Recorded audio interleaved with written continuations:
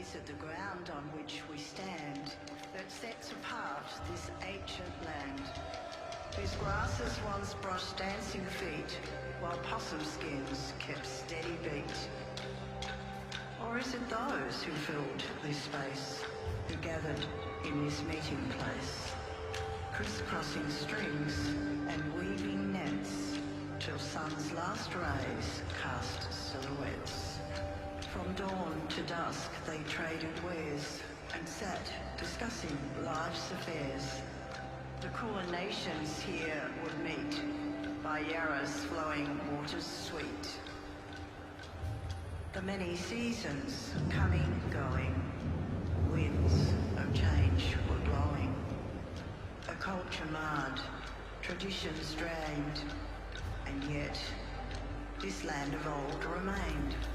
Now we who tread this hallowed ground can faintly hear the distant sound of those who met at Bangarra, exchanging tales of who they are.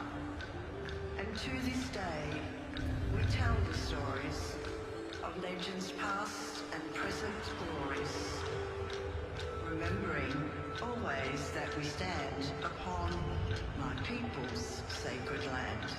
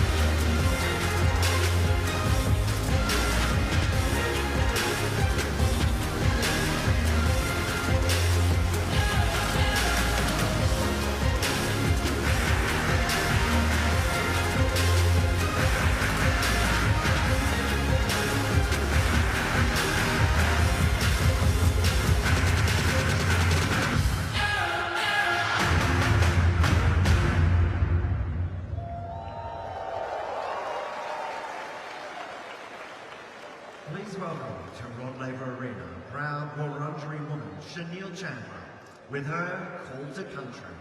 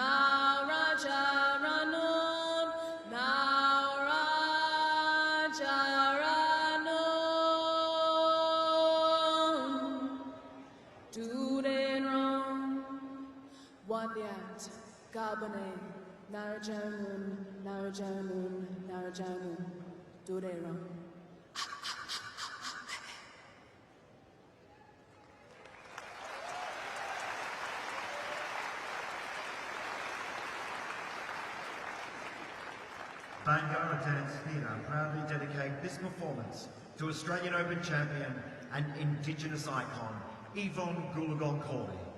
Here to perform, Gabi Wadajuel from Uldia. Please welcome Bangarra's Lillian Banks and Callum Goolagong.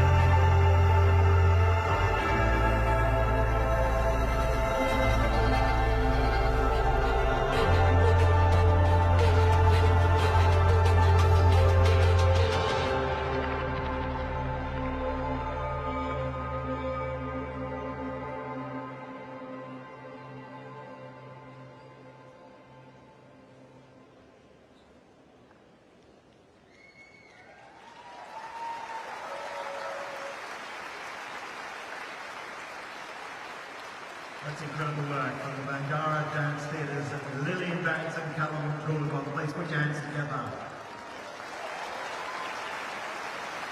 Bangarra Dance Theatre is touring to regional from a couple of cities across Australia from February 22nd. For tour dates you can visit bangarra.com.au.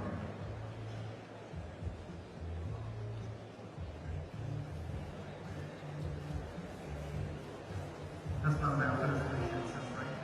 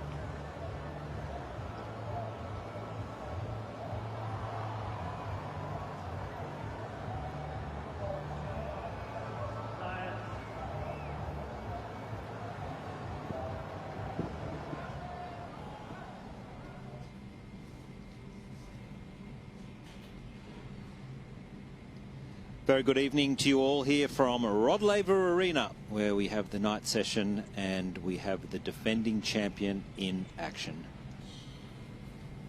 Aryna Sabalenka the lady who prevailed last year, will be taking on one of the rising stars of the game, Brenda Fruhvirtova, just 16 years of age.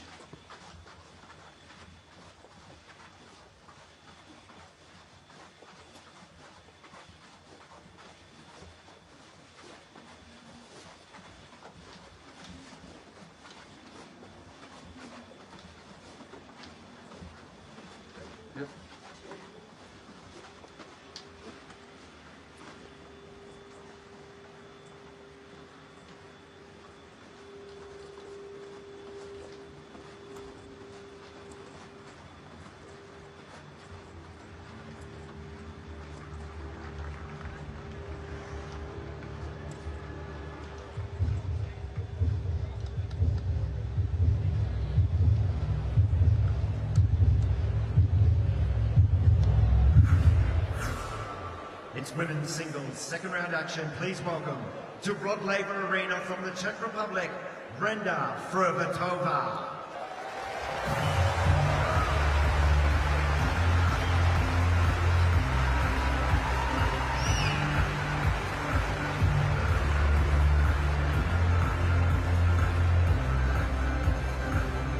And their opponent, world number 2, Aryna Sabalenka.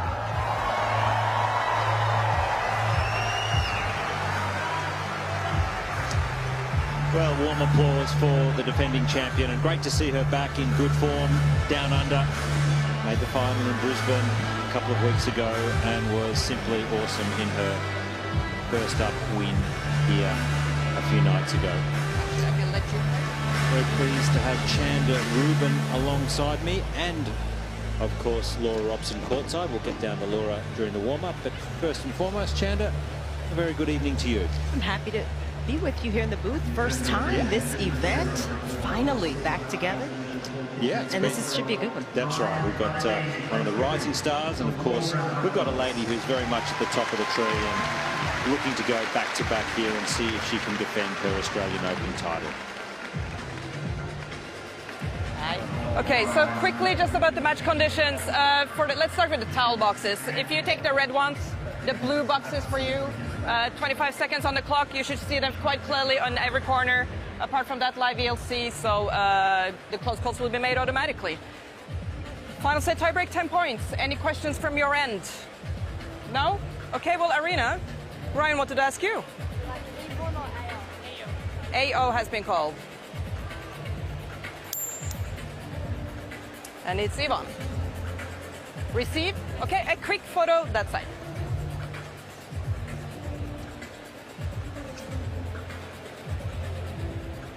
Great. Thank you so much. Have a good match. Here you go. Well done, Ryan. Thank you. Aryna Sabalenka, boy, she's been in good form, as I mentioned. Made the finals in Brisbane and was outclassed in that final. But what do we have here, Chanda? We have really a whole crop of young players. Just they're coming through thick and fast, aren't they? And Linda is one of those players. Linda is Brenda's older sister, and I think that definitely helps Brenda in terms of some of the experience that she doesn't have. I mean, this is a match where, you know, she's got to make up some ground if she wants to have a chance, but she's a nice young player. She hits the ball well, competes nicely. She's just making her way up the ranks, has been burning it up at the ITF level, and I think winning, regardless of the level, helps to breed more winning, and getting these kinds of big matches under her belt, that is invaluable. Just 16 years of age, a qualifier here, and had a good first round win over Anna Bogdan in 3 sets, 2 hours and 20 minutes on court. Got a new coach with her, Nicholas Massou, looking after both of the sisters, and so he knows what it takes to win at the very biggest stages, and he was really liking the whole setup, the game style, the capability, and he just saw tonight as an opportunity for her to experience something very special on Rod Laver Arena. That is exactly how you have to approach it, and you know, certainly if there are opportunities, you want to see your player, your young player, take advantage of it, try to grow and continue to get better, use this match, win or lose, against a player of Aryna Sabalenka's caliber. we know everything she's done so far in her career, including getting her first major here last year. Yeah, certainly looking imposing, and was up 6-love, 5-love and match points, and then just dropped the one game in her opening round against Elizada. 6-love, 6-1 in 53 minutes. Boy, that was some performance. Yeah, not easy to kind of play with some of the pressure that players feel when they come back to a tournament where they have done so well, as we see Nicholas Massou there in blue, front and center. But Sabalenka, that's going to be the question. How does she handle the pressure? If there's any tension, if this match gets a little tight, can she hit her way through it? Can she look at this as more of an opportunity versus defending points? And I think that's always the challenge, especially for the champion, defending champion. It was a good year, certainly in 2023. Got to world #1, and it wasn't until right at the very end of the year she got pipped at the post, where Swiatek was so good in that end of year championships and was so emphatic, and that's where she lost that world #1 ranking. So I think she would have that firmly in her sights. That would be her goal this season. That was impressive, the season that Sabalenka had, and especially with the start here in Australia, the way she was able to turn that final around against Aryna Sabalenka. And you know, for me, Sabalenka is impressive, not just because of how big she hits the ball, but it's how she's been making adjustments over the last year and a half as we see her team there. But incredible, isn't it, how much her serve has held up over the last year and a half, I mean, out of nowhere. You think about the yips that we saw, all the double faults that started coming into play in her game, and she seemed to find a way through it, which is not easy to do. And on the biggest stages, that serve does not seem to be a problem anymore. We'll still see the occasional double fault, but it is offset by a tremendous number of aces as well. Certainly a powerhouse performer.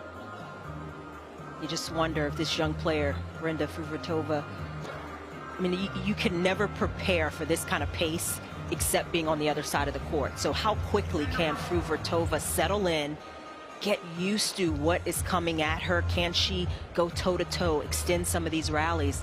A lot of questions out there, and be interesting to kind of see how she handles it. Yeah, I think not just for us, but I'm sure a lot of the tennis players, the tennis world, even in the locker room, in the player lounge, I'll be watching this with interest, because they always, whenever there's a young player emerging, they always seem to gather around the screens and they want to see what's coming through, and certainly Brenda is one of those players.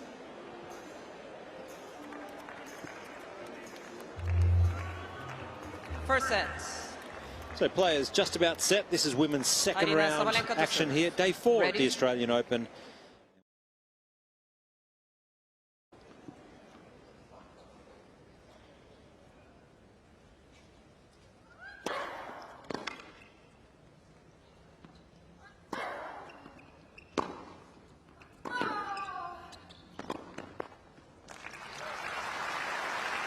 Look.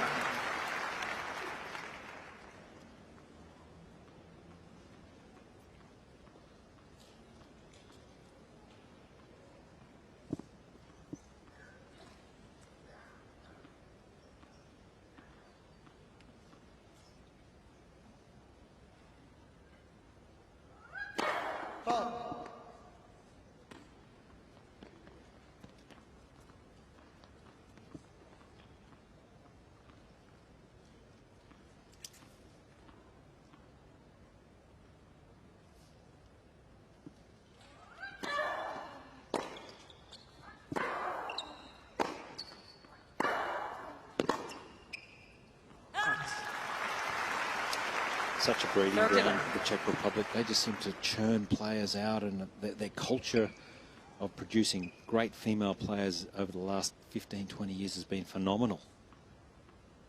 A rich history of great champions, and even some that didn't play under the Czech flag. They had their roots in the Czech Republic.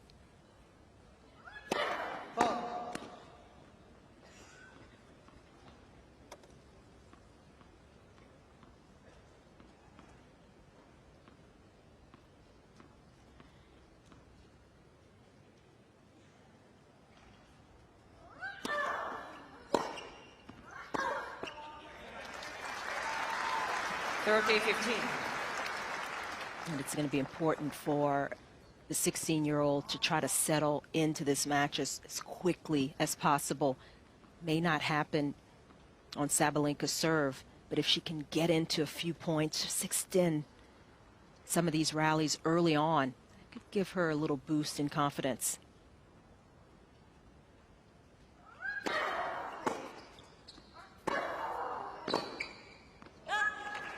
That is a heavy ball coming off of Sabalenka's racket, and one of the things that Sabalenka has improved, I think it's why she was able to win her first major, was when things are going tough and she's in difficult situations, she finds that additional margin. That last forehand, well inside the lines.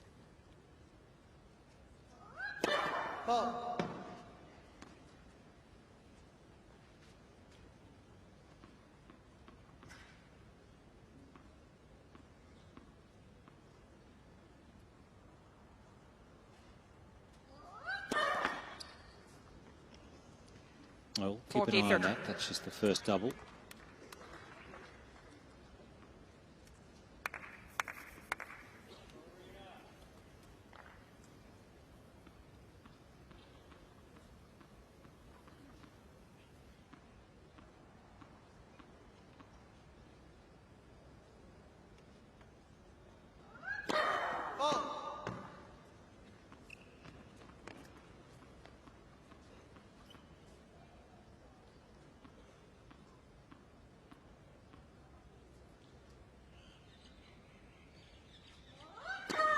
Well, 2 in a row. Just when we were talking up how well she has been serving in the last 12 months. A couple of double faults in her opening service game already. Well, we did say you still will see the occasional double fault. Does 2 in a row count as occasional? Well, early days. Let's just wait and see. But let's hope not for her sake.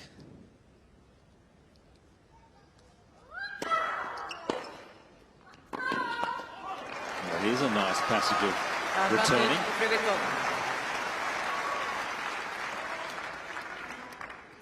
You can see Sabalenka definitely in this first service game targeting the forehand return.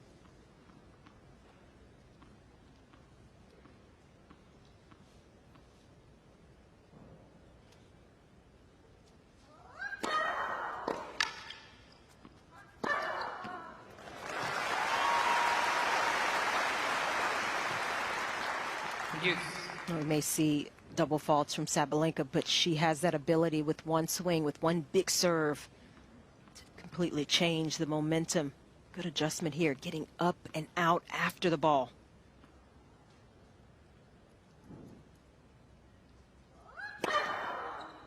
Advantage Sabalenka.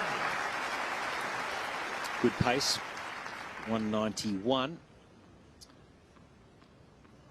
Puts her right up there in the top 10 fastest serves of the tournament. Coco Gauff with the biggest at 198 kilometres an hour. And another one. So it's a solid opening service game for Aryna Sabalenka. First game. And we'll head courtside with Laura Robson. Laura, pleasant evening down there. Gorgeous evening, so much nicer than yesterday's heat. There's not really much of a breeze. We'll let you know if anything changes, but perfect playing conditions. The courts, for me, are playing a little bit slower than yesterday purely because of the heat, so they don't soak up all that extra energy, and the balls, I think, can fluff up a bit more in these conditions. But yeah, so far so good. I actually really like how Brenda is staying further back on Sabalenka's first serve. She's quite far behind the baseline, just giving herself some time to get used to the pace. I feel like when you're playing some of these big hitters for the first time, it just takes you a few games to get used to the power from the other end of the court. Brenda Fruhvirtova to serve. Thanks, Laura. We'll check back in a few moments' time, but I'd just be interested to see if you're seeing any nerves there from young Brenda, just 16 years of age. You're on such a big court and a big occasion.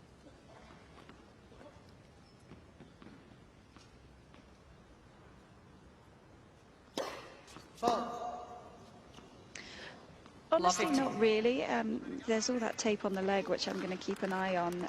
I've been talking to her agent, who kind of mentioned it was more just wear and tear from the number of matches over the last week. But I think when you see a fellow 16-year-old win like Mira Andreeva did earlier today, it gives you a lot of confidence.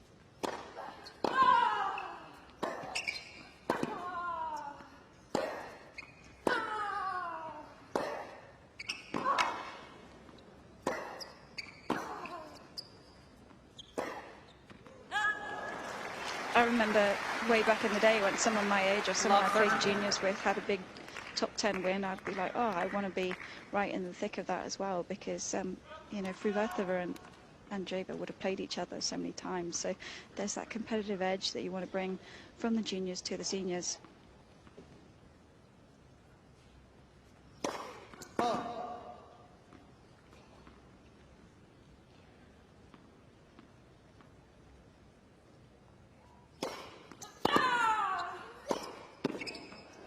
Good shot back in behind Sabalenka. You can see how solidly behind the ball Brenda Fruhvirtova is getting. Nice hitter from the ground. And she's going to need that kind of push in her shots against Sabalenka.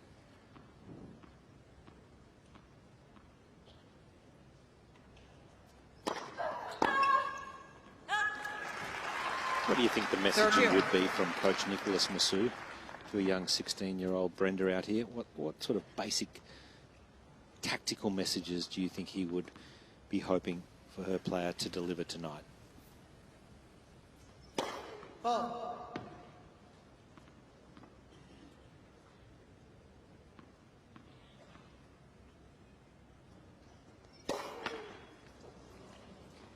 Yeah, I think the first thing would maybe not be tactical. It would be more about the mindset, so that she could settle in, get rid of some of the nerves as quickly as possible, and just play her game.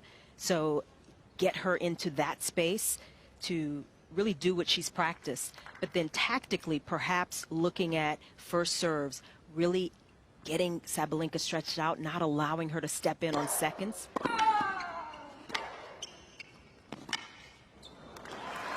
And, you know, move the ball. Don't be afraid to change up the pace. We've seen her go to the slice once or twice here in these early goings. I think that's going to be a good play. But already it seems like she's thinking out there.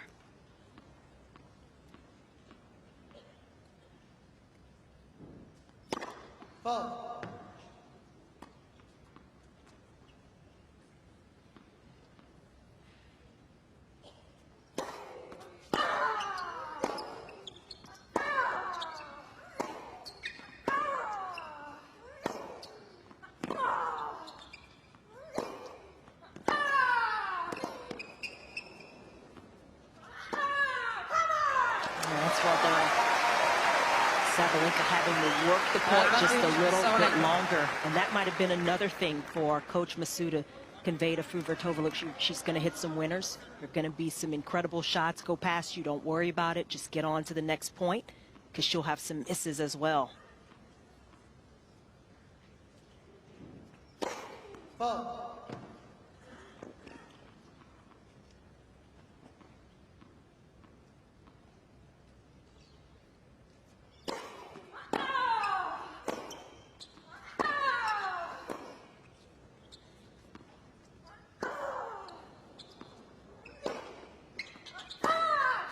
Oh, that's awesome.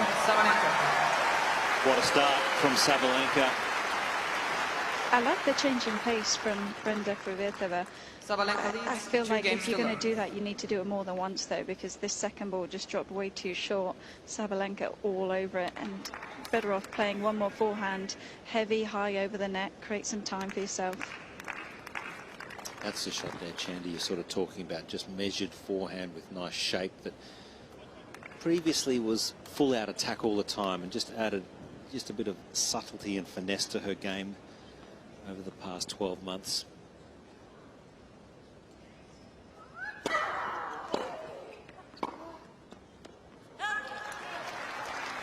Love 15. An imposing statistic, 94% of the time Sabalenka wins that set after an early break. So she's a great front runner.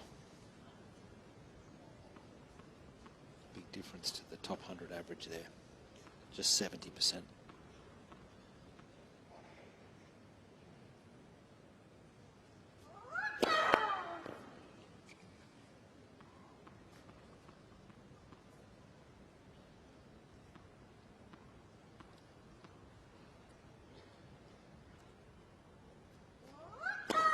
Let second set.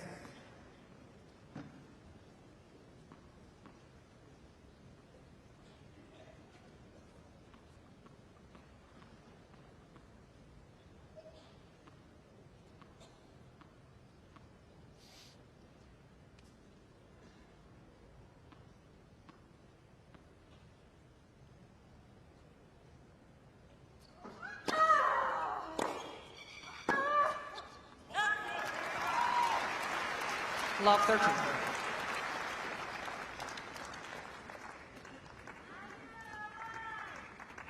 Fruhvirtova has had a break point with hardly having to touch the ball. She's up love 30 in a similar fashion.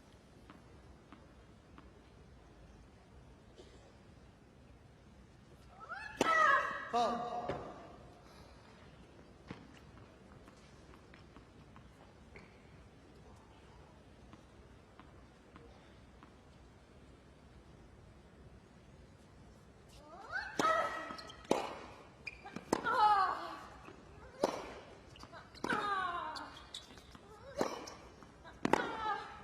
That's the play.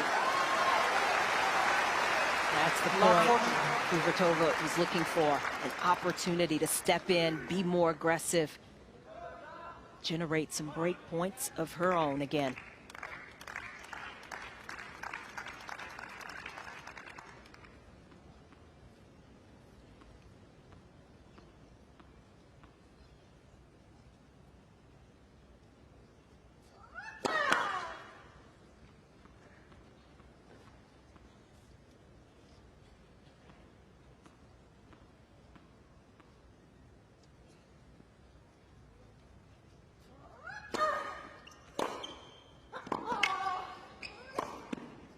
Oh, the young 16-year-old gets the break back immediately.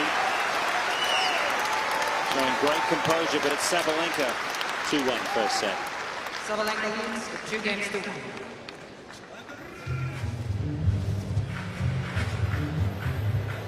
That'll give Brenda plenty of confidence just to feel that you're in the match. You don't want these matches to go through super quick. You want to really try and dig your heels in early, get on the scoreboard and feel part of it. But I just love the tactics of going back in behind Sabalenka. That's obvious, that's working.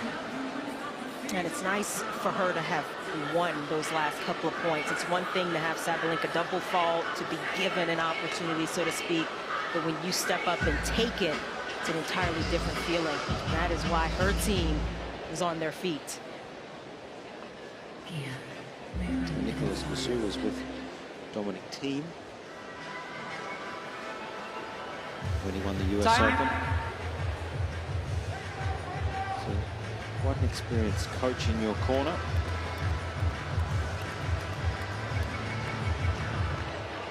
Someone else I noticed in the box is Mike James, who works at the Muratoglu Tennis Academy, most of the time with Holger Rune on the stats side of things. He's huge on the analytics, the tactical side of the game. So just what he's been able to bring, probably maybe a bit more of a clearer game plan, because you can back it up with the numbers. Yeah, it's such a big part of the modern day tennis player. So much video analysis, so many stats, and trying to decipher it. You need a really good person who can simplify it and deliver that to the player. Seeing more and more of it.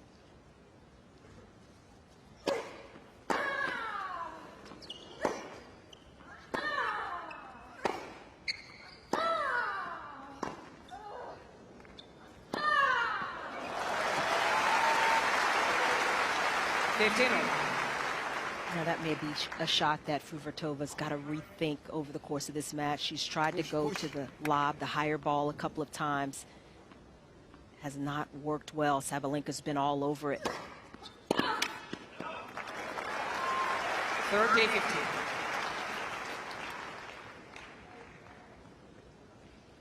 Big junior players know that one, the old moon ball.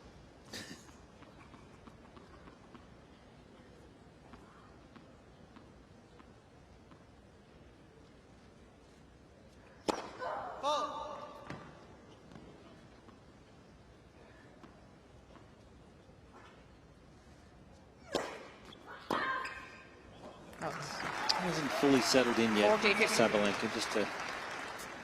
There's a few wild, unforced errors.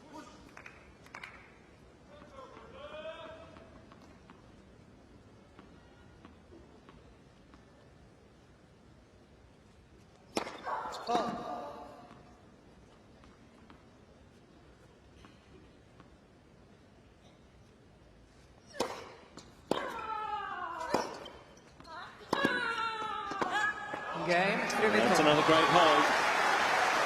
2 games all, first set, and a confident start for the qualifier. 16 years of age, got through qualifying and had a good win in the opening round, and in fact played Coco Golf last week in Auckland in New Zealand as well, so she's starting to gain really big experience at such a young age. Yeah, it was a pretty straightforward 2-set loss, but I thought she acquitted herself very well in the first set. Definitely saw she could go toe-to-toe with Goff from the ground.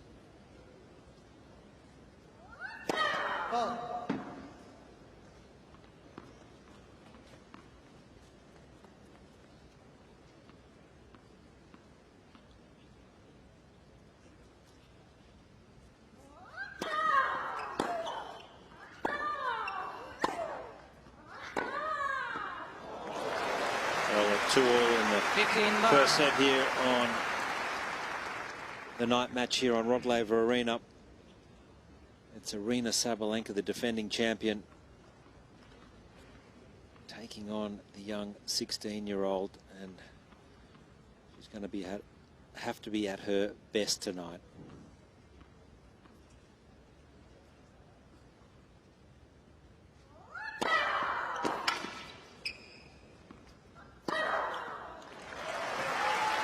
Talked about some of the improvements in the Sabalenka game that allowed her to become a major champion.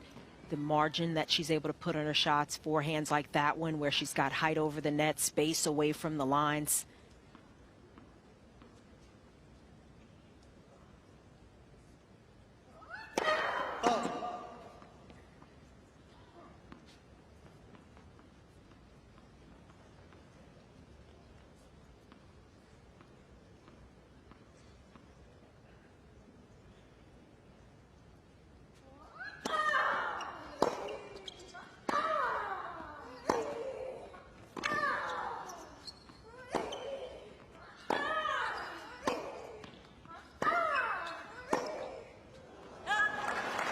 There's also a quality about Sabalenka that allows her to just keep hitting. Obviously, it's her game, but even when she misses shots, she double faults, the next ball, she gets right back to it, and that's a real skill. That's a real important part of this game. Kind of put mistakes and missed opportunities out of your mind.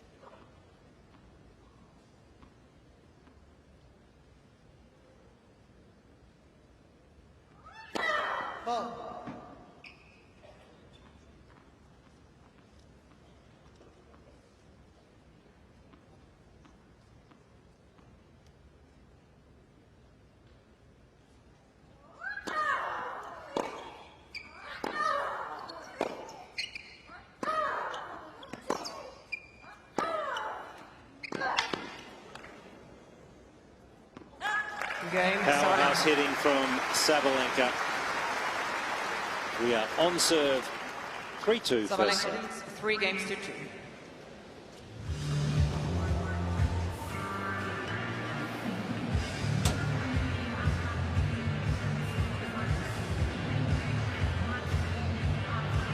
Oh, it's been a good start.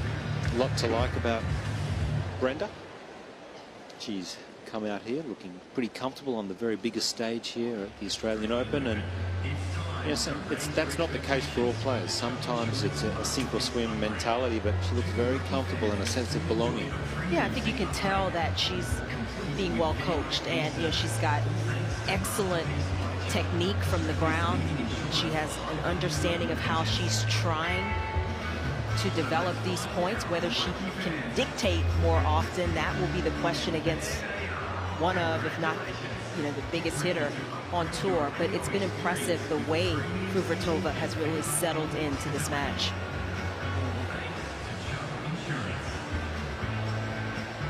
Time. Well, it's a stunning evening here once again in Melbourne. It had a little bit of rain early here in Melbourne, waking up to it after what has been a very warm few days. But it is certainly ideal conditions. Big crowd in, defending champion action.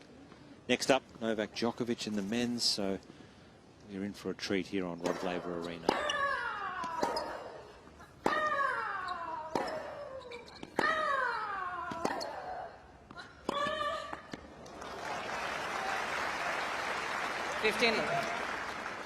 Fruhvirtova clear on trying to stay on the front foot, not get pushed back. And she has started using her serve better and better here.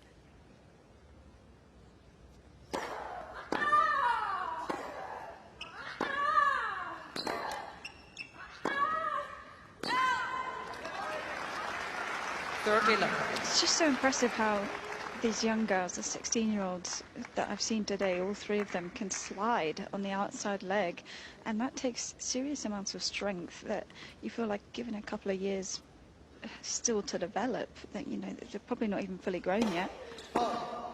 They're just going to get better and better. I never learned how to slide in my whole career.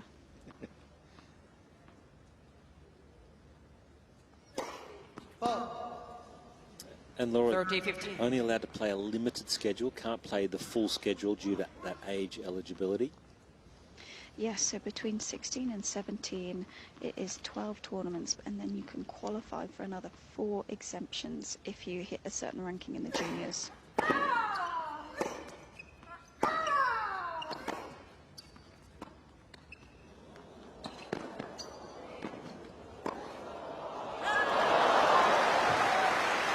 Great hustle. And Brenda has played 12 since her last birthday, so after this tournament she has just 2 more until April, which makes the schedule quite limited, but at the same time, you know, she's won a lot of matches as well, so maybe needs some time off.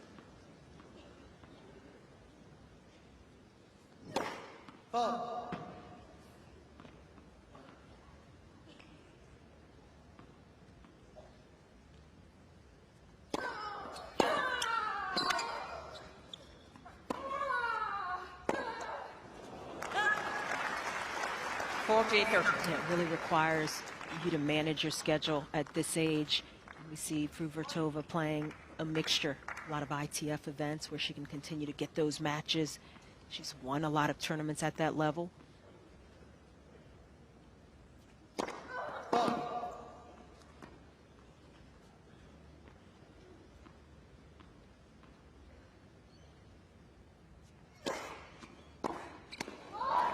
Boy, no feet.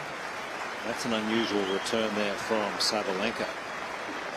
I've always understood why the age eligibility, sorry, mouthful there, why it's there, but for me there's pros and cons, because yes, it prevents burnout, it does all these great things, but then I think it also puts more pressure on some of the younger players, because if you lose first round, well, that's a whole week gone, that's a whole event gone from the calendar year. So you really want to maximize the opportunities that you have, and you might lose first round of a 60k challenger, and in terms of the scheduling, that's just as important as playing one of these big tournaments. I have to say, Laura, I don't know that it prevents burnout. Quite sure we know that yet.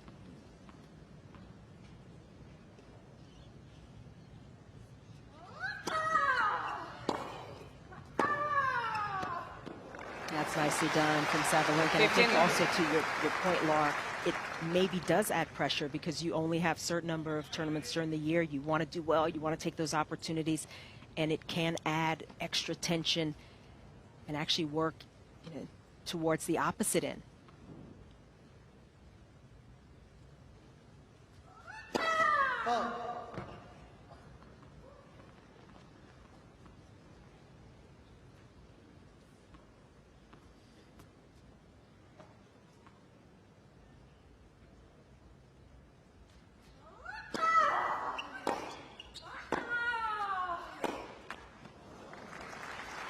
30 love. Yeah, it's interesting. We watched Mira Andreeva win this morning. Laura and I, that match together. She's top 50 already. She's arrived. She's ready to go. So I'm not so sure limiting her schedule is really helping anyone.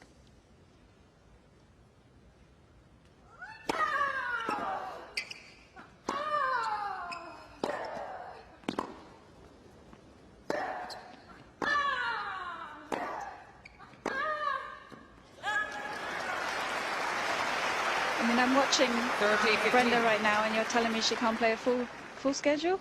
Yeah. It seems ridiculous to me, because she's, you know, win or lose this match, she's in the top 100 already, and she's earned that right. She's won so many matches. She's played the smaller tournaments. She's developed her way into this main draw, and she deserves to be part of the calendar year. Yeah, fair point.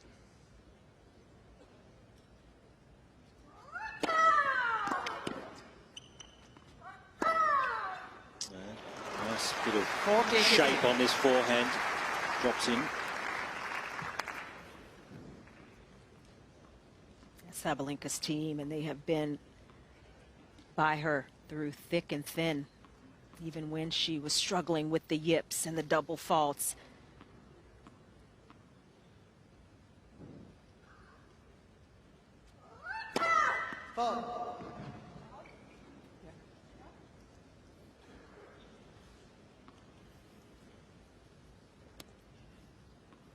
Her coach on the far right, Anton Dubrov.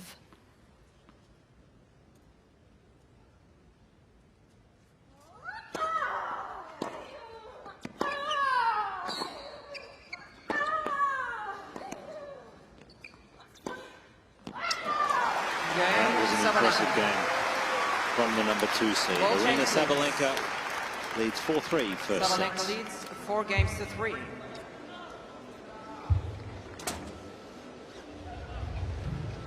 Fruhvirtova, she came to play, and this has been a nice test for Aryna Sabalenka, very different from her first round, where she got through pretty handily in under an hour. Yeah, it was an overawed opponent, unfortunately, in that one, and probably didn't take a lot from it. It was just in 52 or 53 minutes. Just an 18-year-old, another young opponent, but she's certainly being tested tonight, and that's what you would want as the tournament goes on. You would expect it. I think these are the moments you need as you work your way through a draw.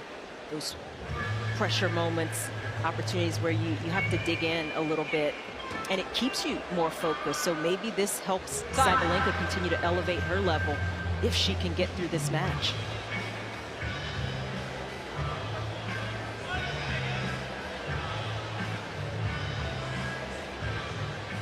Well, Aryna Sabalenka got a fight on her hands here.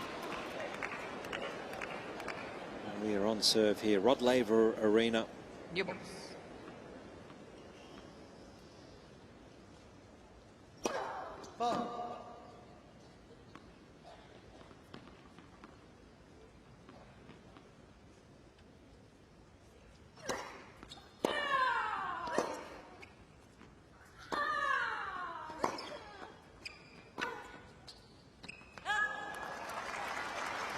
$15. 25 years of age, Sabalenka. How much more improvement do you think we should expect to see from the world number 2? It's just incredible that she's still that young. Yeah. You know, she has been out there for so long at the top of the game, it seems like. $20 million in prize money already. She's a Grand Slam champ and still improving.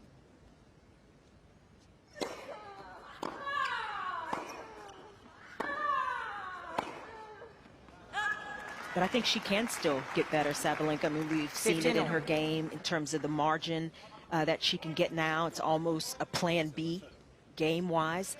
I think she has the ability to move forward. She's been a terrific doubles player, 2 in the world, has a couple of major titles in doubles as well. We forget about that. She had those first. Yeah, with Elise Mertens. But I think, you know, we saw a bit of it at the U.S. Open against Goff, where she was coming in and she needed to do that it's what got her the lead. She just couldn't quite keep it up and couldn't execute it as well. But I think that will only improve the more she does it.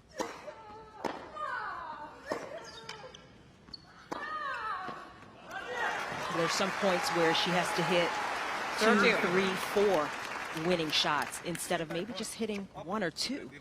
And I think that would help her to continue to improve. So it's a lot to look forward to in Aryna Sabalenka if she stays healthy.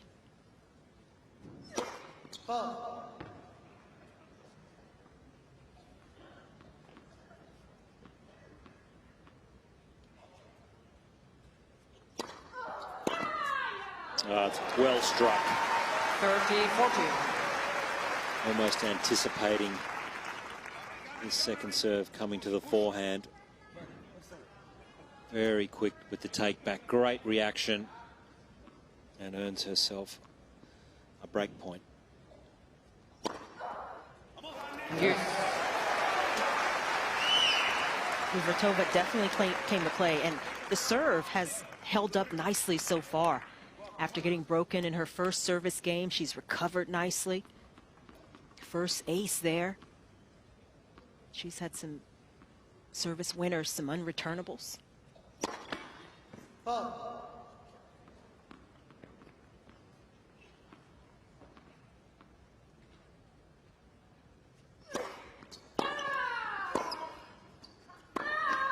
Well, speaking with Nicholas Massou, Advantage, coaching Fruhvirtova. her before the match, that's one part of the game he definitely is trying to work on, is the serve, just to try and get a bit more shape, a bit more spin, variation and accuracy. Such an important part of the game of tennis, as we know.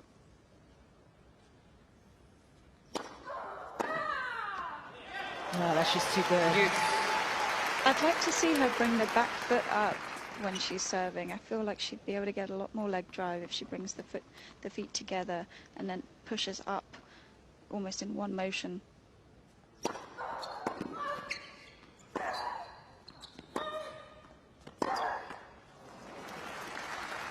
Advantage, Sabalenka. Here's a look at it, Laura. Yeah, you can see there's a little bit of movement with the back foot, but it doesn't come all the way in. Yeah. And I feel like that just restricts her from really generating that full body weight up to the ball.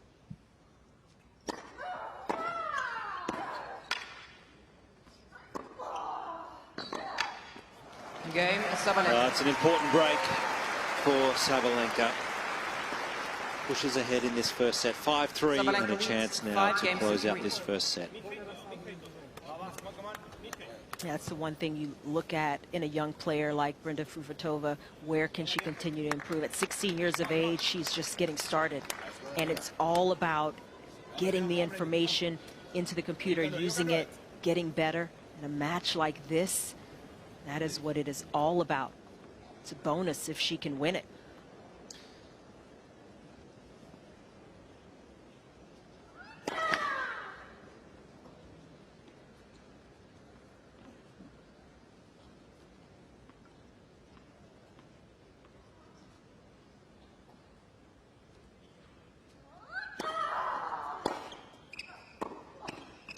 I think you make a good point. At 16, Love 50.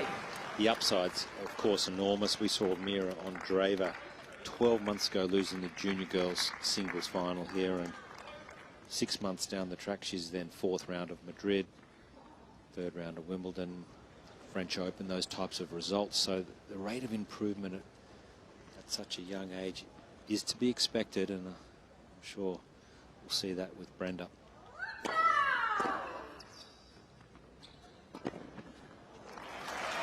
And of course, this is a match, you want to win. Every player goes out there with that in mind. 15. Very competitive, but you also want to keep learning when it's a situation that's entirely new against an opponent at this level.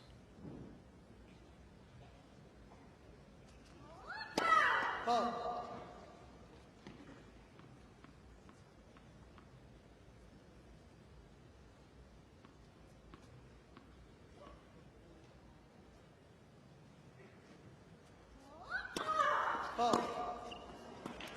15-13.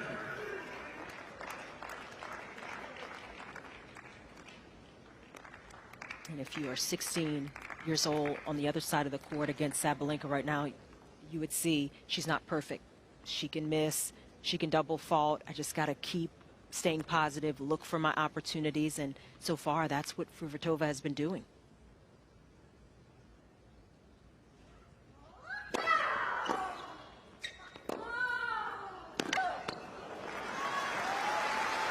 But she's pretty darn good. Yeah, there's no doubt about that. Massive future. I was talking about Sabalenka. First serves here Both of them. Yeah, first serves here from Sabalenka, only at 44% of first serves in, so she wants to get that percentage up a little higher.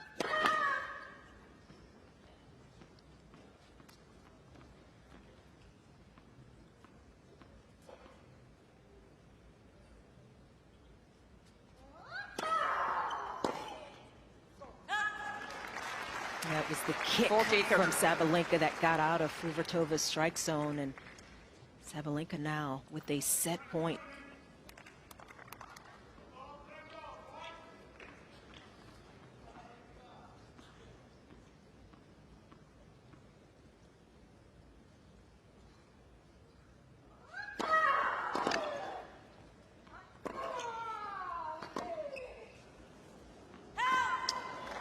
Just sails a fraction long. By 6 So games to 3. Aryna Sabalenka taking the first set, just 38 minutes of play, and certainly in good form.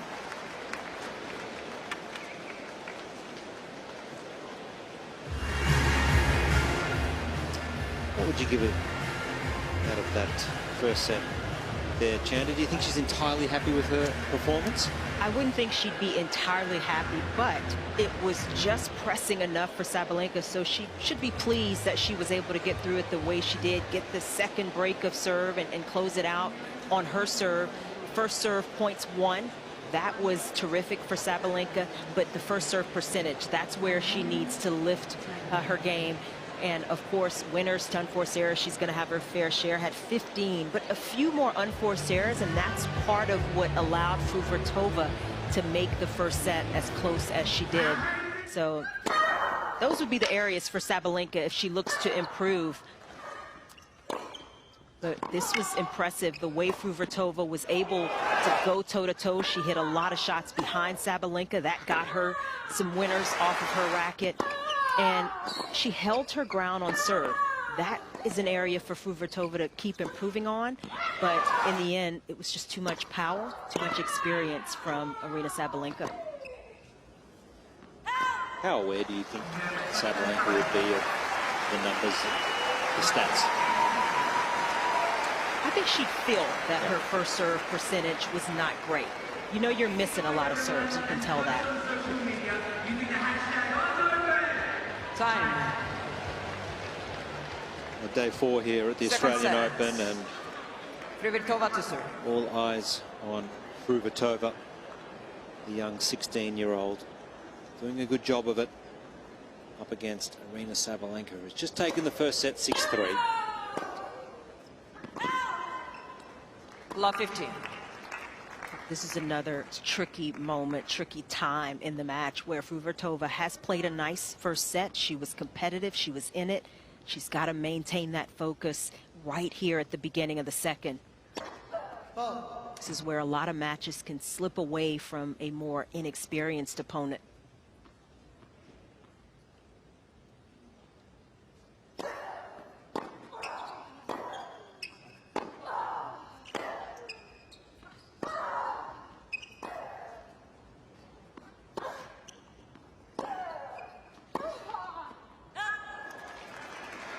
And we've just seen Brenda stretching away with that leg that's taped up, so just something to keep an eye on, because this level of intensity would be something that potentially she's not used to, because you know, she's won a lot of matches, but a lot at challenger level. Obviously qualies here was going to be tough, but I think this is another step up tonight.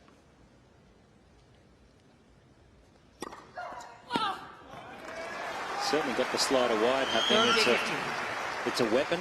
It's got nice shape, and it just hits the court and just takes off beautifully.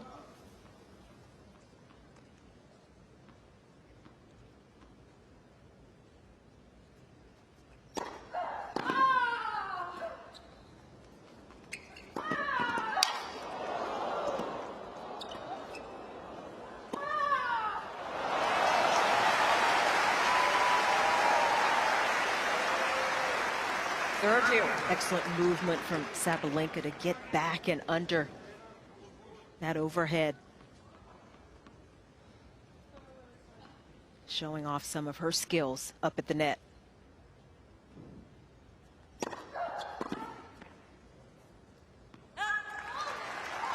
But Fruhvirtova's mixing her serve up nicely. We saw the slider out wide that time, straight up the tee. Just trying to keep Sabalenka a little off balance.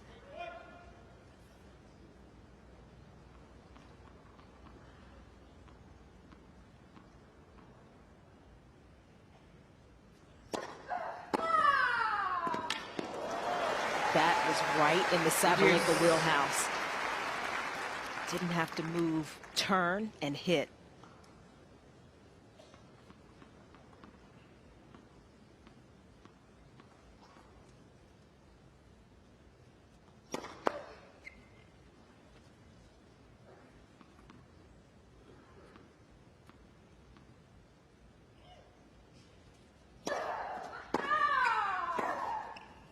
They're just beating for pace here. This Advantage Sabalenka. such a signature Sabalenka return.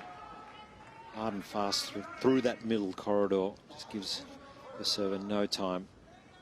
Well, and this is just a very different pacing than Fruhvirtova would have experienced. Even playing Coco Gauff in Auckland, this is a very different type of match. I mean, she's got to be ready from the first ball with the depth and the pace here.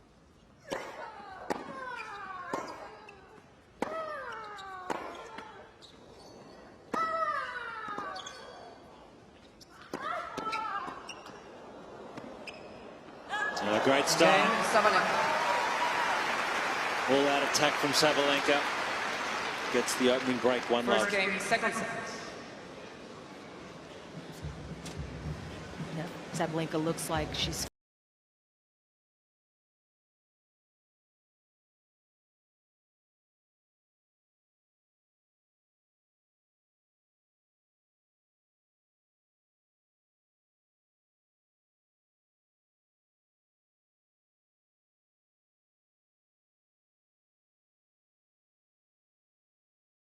fair bit of experience and class to the team, coaching both Linda and Brenda. Mostly Brenda, though, spending a lot more time with the younger sister. Linda went off to play Hobart last week, and he's decided to stay with Brenda, so definitely a bit more of a focus on the younger sister.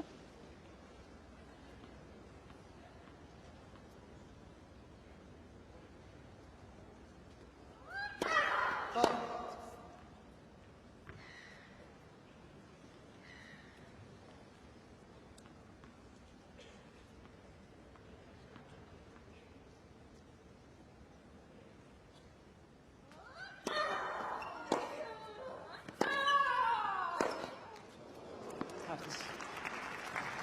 15 left. And Chandra, it's pretty crucial, isn't it, at a young age to have good people around you, whether that's an agent or a coach, fitness trainer. All the team members need to be of great quality, experienced. Yeah, it's about the long term at this age, and that's why that is especially important. You can see how invested Nicholas Massou is, and rightfully so. You know, it takes more than just giving strategy. You know, it's an overall kind of plan that you put in place for a young player, from how they arrange their schedules, you know, to how you work on improving certain areas. There's a lot that goes into it. And I do sense that he had a big picture approach to it. It was still about development, not about winning at all costs at such a young age, where, of course, you can go to weaker tournaments and chase wins and get your ranking up that way. But he was all about long-term, trying to really build a strong foundation, play the long game. Yeah, this is a pivotal time, and it's an important role. And as a former player, he would understand that and really take on, you know, that responsibility.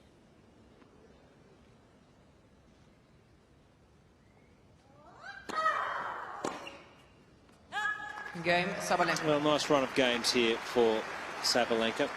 It's 5 in a row, so he's just getting away. 2 games to love. hear from the young 16-year-old a little bit. So much of what we see in top players' games out here is not only a high level, but the ability to sustain that level for longer periods of time. And Fruhvirtova, she's only going to get better at that. She keeps improving.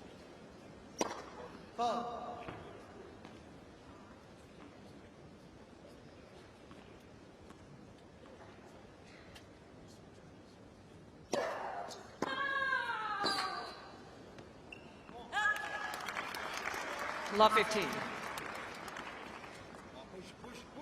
When you think about it as well, coming into this match, Sabalenka would have put some pressure on herself, playing a 16-year-old, thinking, I've got to go out there and win. And you could just see the relief in her shoulders, playing much more relaxed now that she's got the first set in the bag.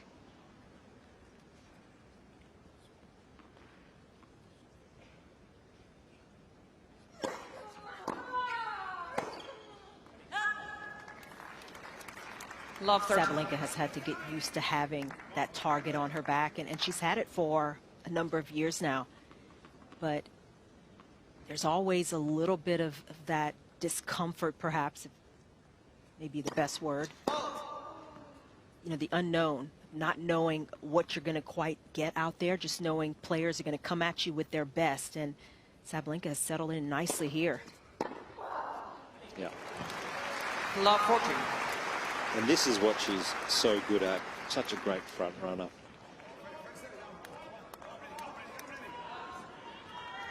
All the stats will tell us that when she wins that first set or gets going, she's very hard to stop.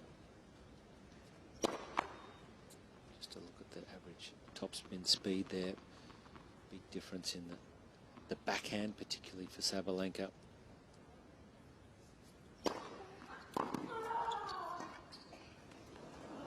Game, Sabalenka. So it's another break for the defending champ. Has the first set and leads 3-love. Sabalenka leads 3 games to love.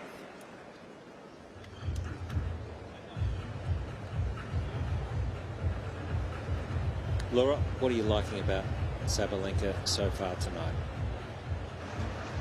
Most things.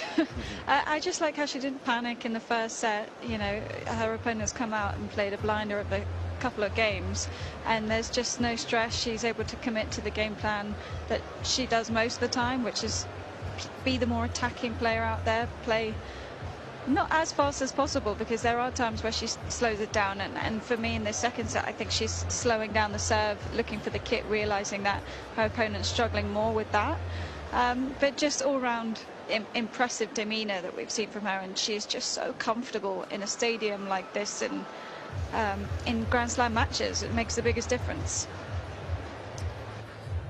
Time.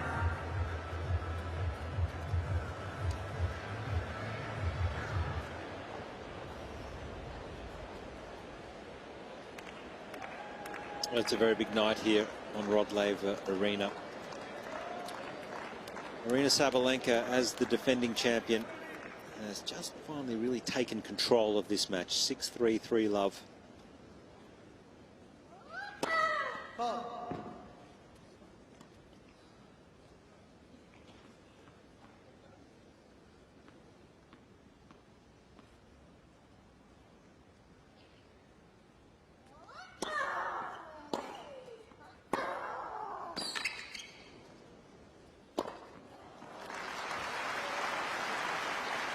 That didn't sound like the most solid overhead, but she got enough of the strings along with the racket to make it work.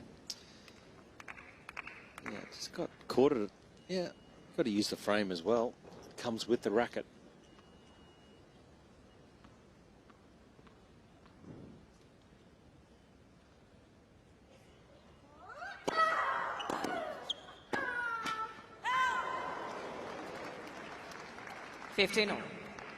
Sabalenka has a little bit of insurance with the extra break of serve. But she lost her serve once in the first set. Doesn't want to allow it to happen again.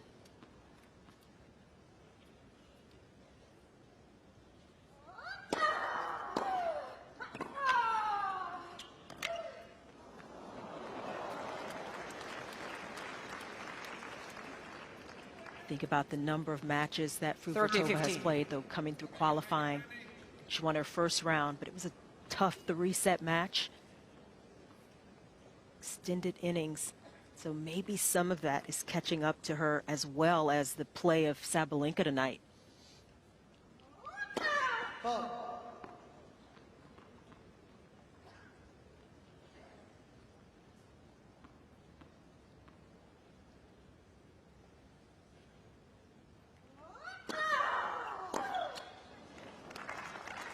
40-50.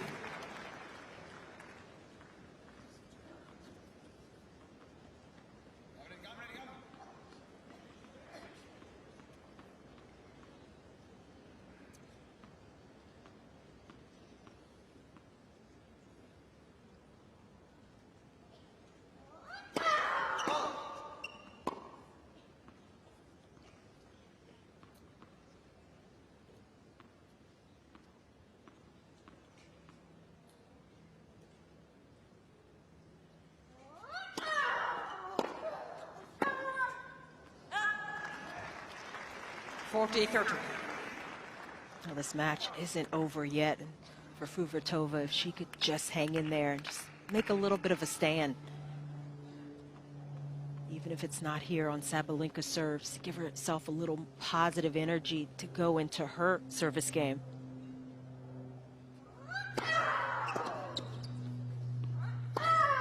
Yeah, can't defend against that. That's just too big.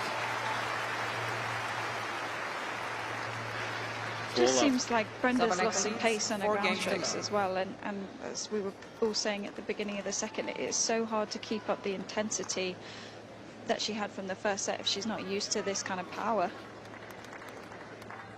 Now that has been the challenge, sustaining high level here.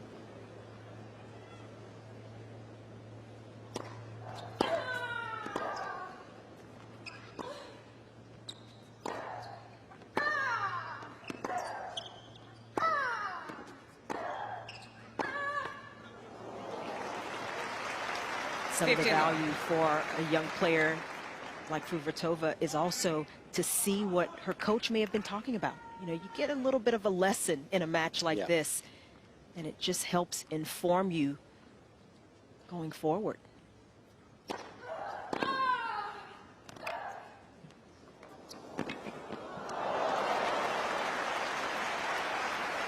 Well, as this match has transpired, Sabalenka started in the opening set deep behind the baseline.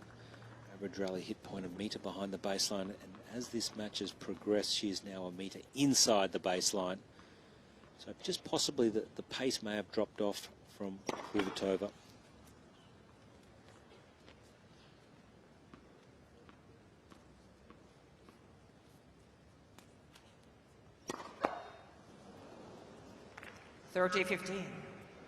I do think she's starting to struggle with the leg a little bit more. The landing after that serve quite stiff on that front foot.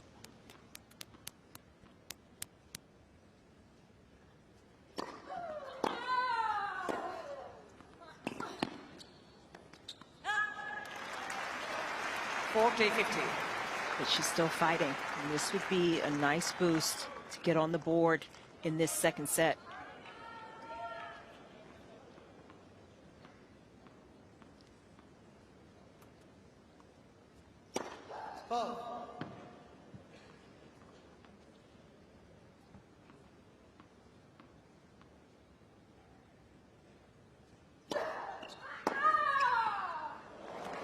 Not yet. 40-30. Any serve, any shot that is a bit short in the box, short in the court, Sabalenka is jumping all over it, continues to add that pressure onto Fruhvirtova.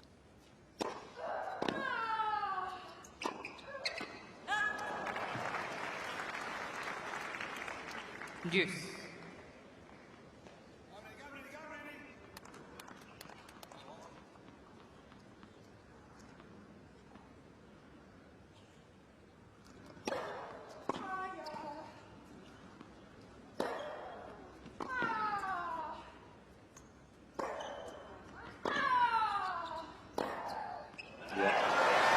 Be great to see it get on the board.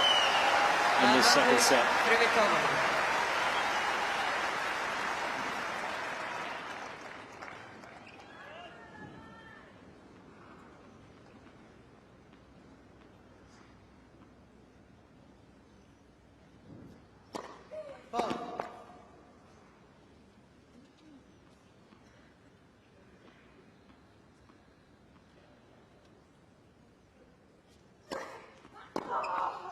Yeah, great stuff.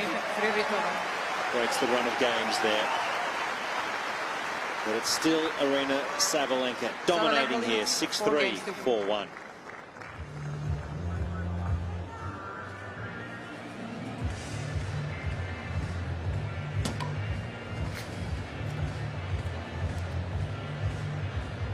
Heavily taped left leg.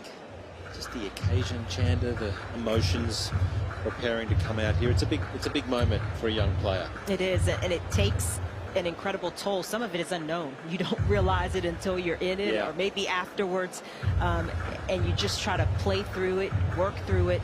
So many new things to take in for Fruhvirtova, and again, just try to manage it. She's got her coaching team that would have helped to do that before the match, but when you're in it, it's just a completely different story.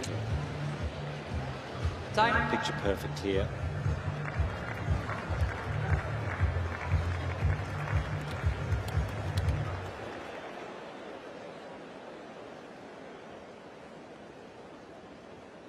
The roof is open. We had a little bit of rain early in the day here at Melbourne Park.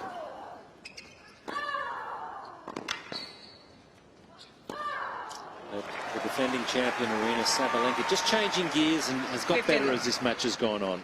And she continues to look to move inside the court, taking ground strokes in front of the baseline. She's made a number of moves forward into the net, has won the majority of those points, including the last one. Third Gila. It's been an all-out attack from Sabalenka tonight, and she's gotten better as the match has gone on, as Sabalenka has relaxed into things.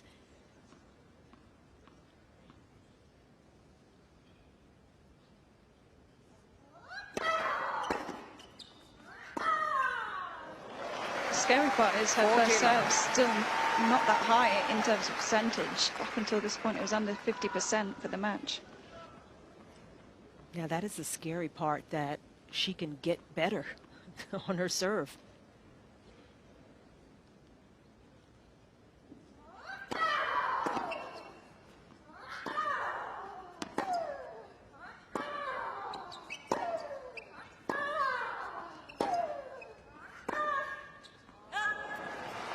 Just some context on the powerhouse display we've seen here for Sabalenka. In the first set, her average speed on forehand was 118 kilometers an hour. The second set, have a look at that, 129 kilometers an hour, and that, Chanda, would put you in the top 4 in the men's game. I need you to break that down into miles per hour, though. That's massive. A little quick. It's massive. It's over 200. Give me a little something. It's over 200. No, it's not. It's about 80 miles an hour, but it is big, and she's really stamped her authority on this one right here. Sabalenka leads. Just one game away. I'm with you, Chanda. If someone says kilometers per hour to me, I'm just lost. I'm so glad I have somebody with me on I it, just though. start nodding at the numbers. I'm usually the only one.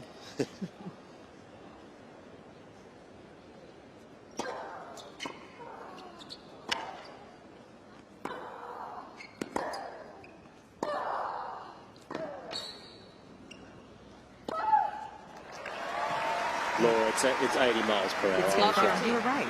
It was amazing. You got that off the top of your head. I was a lucky guess, but I've got to say, this part of her game here is what she's added in the last 12 months. Finishing at the net, she's doing it better.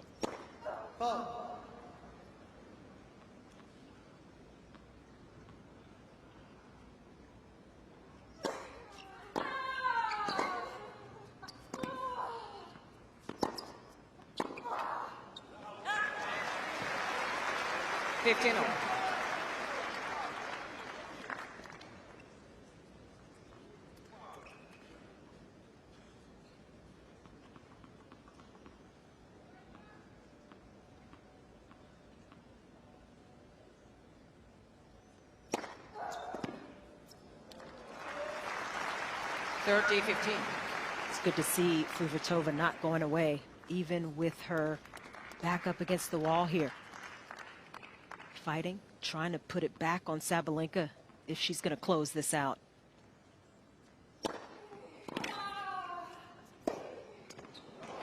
Yeah, this is the best place to learn, isn't it? You can practice as much as you want. You can hit with all the other players on tour, but this is where you will learn the most on the very biggest of stages against the great champions. Invaluable lessons.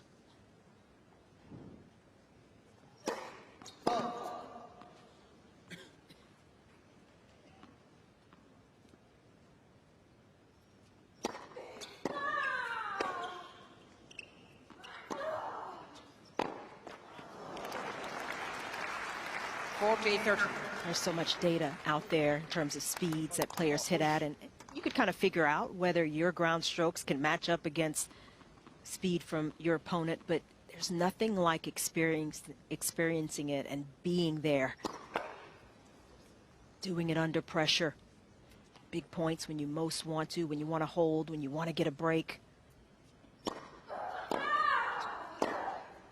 Well, that'll do it. What a strike from Fruhvirtova. She'll like that. Sabalenka, though, just one game away. 5 games to 2.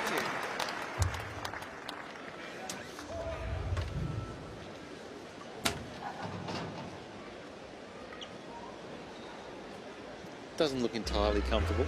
Yeah, physically may just be feeling a little more at this stage of the match. It's been a lot of tennis, a lot of high-level, intense tennis for Fruhvirtova in a short period of time over the last 8 or 9 days. This match not over yet, and this is where if you can stay in the moment and soak it in, hang in until the last point. Something to be said for that.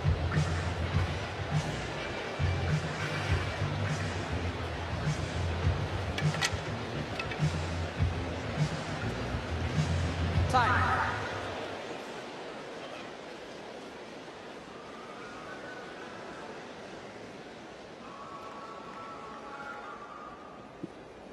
Well, it's been a powerhouse display once again here from Aryna Sabalenka. And a chance to move on through to the third round. And Chanda, what do you think about that? That's a new way of loosening the strings. Hopefully it works. Hopefully it doesn't break the racket.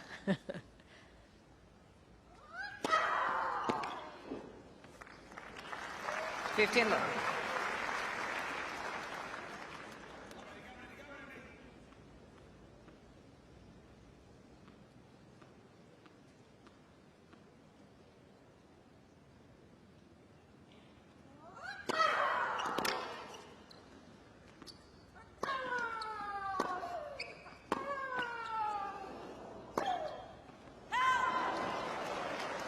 $13.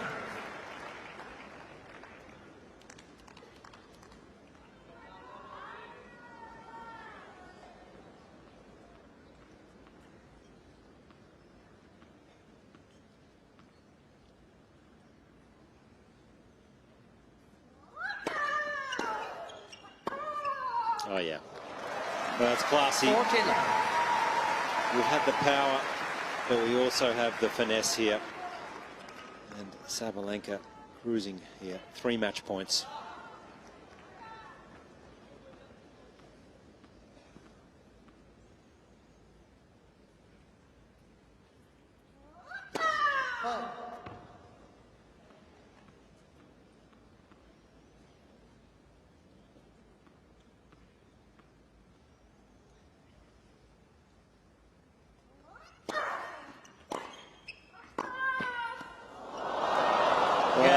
Aryna Sabalenka gets there in the end. 6-2. It was a powerhouse display. Straight sets winner. 6-3, 6-2.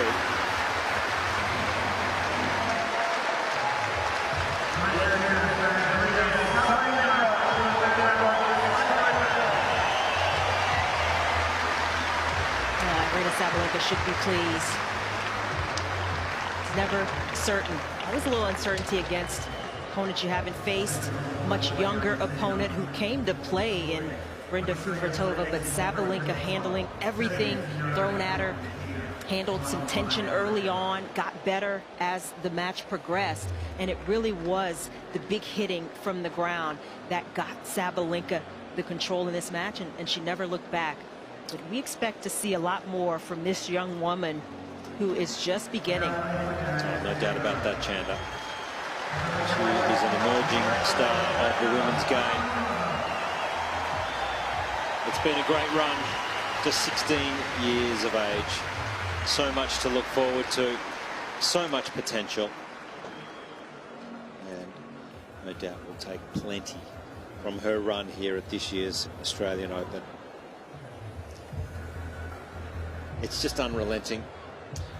Aryna Sabalenka, well, she is courtside here with Laura Robson. Aryna, tough first set, but it seemed like you were able to bring your game up another level as the match went on. What do you think clicked for you, and how tough of an opponent was Brenda tonight? Well, I think for someone 16 years old, she's doing an incredible job, and I mean, I wish I would be on this level when I was 16. She's an unbelievable player, and I'm pretty sure that if she'll keep going, keep working, she'll be in the top pretty soon. And yeah, I'm super happy with the win. I just try to focus on myself, not on anything else, and I just try to just fight for every point. You mentioned her age, 16, born in 2007, which seems insane to me. But there was another 16-year-old who won on this court earlier today. Were you aware of that? Were you thinking about that? And how much did the age play a part tonight? Yeah, that's crazy. My sister is actually 2009. That's really crazy. She could be my sister. Yeah, I was just trying to don't think about that much, and I mean, I know that Mira is an incredible player. We played a couple of times. She's another teenager who's definitely going to be in the top, and I was just trying to keep focused on myself and just try to not let this young lady go to the next round.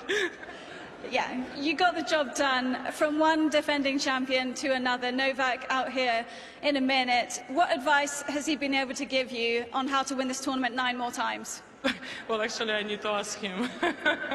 And I'm much nicer to him. I didn't play for like, I don't know how many hours he played another night, so I'm nicer to him, so make sure that he's going to finish earlier. But yeah, I'm going to ask him how to win Australia Open 9 times. Let's see what the advice will be. I'll tell you later if he's gonna give me one. I'm sure you didn't want to play a 4-hour match like he did the other night, though. No, thanks. Give it up into the next round. Defending champion Aryna Sabalenka. Well, she's in good form, Chandler, and a lot to like about where she's positioned in the draw and how she's improving her form. She's looking pretty good. Well, one of the things Sabalenka had to do to win this tournament last year was handle whatever was thrown at her, and that's what she's looking to do again. She did it tonight. Might not have been sure what she would get from the younger player, but she played like a real veteran. She played like a player who's ready to defend her title. We'll see if that actually happens, but it was impressive from Sabalenka, the way she worked through that match and got better as it went on. I totally agree. Yeah, look, it was tight at the start, but just found her rhythm and was able to run away with it. I thought the serve, just at 54% of first serves, was a little low. It got better as the match on, as did the rest of her game. And those numbers look good. They look good, and it was so important that she was effective behind that serve. So 81% of points won behind the first serve. She also defended her second serve nicely. We saw the kicks thrown in at some crucial moments, winning 59% of those points and 30 winners. I mean, she just blasted through difficult moments. 22 unforced errors. That is very clean for an aggressive player. It's incredible the way she played from the ground, and of course generated a handful of break points and was able to close it out on 4 of those occasions. So she should be pretty happy with these numbers. Out of 10, what would you give it tonight? I think she was a good 7. Yeah, fair enough. And you look, when you're that good, when you're number 2 in the world, you don't really want to be peaking too early. And I know you can't always control that, but I think overall she would be very happy with where she's at this stage. Into the third round here, as we take a look at the draw. Down the bottom there, Sabalenka through. We've got some other good names in there. We've got Badosa, Nisimova, Majikova, and Mira Andreeva up the top. So she'd probably like the look of that draw. Yeah, these are some incredible third-round matches, but Sabalenka, I think she'd feel pretty confident. Sarenko or Masarova, that's another opportunity for her to move forward in the draw. Doesn't get any easier per se, but players are better able to handle whatever comes their way as they move through the tournament. So Sabalenka looking terrific so far.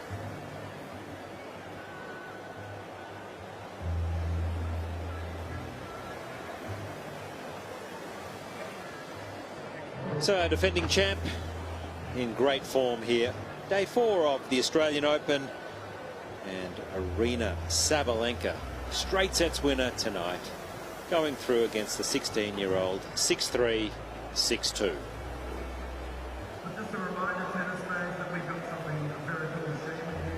For the first time ever, we have exclusive access to listen to the commentary here at Rod Laver Arena. All you need to do is to download the AO free Wi-Fi, connect to the AO free Wi-Fi on your smart device, and then scan the QR code that's up on the screen. That will give you access to the commentary, the AO radio, and the AO podcast. All powered by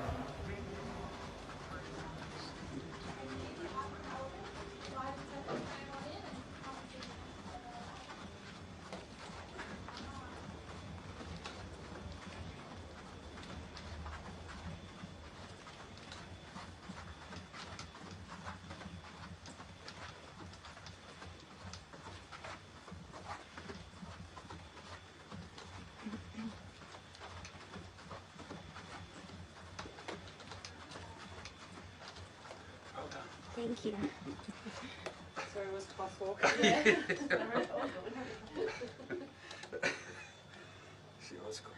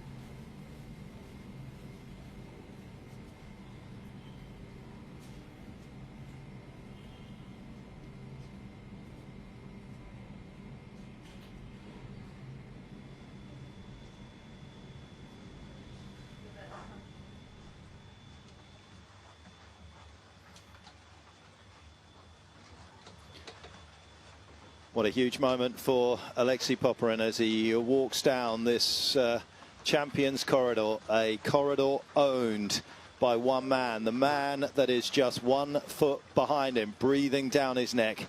And Popyrin hoping that he can be breathing down the 10-time champion's neck throughout this contest that's about to get underway on the Rod Laver Arena. Absolutely iconic names next to them, inspiring them, just as Djokovic has done his great rivals. Agassi, a former coach of Djokovic, on the wall, of course. The best tournament in the world is about to welcome the best player of his generation. It's men's singles second round action. Please welcome to Rod Laver Arena, from Australia, Alexei Popyrin.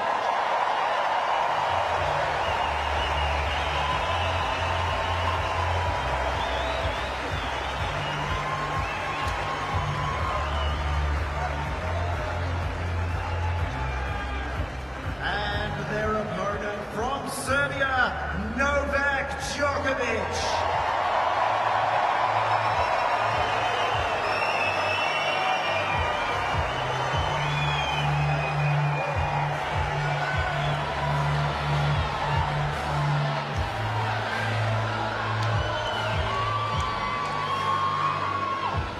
And the soundtrack to the later part of his career has been that. Applause, cheers, and a very warm welcome from an upstanding crowd as the world #1 takes the court for a second time. He spent a little bit more time on it than he would have liked in his opening match against the quite astonishing Dino Kuzmic. And I'm delighted to say Nick Monroe will be alongside me for tonight's match. What a great thrill it is these days to watch Novak. Oh, it's amazing, you know, just to be able to watch this guy, you know, even all the pros, they're in the locker room, they're in the eating area watching this guy, how flexible he is, how dynamic and fearless he plays his tennis. Just so inspiring for everyone.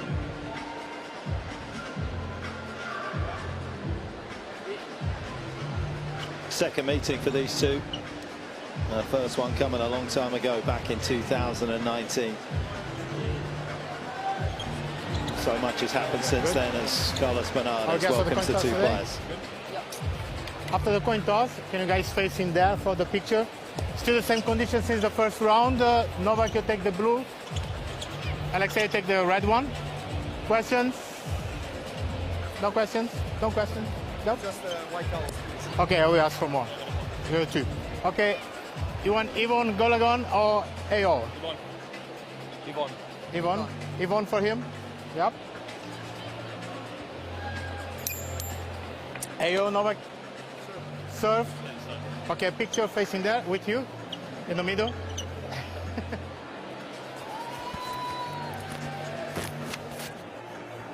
29 consecutive matches, Nick, for Djokovic. Is this the impossible task tonight for Alexei? Yeah, well, you never want to say it's impossible. You know, Alexei Popyrin had a great first round against Mark Polmans, where he served big, look for his forehand. And, you know, one thing he's talked about is he wants to come into this match fearless and believing that he can win, being full of confidence. So you could see in his walk onto this court, he looked completely focused and stern and ready for the task. So we'll see how big he can play. Alexei, of course, a man that has travelled an awful lot, born in Sydney, but moved over to Dubai when he was 10 years old, and then went over to Spain, of course. He played a tournament in Croatia in the under-12s, decided that the Spanish kid that he had played was just far too strong on the clay courts and needed a move to the clay courts of Spain to get his game up to scratch. Stayed there for a long time. He was at Patrick Mouratoglou's academy in southern France, in Nice, for a number of years. Has been back in Dubai for a couple of years now.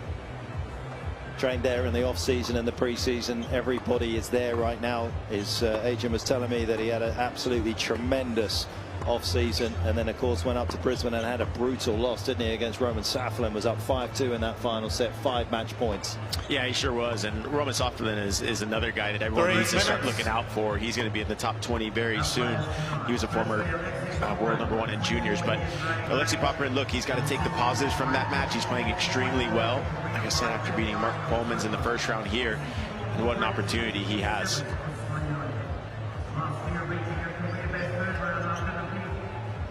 Well, here he is, the best player in the world, searching for his 11th Australian Open, his 25th major title, potentially his 99th career title. And the unconditional love that he has for this particular sport was evident in his opening round.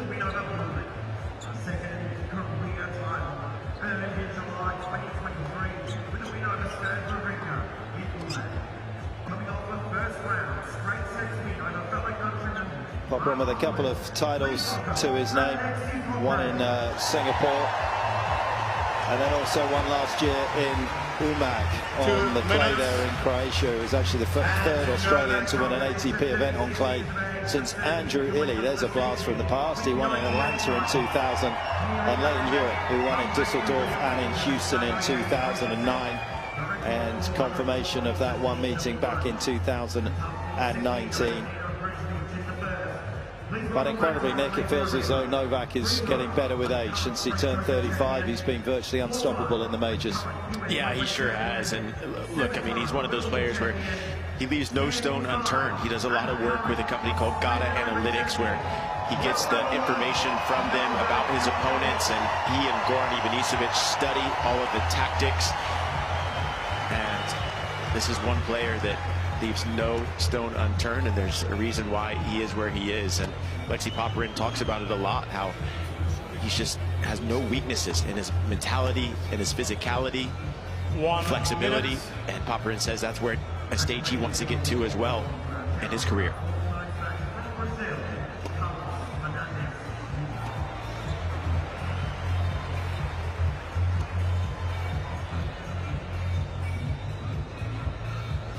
The fans have turned up. They're looking for number 25, and delighted to say that Wally Masur has turned up as well. He is courtside for us tonight. Wally, how do you feel Novak's going to bounce back after that epic on Sunday? He's not getting any younger. Ladies and gentlemen, this match will be best of 5 tie-break sets. Novak Djokovic won the toss and chose to serve.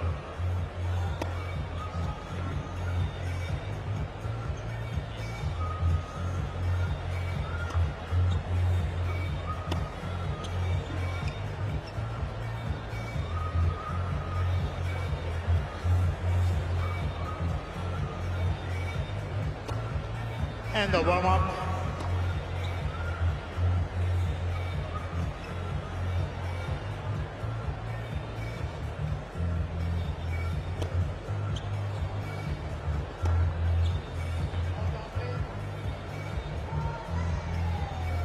Sun setting on what ended up being another lovely day here. It didn't start too well with the rain. Play on the outside courts didn't get underway until gone 2 o'clock, of course. The wonderful thing about Melbourne, which ultimately feels a little bit like if Walt Disney decided to design a theme park for tennis, this would be it, right here in Melbourne. This would have been his vision, because that's what it feels like when you walk through the gates. It has got everything, of course, tennis taking center stage, but outside of that, so much for the fans who have absolutely flowed into Melbourne Park, and 15,000 of them. Many Australians, but a lot of Serbian fans are going to enjoy this contest between Popyrin and Djokovic tonight.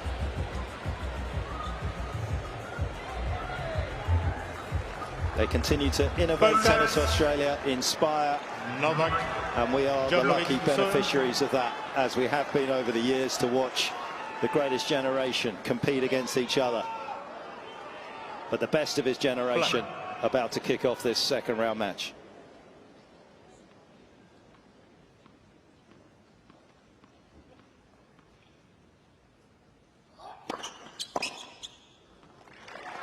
Yeah. And throughout this match to be very aggressive with his court positioning. He doesn't want to get put on the run early against Popyrin, so it's going to be a little bit of cat and mouse with the baseline positioning.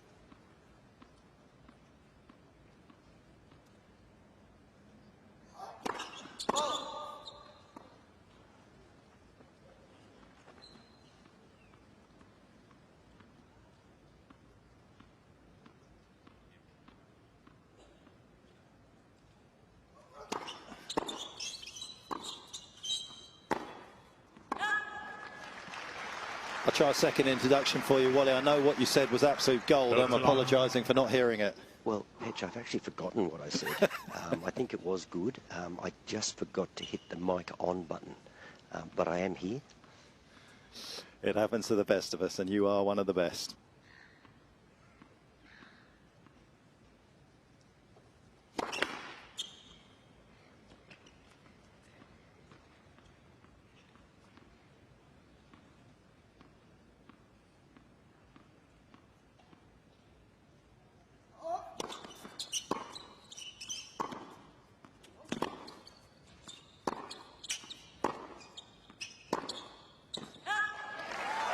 Well, I was able to speak with Brett Hobden, one of the owners of Gata Analytics, earlier today about what Novak's going to look to do in his service games. And one thing he said was Popyrin makes more mistakes off of that backhand wing. So I think we're going to see Novak serving a bit more down the tee on the deuce, more wide on the ad, which isn't his favorite one on that ad side. But that backhand, sometimes the feet get tangled for Popyrin, and he makes a few mistakes. 14-15. And Novak is one of the best at hitting all spots on the court. Doesn't use a lot of body serves. Pretty much always goes for the corners.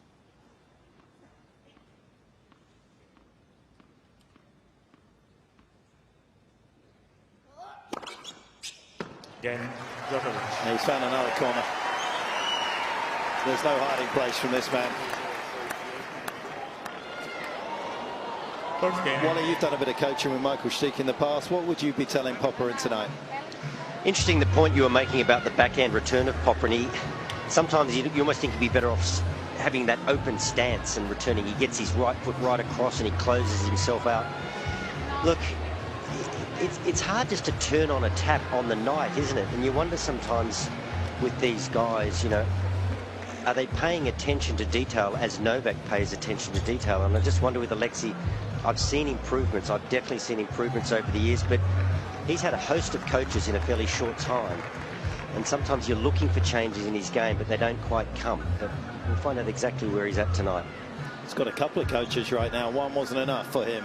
Xavier Melis is in the box here in Australia. Neville Godwin from South Africa is also on Popyrin's bag at times during the course of the season. There is Xavier Melis on the right of your picture there.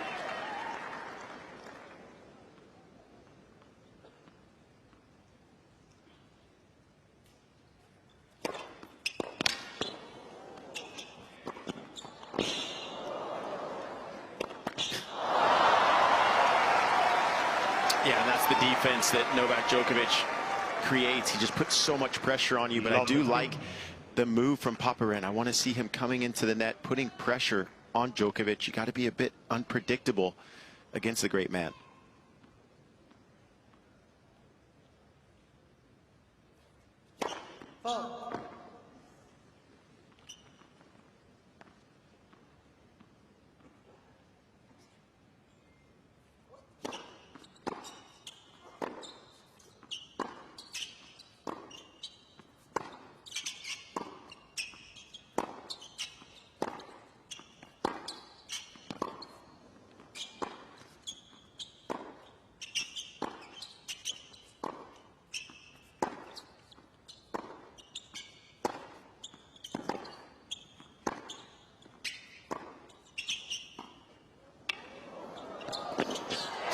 Super stuff from Popyrin. It sure was. You can just see that shot tolerance from Alexei Popyrin. He waited for the right opportunity, getting up to that drop shot. But again, he didn't go for a big shot early on in the point. He said, you know what? I feel like I can hang with you from the baseline. And that's exactly what I'm going to do.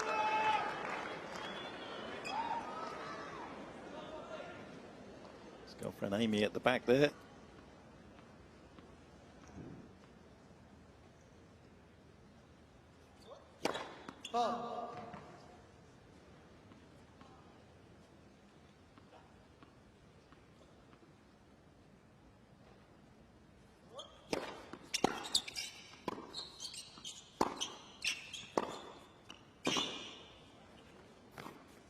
Oh, that is so sweet. What a start this is for Popyrin. That sure is. And You know, when we see Novak have trouble with an opponent, it's when they've been able to take advantage of the mid-court balls and be a bit more aggressive, not let Novak get into too many long rallies, and then also being able to use a drop shot or a short slice to bring Novak in, take him out of his comfort zone.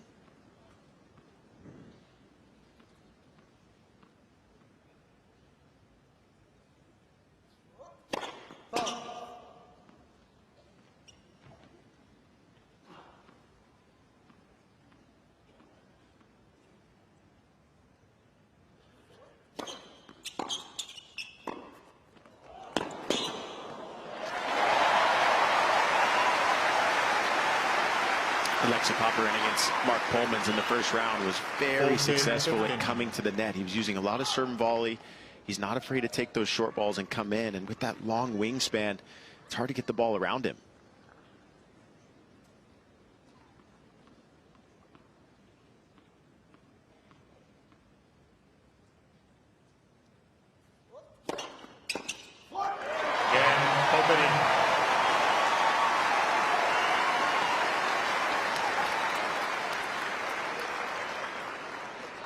One game all.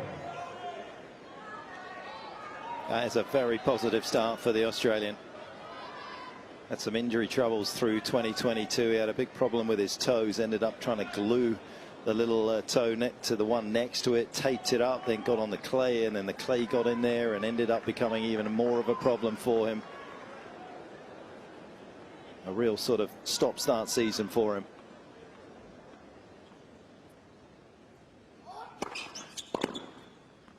And after the match in Brisbane, unfortunately had to pull out of Adelaide with a left glute problem. Was penciled in to play Lehechka there, who ended up winning the title.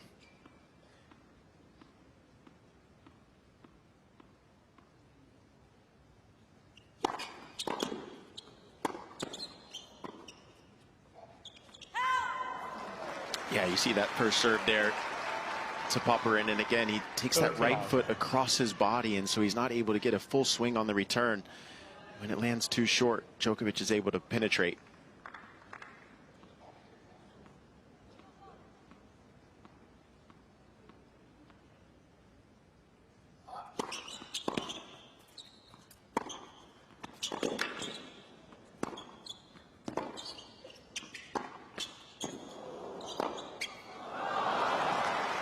Yeah, we talked about that glute issue that he had, and again, it's never a good thing to have an injury, but looks like he's 100% healthy now, and he was able to come here a week early, get some training in, and maybe you start to get a little bit more of a feel of the courts when you're here that whole week early. He definitely looks comfortable.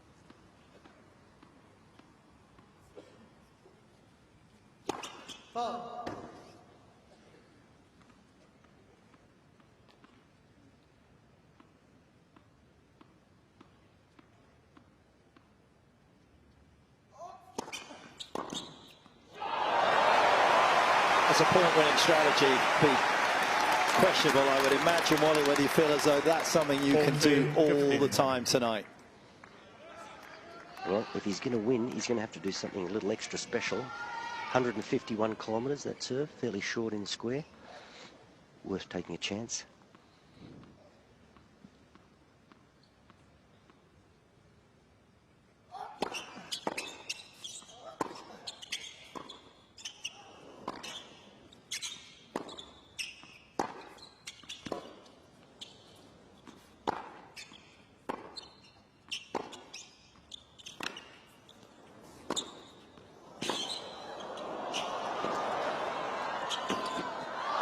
This has been an absolute treat.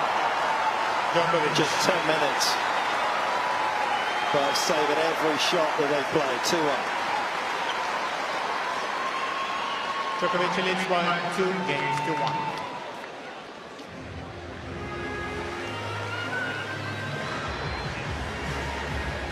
And Wally, he checks whether you got a full toolbox, Novak, early on, doesn't he? Do you have every single shot to reply to what he has?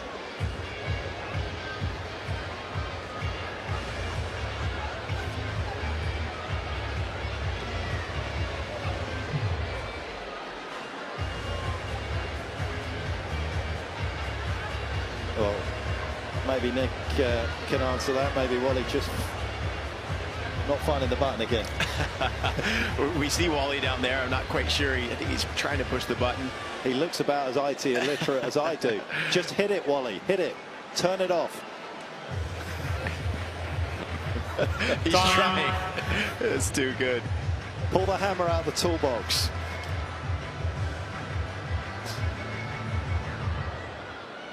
Yeah, but answer your question, Petch. I mean, the biggest thing is what Novak said when he lost to de Minaur at the United Cup. He said, look, this guy succeeded in taking the ball early and aggressively hunting down anything that fell short in the court.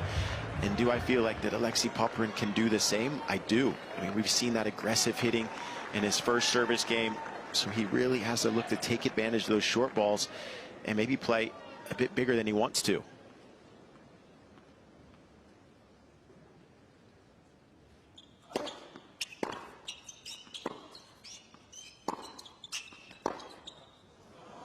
Out. Love 15.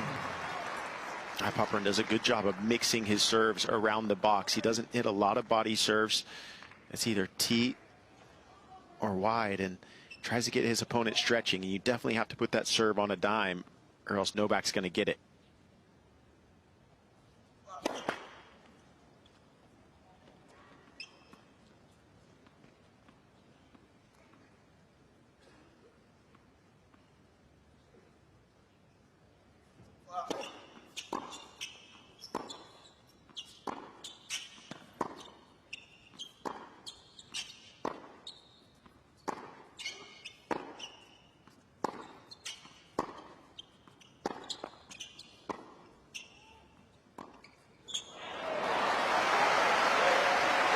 Guys, just discussing the merits of the tactics against Novak. I feel in men's tennis, you get the great players like a Ben Shelton or a Nick Kyrgios who've just got so much firepower and they're so dynamic that they can unsettle opponents. But outside of that, you've got to be able to win the 80% rally situations. You've got to be that good against Novak if you're going to beat him. If you haven't got that sort of firepower, and that's my big question mark over Alexei, can he sustain the rallies?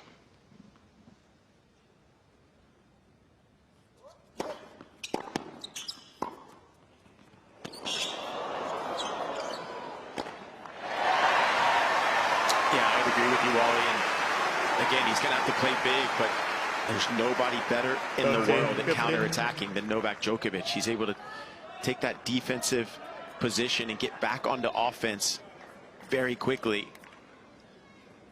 But he's got to play at a high level for a very long time, does Popyrin.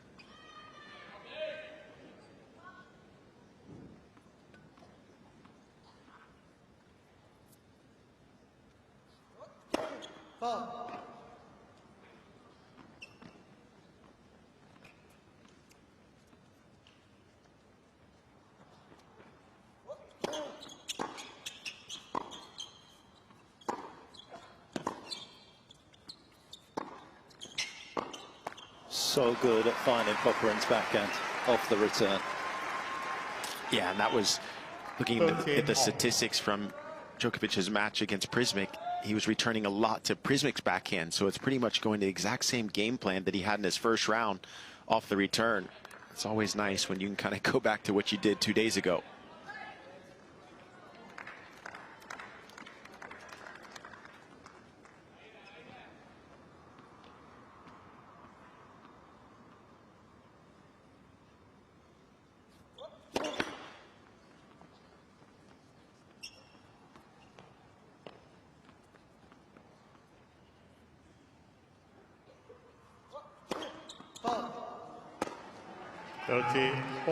That's another thing that Alexei Popyrin does on his second serve. It's pretty much always body. He never goes for the corners. Goes body forehand or body backhand, and you better believe that Novak knows that after speaking with God Analytics, who he goes through.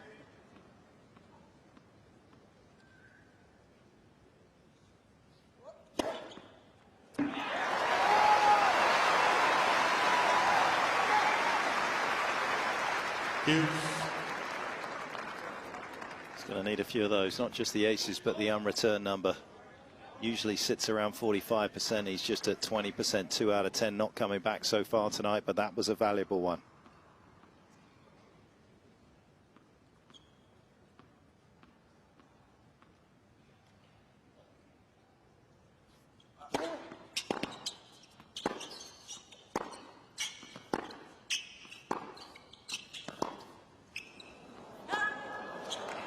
Part of the problem for Popyrin, I heard a lot of chat about his serve and forehand, and absolutely that is correct in terms of how he can be successful tonight.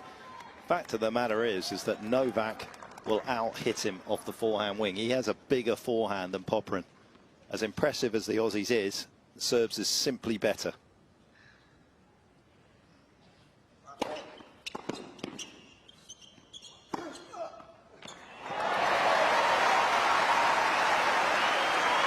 And it is a great shot. Yeah, I'd agree with you. I mean, I think the forehand from Djokovic is better. And then also, you know, again, he's... you talk about what can Novak improve. He just keeps improving, but he's improved his position on that forehand, getting closer to the baseline so the ball gets to his opponent a little bit quicker. Just putting more and more pressure on his opponent.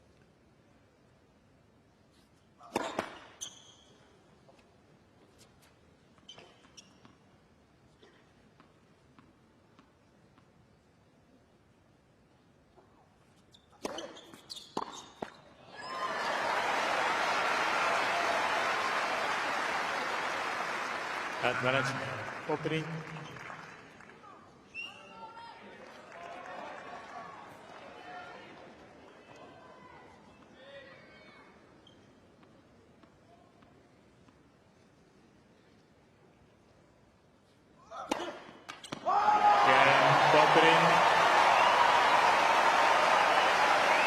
Under siege, but Djokovic can't break through this time. Yeah, you'd love to see that from Alexei Popyrin. He's talked about how he wanted to come into this match full of confidence and belief that he can do it. It's always the key when you're playing such a great player. You have to walk onto the court with that utter belief. And he's showing it so far tonight.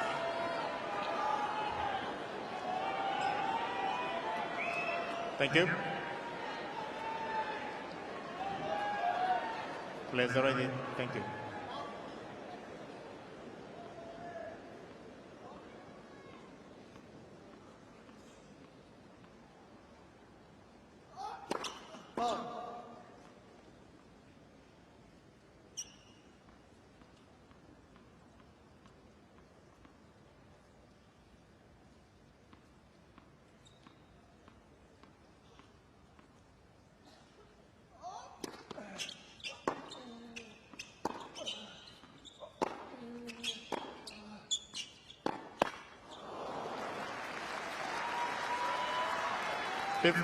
Long.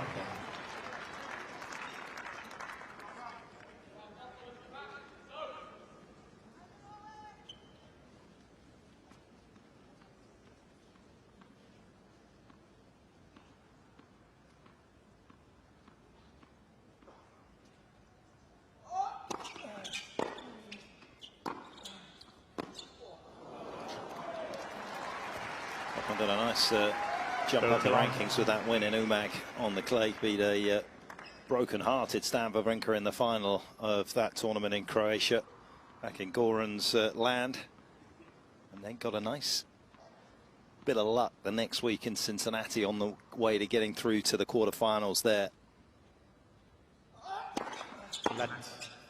Big points on offer there. Ended up losing in the qualifying to Max Purcell.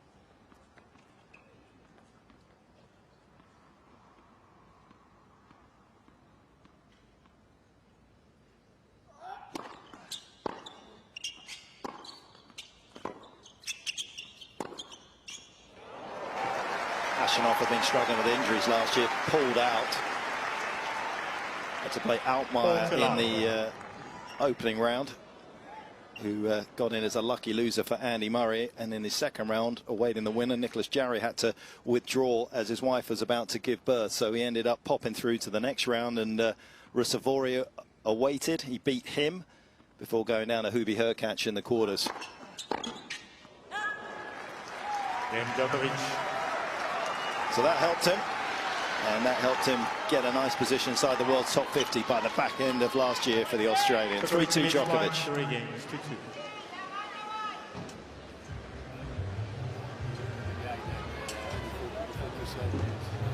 Well, hopefully you can hear us. Popyrin's serve, we saw a slow motion of it. Do you like it, or do you feel there's some gains to be had in that stroke? Well, it's super abbreviated, isn't it? He's changed it a few times.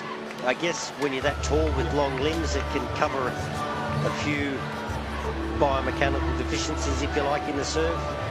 I'd probably prefer it to be a little more fluid. I think Nick sort of suggested too, sometimes you talk about great serves. Well, there's a lot of players that can pop the first serve. You know, you kind of judge a serve, or I judge a serve by the quality of the second. And I think sometimes his second's a little too direct and a little too predictable. So I think there is room for improvement. Time.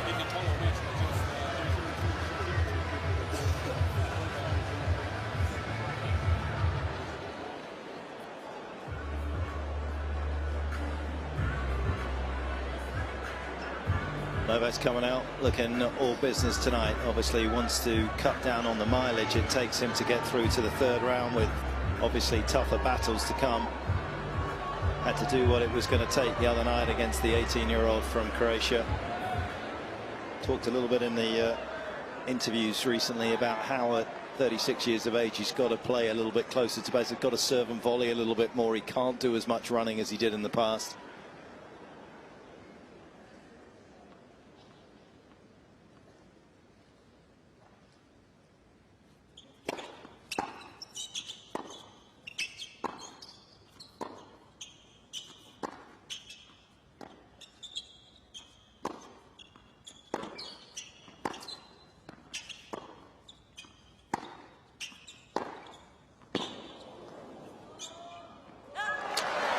Yeah, you talk about Novak not wanting to run as much as he did in the past. That again comes down to court positioning. So I think if we watch throughout the course of this match how far behind the baseline he goes, Alexei Popyrin does like to go first serve and a big forehand against Polmans. That first shot after the first serve was 76% off the forehand wing. So he'd like to keep that number in that high 70s if he can as well.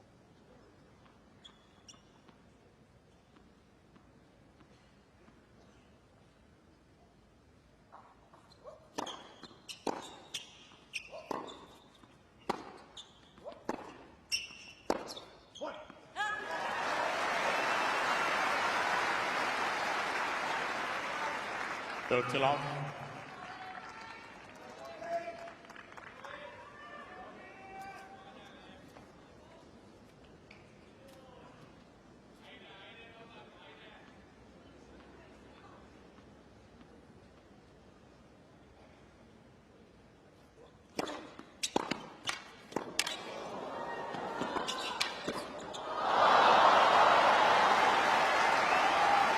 I mean, Novak is absolute Spider-Man. Normally that return will be short from any other player in the world, but Novak got it deep in the court. Alexei Popyrin was under pressure. And just look at the dexterity from Djokovic.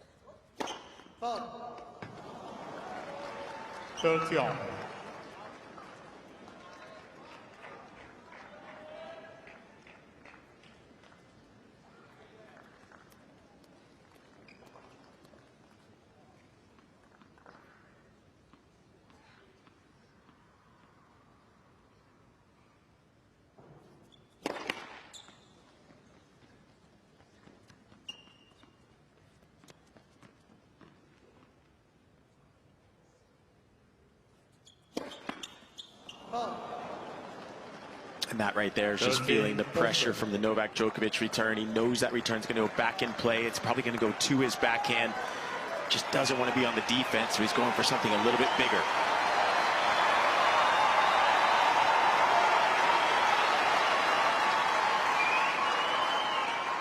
Can he paint the line to get himself out of trouble again?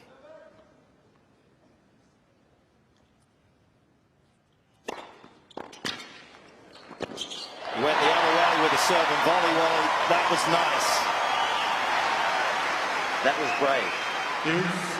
But you look at that second serve, the 2 second serves, the 2 double faults, you know, his second serve is almost like his first serve, just a little bit slower. There's not the height and the flight and the variety.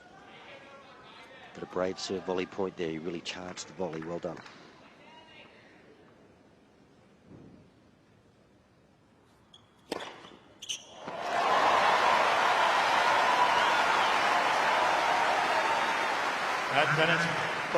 Ace number 3 for Popyrin.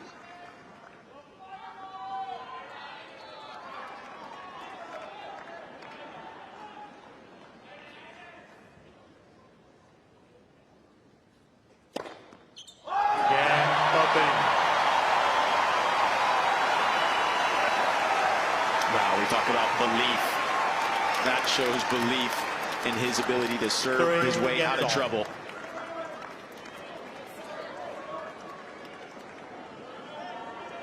Best ever win in a completed match was against Felix Auger-Aliassime in Adelaide last year, the Canadian 6th in the world. Tsitsipas's only, in inverted commas, win against a top 5 player, but Tsitsipas retiring in the opening set of their match in Paris back in 2021.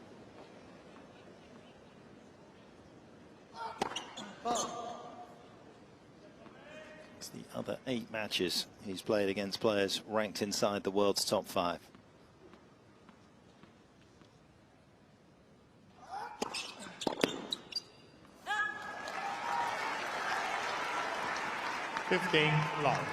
If you look at the stats, Novak Djokovic wins more points on that deuce side because he likes to go tee and wide. On this ad side, he prefers the tee. The wide one is one that he's been working on a lot to try to get better.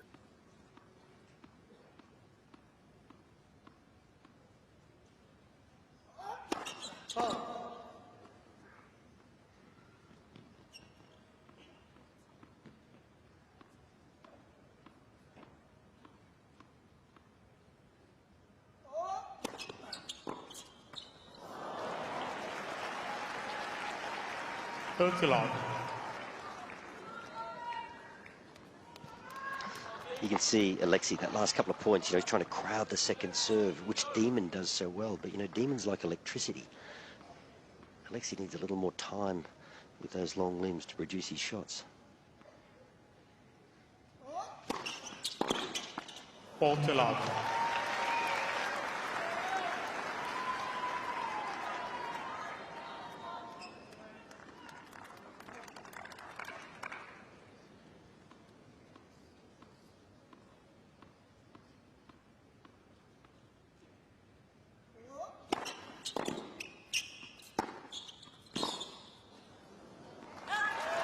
Djokovic.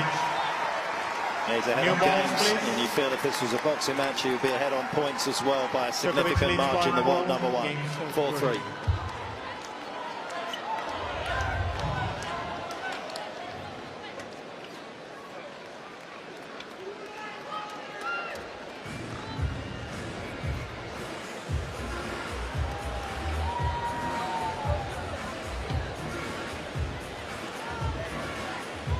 Just went with the field test there, Nick.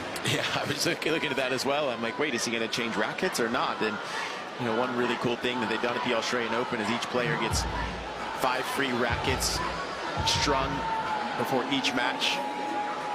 It's a nice bonus that they do here in Melbourne for all the players. Novak has been looking over at Goran Ivanisevic quite a lot, and Goran's giving some signals, and they're speaking. See Goran there, and Marco Benici on the right of him there, also kind of getting involved.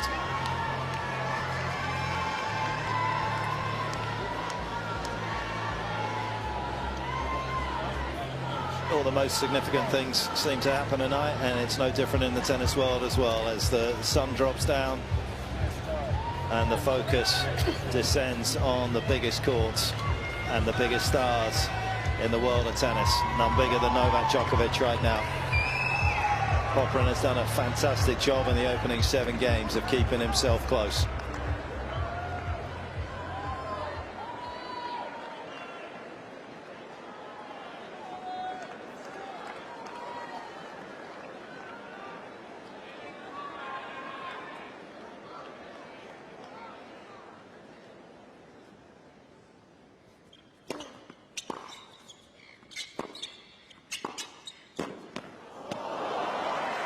Yeah, even though Popyrin missed that volley, I do like the move. Just being unpredictable for Novak. Don't show him the same thing over and over.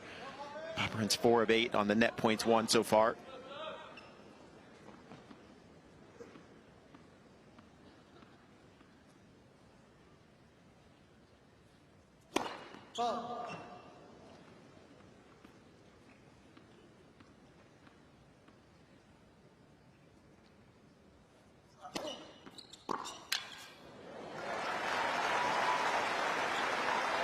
One thing that Alexei Popyrin does so well on his serve is he keeps that ball toss in the same spot.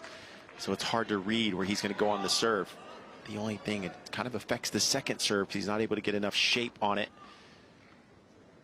But he has a big time first serve.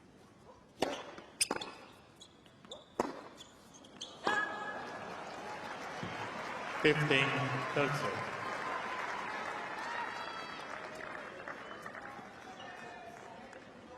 Nobody makes you hit more +1 shots after your serve than the man that he's facing tonight. Not only is it a strict examination of his serve, but also of his forehand.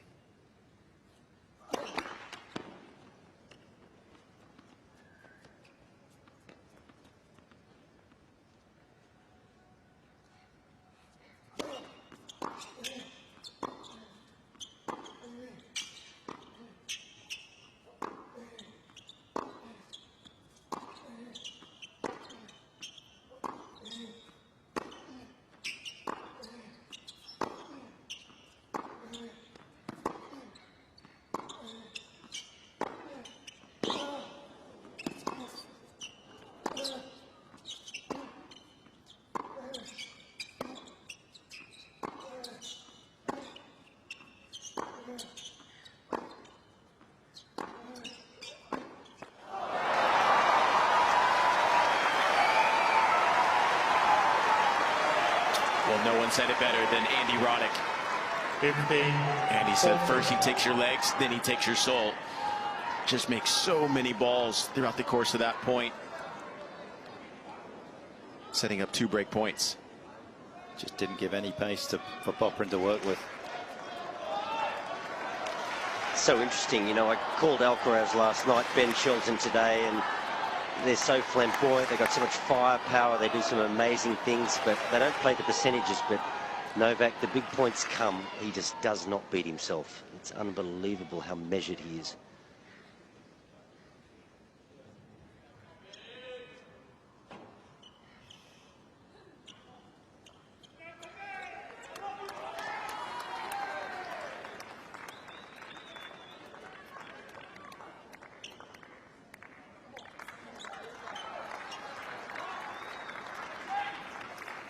Be thankful for that interruption. Gives them a little more chance to get a bit more oxygen in the lungs.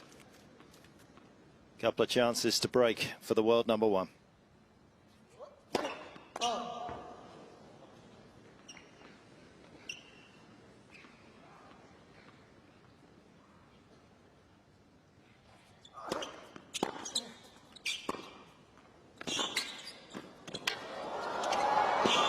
He is absolutely otherworldly. I mean, the movement from Novak Djokovic right there. It's one thing to hit an open stance backhand, but to slide into it like he did. Djokovic leads by 5 games to 3. Just something you can't teach. And then the first quick step to get to this drop shot. The great man is everywhere. Where you hit it is important, but how hard you hit it there matters too. I mean, that backhand down the line was just perfect. It just dipped below net height as it got to Alexei. Anything faster would have made for a much simpler volley.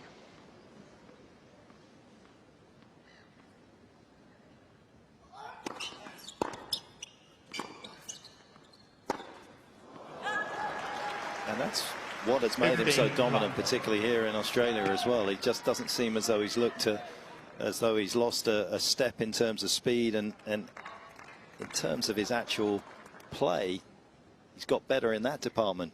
Bigger serving by about 8 kilometers an hour. Bigger forehand by 6 kilometers an hour. Bigger backhand by 5 kilometers an hour.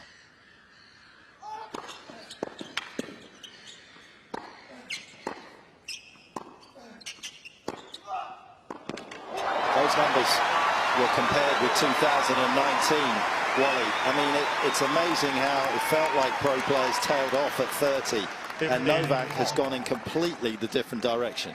Yeah, and you can be sure too, you know, as Nick said, he's so meticulous in his preparation. You can just imagine the hours he spends with swing weights, you know, tinkering with his racket, just searching for every available opportunity to add something to his game.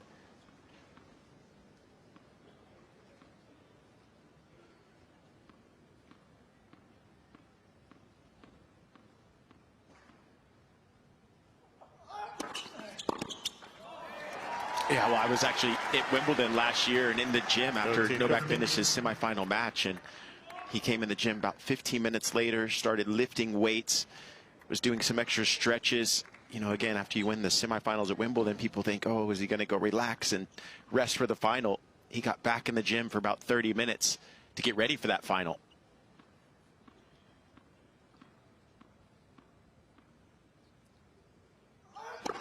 Let. Good service.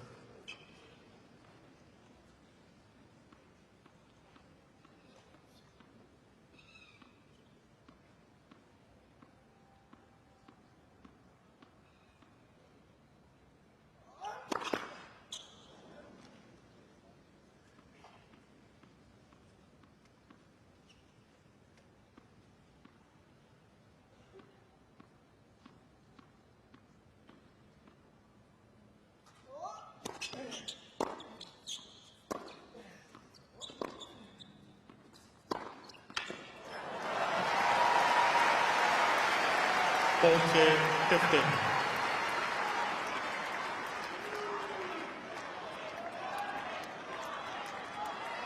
He's done a good job, Popyrin, of not leaving too many balls in that part of the court, because there is only one outcome, and seemingly just one outcome now in this opening set.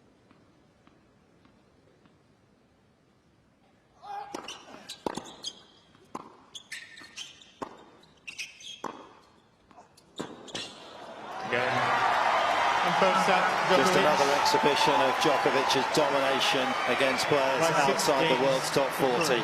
He takes the opener 6-3.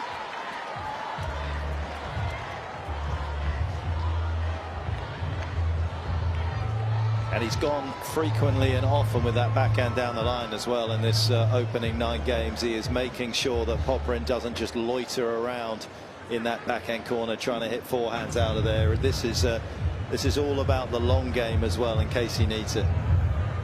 Yeah, it sure is. And when we look at the stats here, I mean, winning 94% of his first serve points won. Again, so many of those going to the backhand because he knows he'll get some mistakes there. Also some shorter balls. And the winners and unforced errors, both at 5. As we know, Novak's not going to make a lot of unforced errors. He's going to make you make those errors.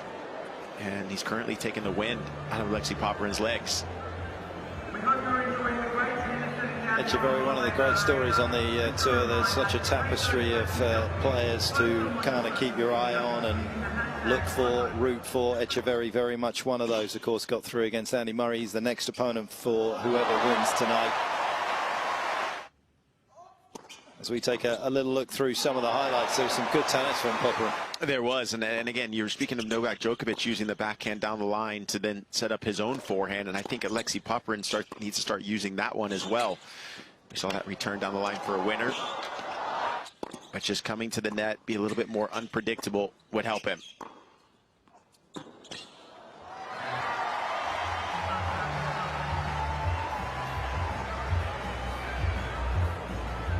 And you'd like to see that from Alexei Popyrin. He got up from his chair, ran right in front of Novak Djokovic, running to the baseline and saying, you know what, I'm ready for this match.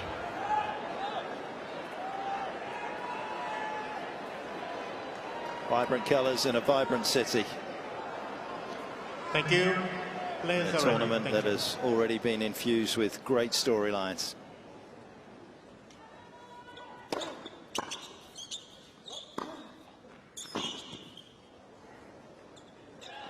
I mean, talk about how much Novak Djokovic takes the legs out of you. When you look at Alexei Popyrin's service duration throughout this game, it's taken 4 minutes and 26 seconds average for him to win his service games. And for Novak, it's only 2 minutes and 18 seconds, so almost half. Just getting so many returns back in play.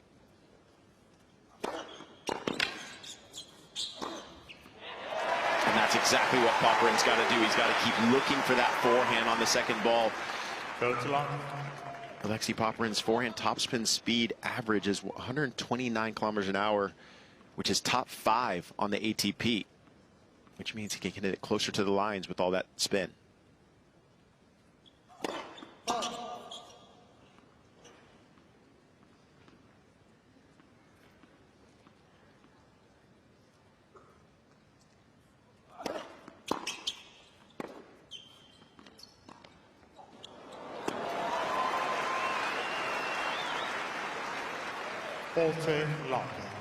Wally, what do you sense there? I'm looking at Popyrin's shirt, and it seems a little bit windy down there. His shirt's moving quite a lot. Yeah, it's funny you say that, because it's been very slight, but it has just picked up. It favours Alexei, sort of coming down and across his right shoulder. I was just about to say, if you're going to make a play on return,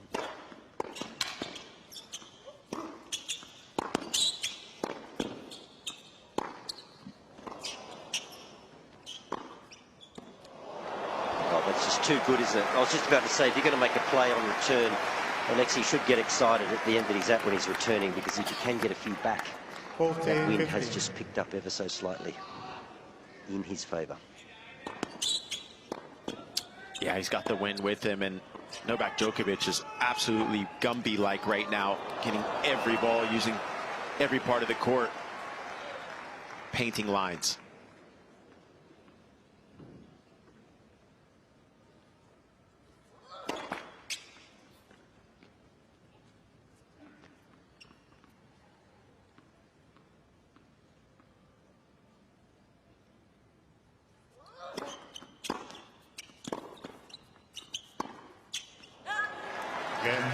Popyrin.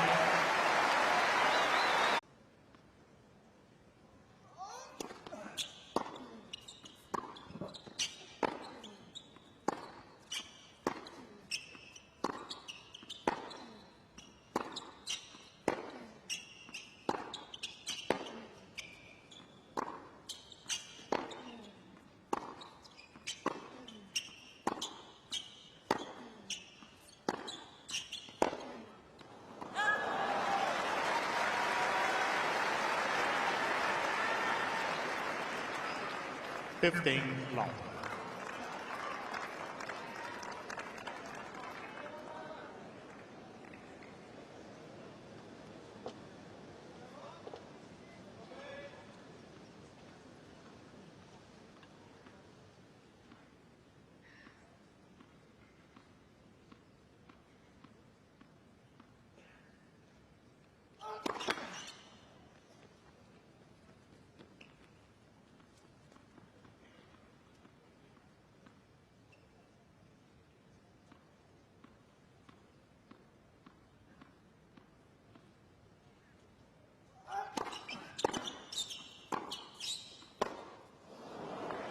About that serve is, as a second serve, is that very rarely can you see a player curl it into the forehand side of Novak inside in. It nearly always goes back through the middle and to the backhand. So even when you make a good return like that, Djokovic has given you the line and he's ready for it. Parried that back beautifully. It was a sweet strike from the Australian.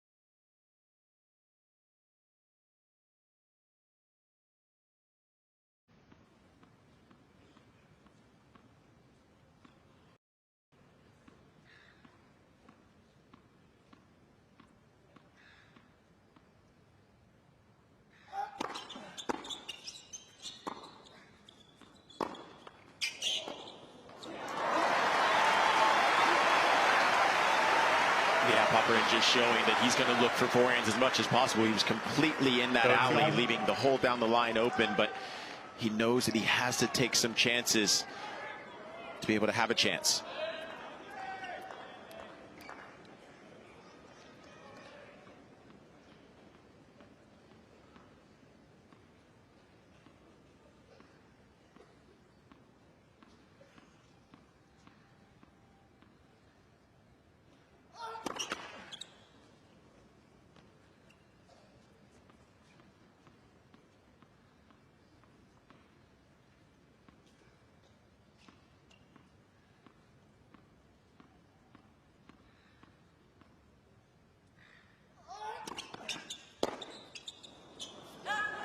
And that's the backhand return right there. He just puts that right foot across, which doesn't allow him to fully finish the swing. And that will create some shanks off the backhand wing.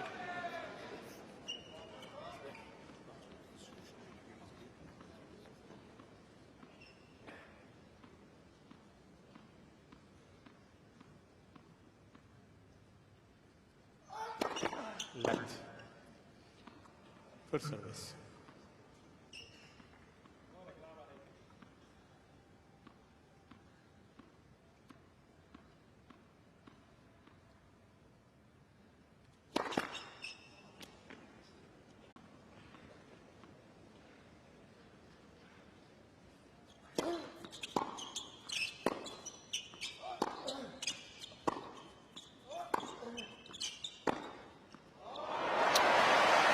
Yeah, and as you said, Wally, that's an interesting one for me as well, because it's, you know, that return split step, you can do that on your own. You can kind of just go out there on a tennis court, do a split step, and do the jab with your left foot, and do that over and over and over to get used to that movement.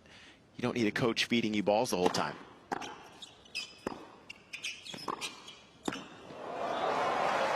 Tennis is such a muscle memory sport, so the more that you can kind of get out there, swing the racket on your own, make a split and a jab step with that left foot for the backhand open stance, then when you get in a match, it'll already be there for you.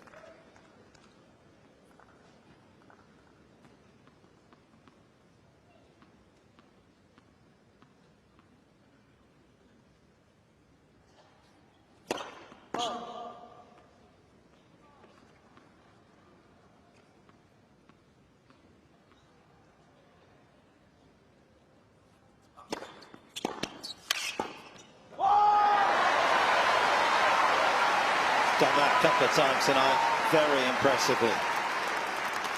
13-15.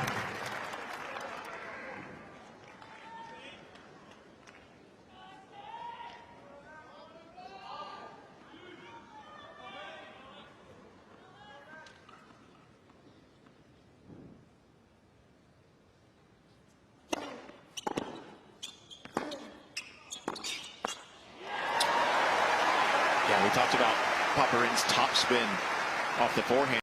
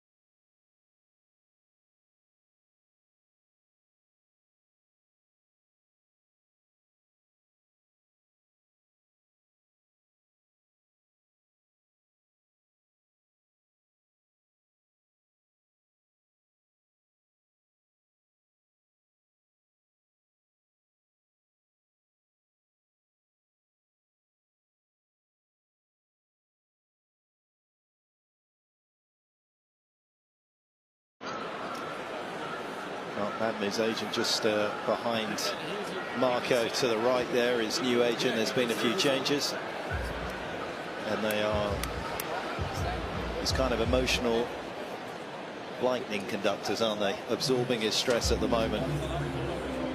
Yeah, I mean, Novak is such a perfectionist. So as a coach and an agent, you know, you got to be on your toes because he's going to be on you. Time.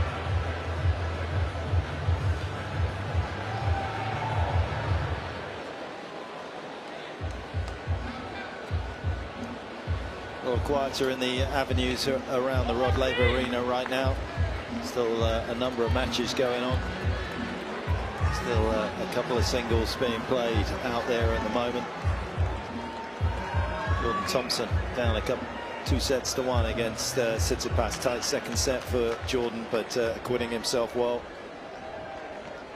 As is Alexei Popyrin here. Djokovic serving at 1-2 in the second set.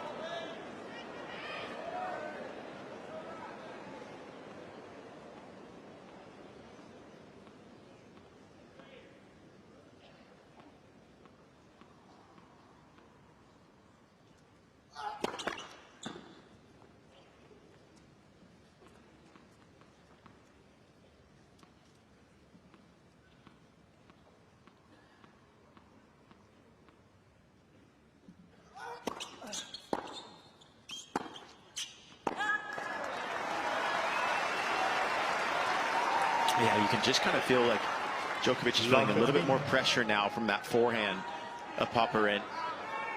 During the changeover, Djokovic again was looking at his camp. So Popyrin just needs to keep taking cuts there.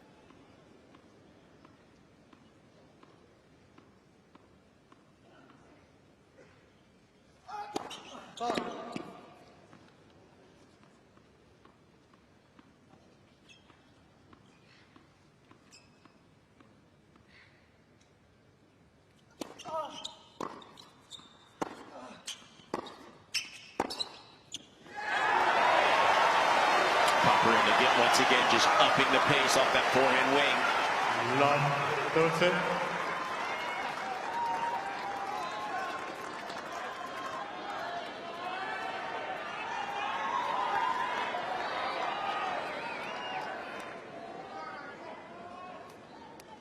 Just 1 of 8 first serves being made in this second set from Djokovic.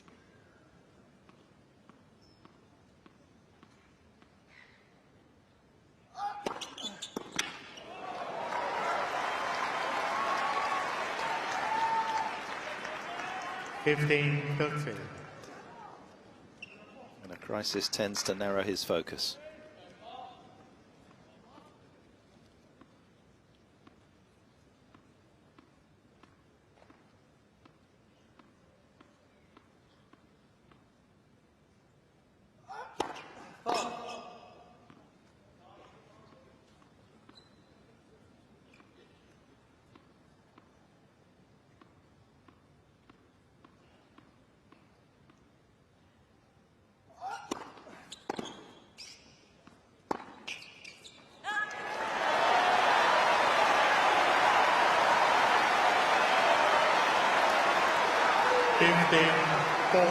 Great depth on that return from Popyrin.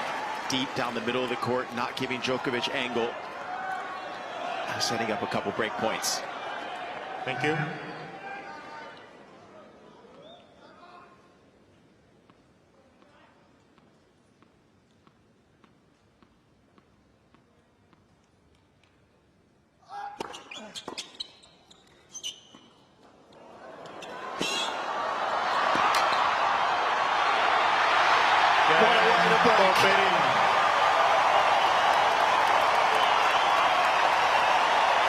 You've got the crowd up on their feet. Alexei Popyrin admiring his athleticism.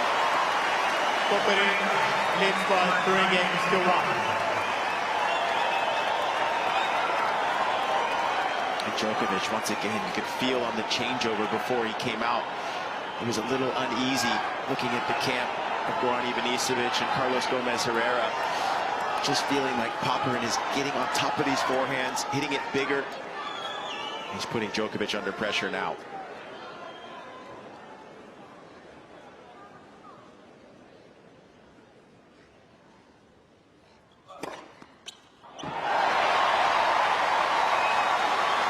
Kordemi can take a little credit for the break point as well. His fitness trainer that's to the right of Xavier in that coaching box. That was a quick turn of pace.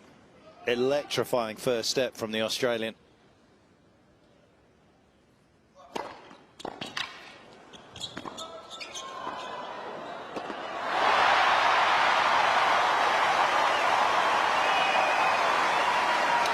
What are you feeling down there? Are you feeling like the pace is jumping up on the forehand, or what's happening out there for Popyrin? Yeah, I agree with that. It is. It's finding its mark. It's very direct and it's coming on quickly.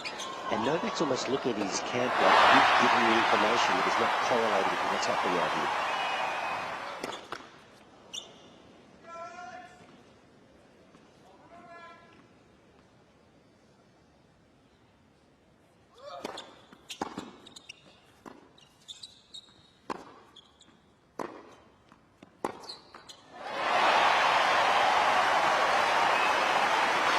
Novak's definitely hit a flat spot. I think he said 1 from 8 on first serves, and for whatever reason, the ball toss just got way out in front of him all of a sudden, like he's almost having to collapse to hit it. It's so far out in front. Second serve fine, first serve not.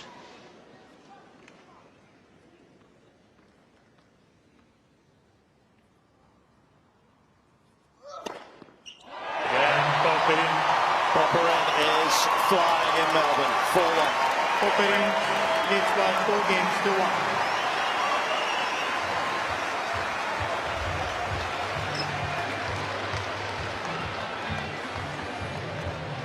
Yeah, he's feeling it right now. A little nod over to his coach there, and understandably so. He has played some fantastic tennis to take this lead 4-1. Yeah, and just here we're going to look at the rally hit point from both of these players, and they're both about the same. But Djokovic is hitting it 14 centimeters higher on average than Popyrin. But I love how Popyrin is staying true to being close to that baseline and hitting more direct, and it's just getting on Novak quickly. Taking his chances, trusting himself, and then starting to pay off for Popyrin. Yeah, his ability to take it a bit higher maybe for Novak can flatten things out off both forehand and backhand from that particular height. But you highlighted the spin rate from Popyrin on his forehand. Hitting it at that height won't bother him.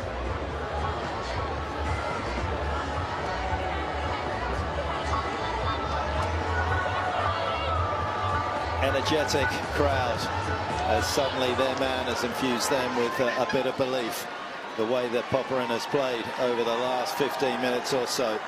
Djokovic has lost just one of his last 35 matches against players ranked above 40 in the world.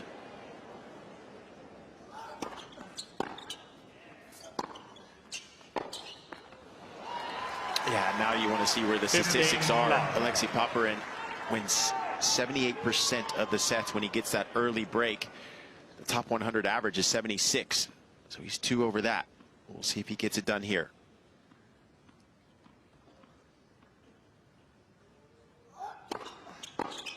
Go to line.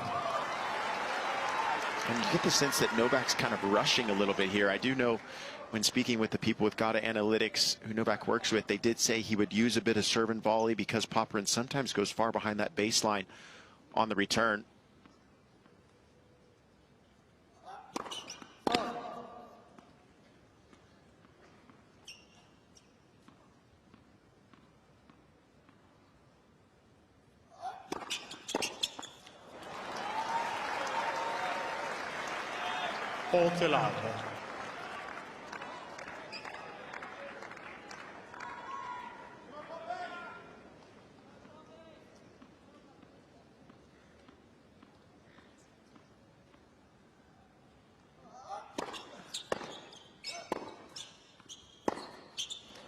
Again, Djokovic. Just what he needed.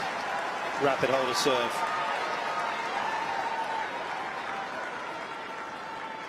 Popyrin leads by 4 games to 2. But he hasn't found that zen-like state in this second set at all. Agitated.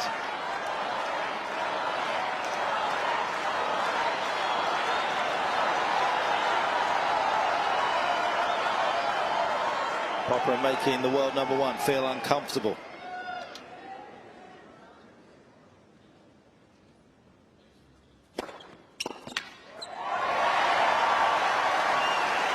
Another Aussie ended his 43-match winning streak in Australia. Alex de Minaur in the United Cup.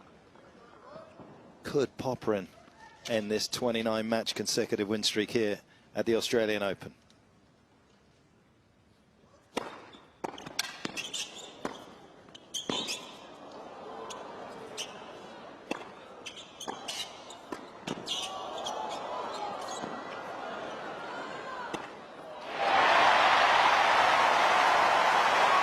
Luminous bit of skill on a volley from Popyrin under the night sky here. Massive serves, those last 2 points, both 207 kilometers an hour. His average first serve speed is 198.2, so he's definitely over that right now.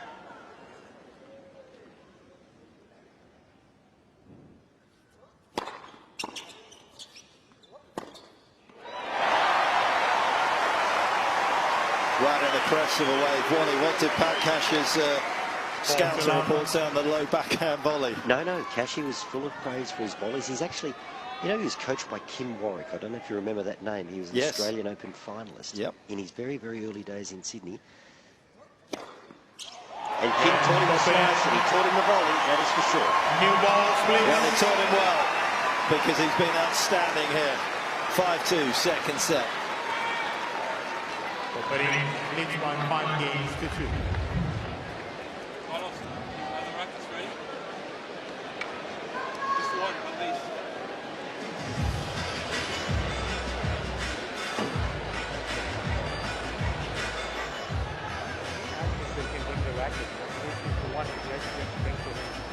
Popyrin wanting one of his rackets back. This has got to be arguably the best passage of play you've probably seen Popyrin play, Wally.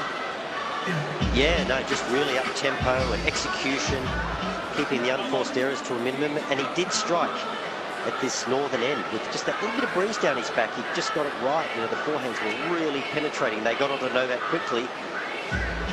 Kind of shot through. Novak lifted up. 2 of his forehands in reply went long. But yeah, it's just a really, really, really good passage of play. Alexei's not afraid to win, I should say. He doesn't mind the big stage, so if the crowd get behind him, we'll see what happens. A lot of love for Alexei Popyrin, a lot of love for this tournament as well. Always such a tremendous start to the tennis season. Build-up tournaments, of course, just whetting the appetite. And then this absolutely magnificent venue. History and heartbreak for over a fortnight. Laser ready, thank you. This man's been writing the history books and rewriting them time and time again. Under pressure tonight, though.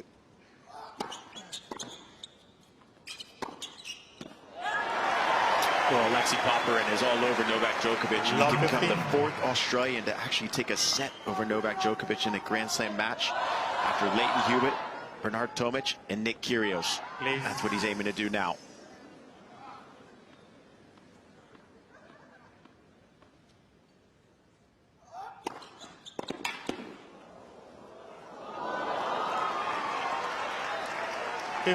All.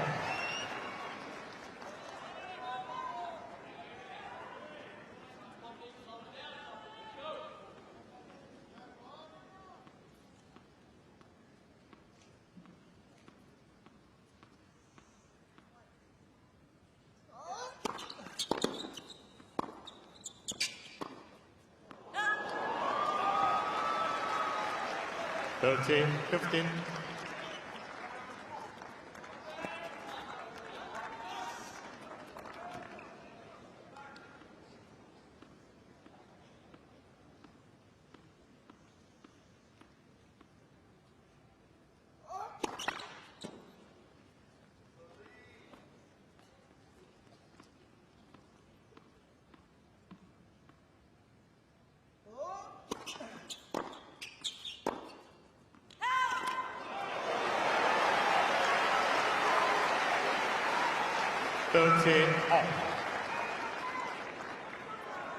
Well, the discipline that has defined his career at the moment, apart from the fact that obviously just missed, just his reaction to the miss is quite telling.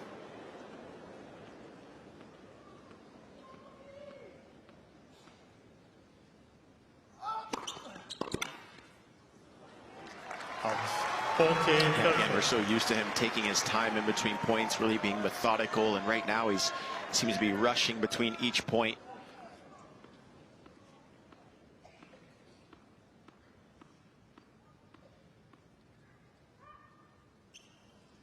Please.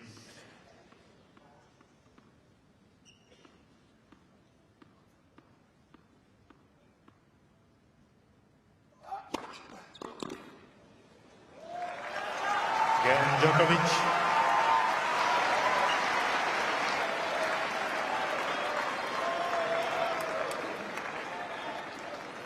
Popyrin leads by 5 games to 3. Can Popyrin play the reputation tax?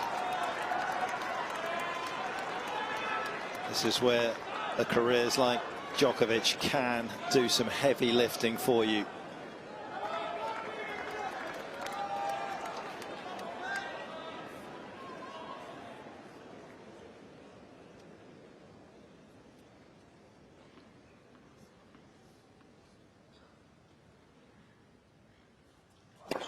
Left.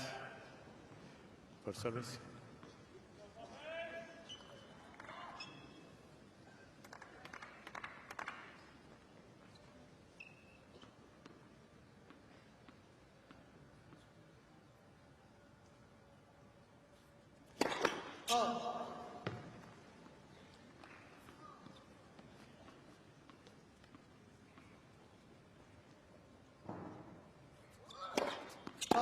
Love 15.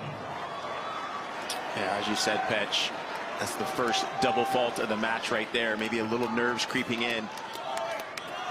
He said it himself. One of the things that makes Novak so great is his mentality. Can Popyrin have his mentality and confidence in this pressure situation?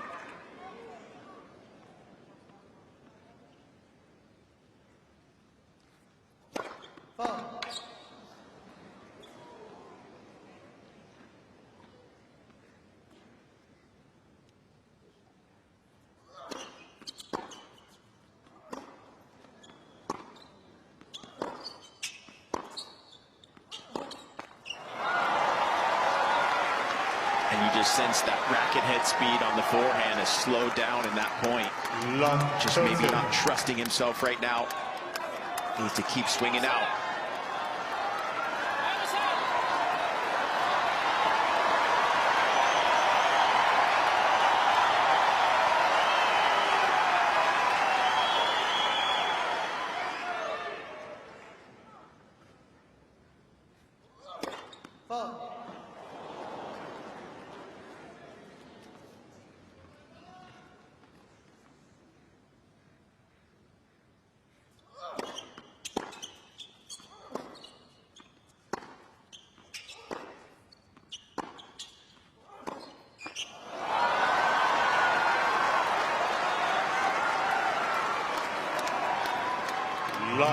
Bolton.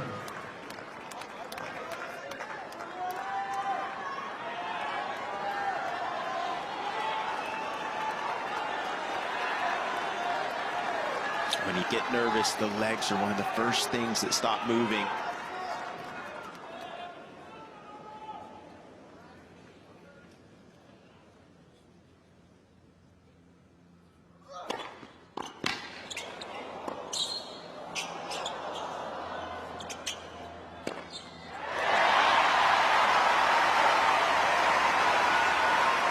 It's been anything but clutch in this game so far, but that was.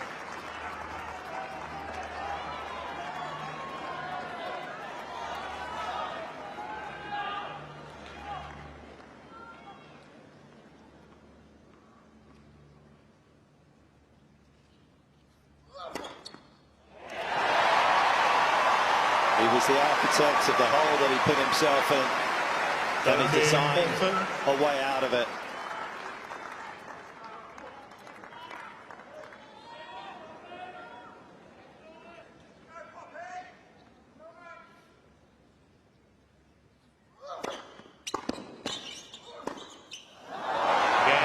Djokovic. 24 majors on your side. The hard work, sacrifice that went into that will earn you those breakbacks. Djokovic on serve in the second. Leads by 5 games to 4.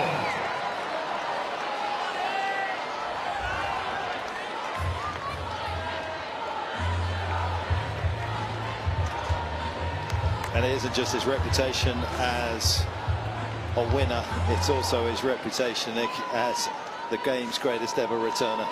Yeah, I mean, Novak Djokovic is just so clutch. You know, he knows that obviously that one game would have given Popyrin the set, so he just locked down, made sure he got his racket on every single ball, and again, he's just so Gumby-like, finds a way to get everything back with that flexibility.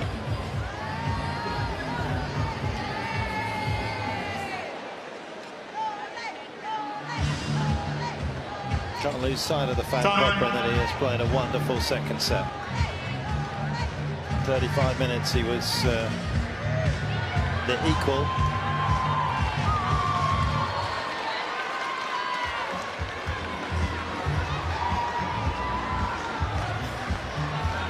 Inserted a fair bit of jeopardy into this match as Popyrin. Can he bounce back from that disappointment?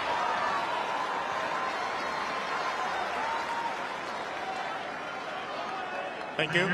Disappointed he didn't get his rackets back earlier, clearly.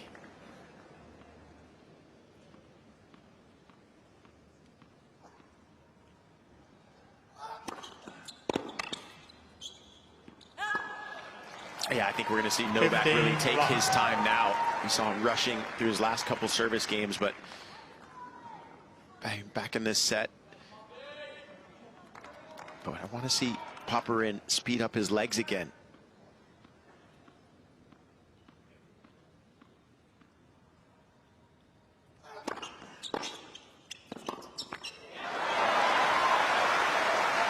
He's got the whole crowd behind him. Good to see him having the fist pump to his coach over there, Xavier Malisse.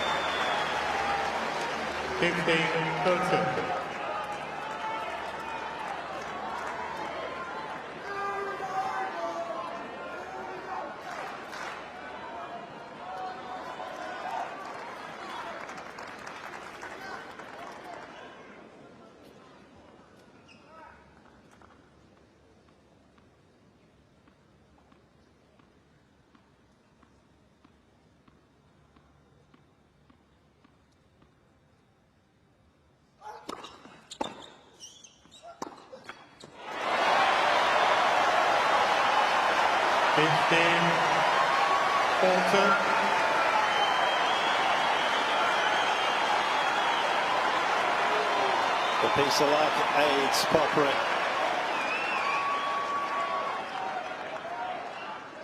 The unforced error gives him a couple of set points.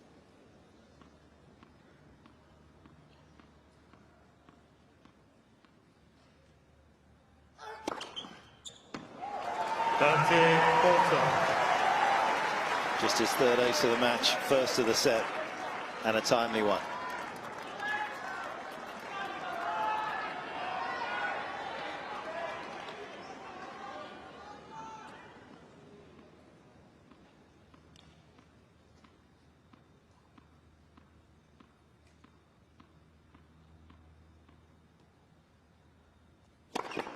Left.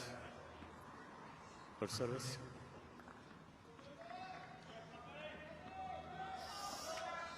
Please.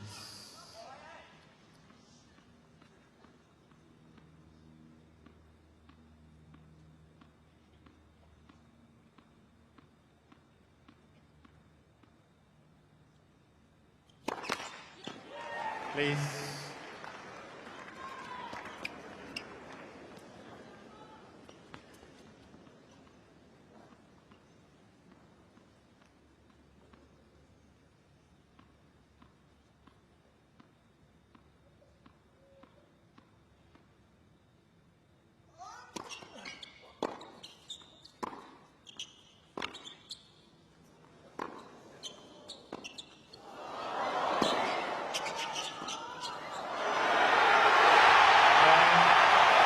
stylish finish to the second set. Australia erupts. By 6 games to 4. 1 set off.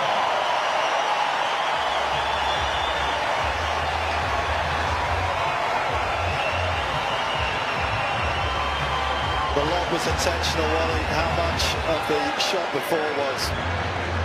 No, I'd have to, maybe he played it a little better than he expected, but no, he was definitely trying for the short slice. But what a strange couple of games in so many ways. Popyrin just kind of completely went into his shell when he served that set. He couldn't find the first serve. The forehand was, as Nick suggested, the racket head speed, it just died. He was lifting off them. But yeah, really strange couple of games. And then to think that with all of the skill set that Alexei has, it's going to be a short slice and a backhand topspin lob that wins him the set point. Go figure. Yeah, well, as we look at the numbers here, I mean, winning 80% of his first serve points. Popyrin, as we know, has an absolute cannon, goes to all corners of the box. And the winners jumped up to 14, Novak only 4. And that racket head speed was massive for Popyrin off that forehand wing.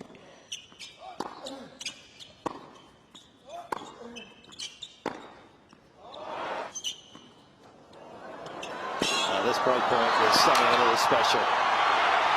The sort of thing you see from Djokovic.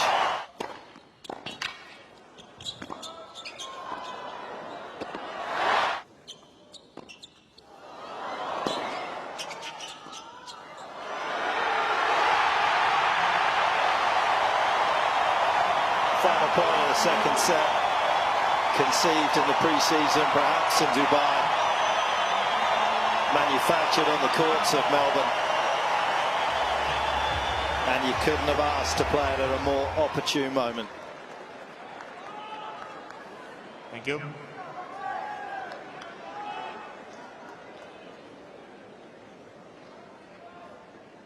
Popyrin to kick off the third.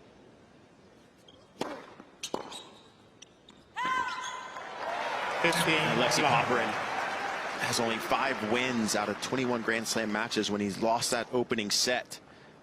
One of these wins was against the top 10 player Taylor Fritz in 2023 Australian Open in the round of 64.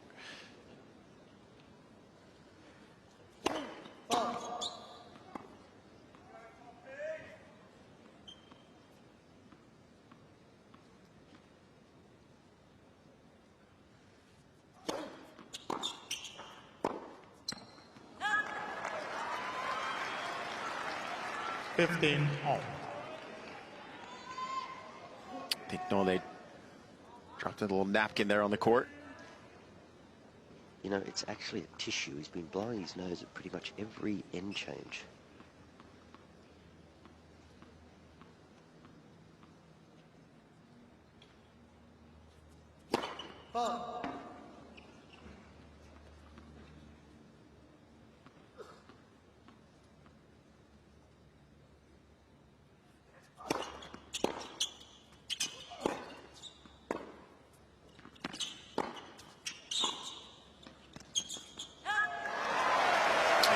Something that we need to look for from Alexei Popyrin, the use of the backhand down the line and then set up his forehand. But throughout the course of this match, Popyrin has 25% of his shots have been taken inside the baseline, where Djokovic only has 20. So Popyrin is definitely trying to take advantage of these shorter balls and stay on the offense.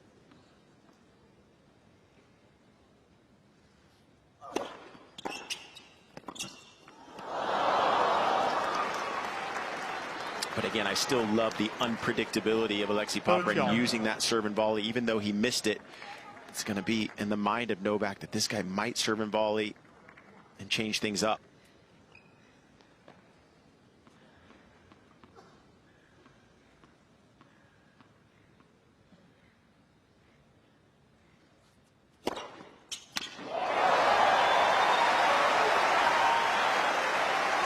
Alexei Popyrin dialing up 205 down the tee.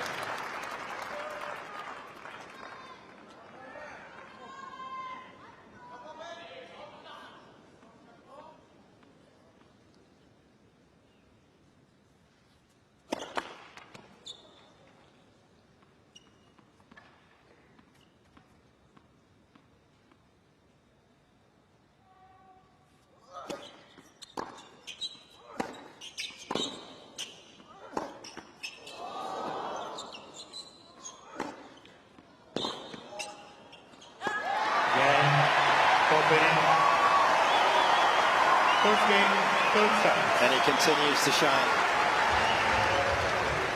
And Novak may be under the weather as well, he was suggesting there.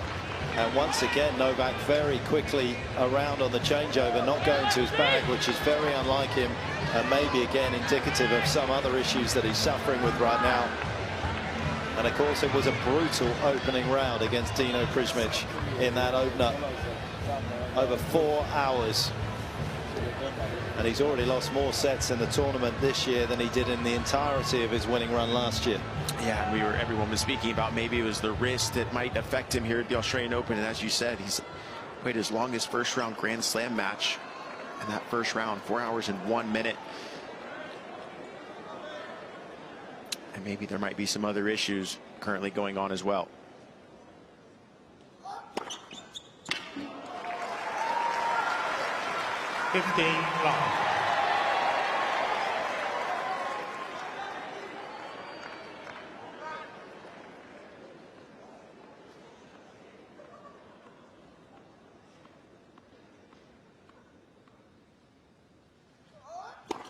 Light for service.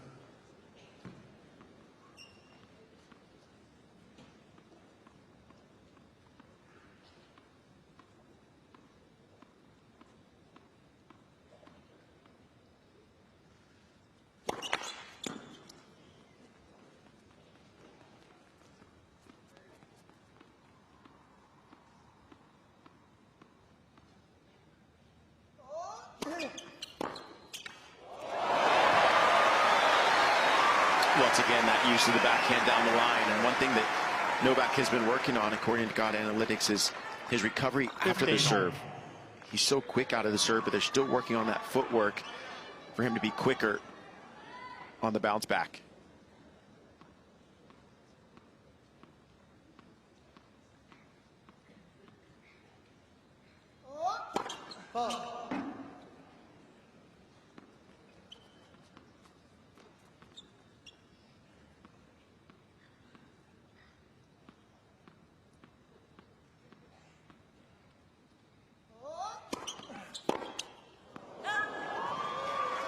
Thirteen, 15.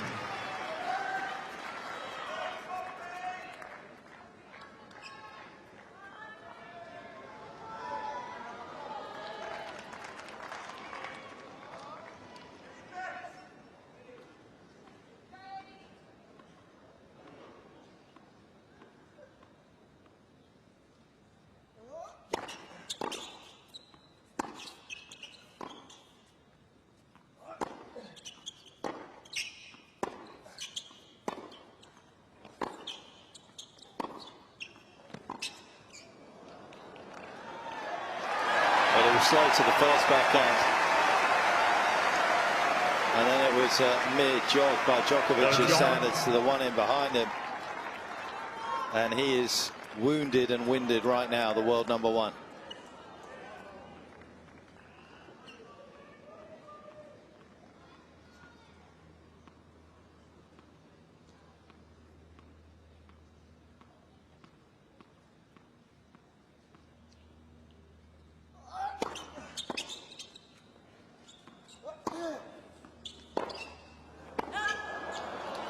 Yeah, and interestingly enough, any rallies that are over 5 shots, Popyrin's actually winning 20 of those, Djokovic 14.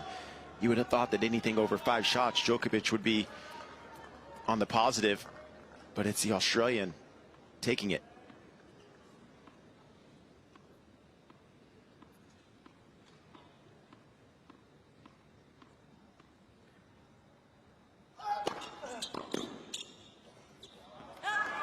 Djokovic, 1 game on.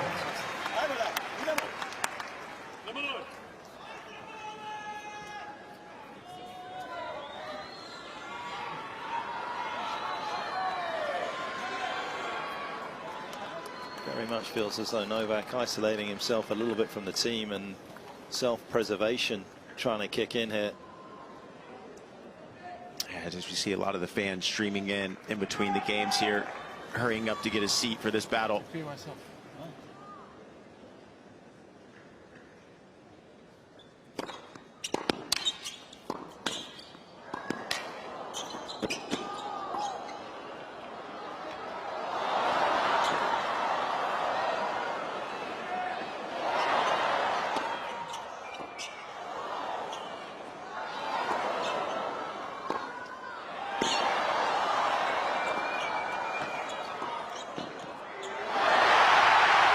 Well, you might not see a better point at the Aussie Open this year.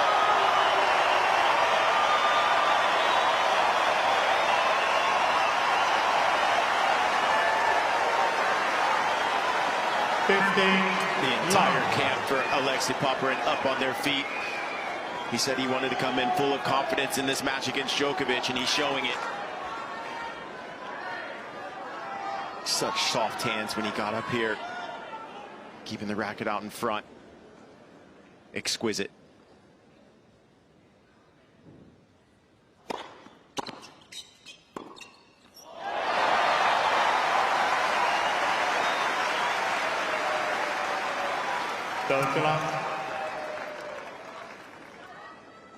Such an early contact point on his +1.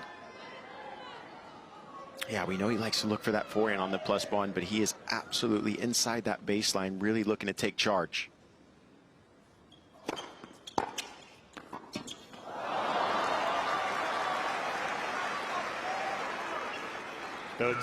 So far now 1 of 3 on serve and volley, points won, but I like that play at 30 love. He's still ahead in the game.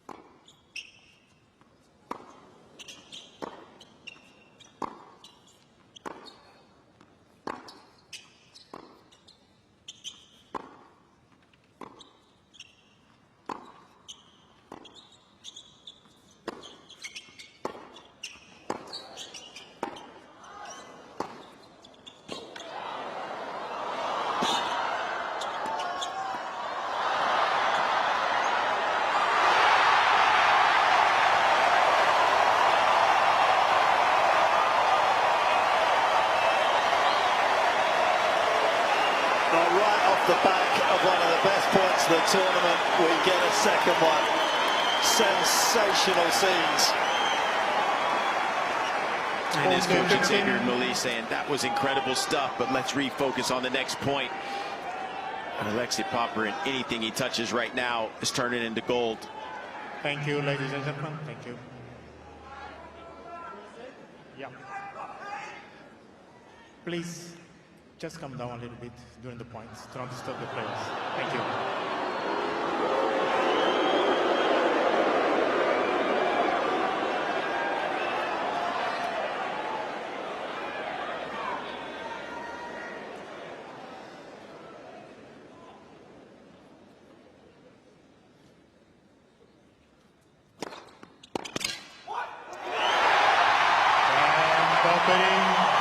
Astonishing game. Breathtaking. Popyrin takes it 2-1. 2 games, 2-1.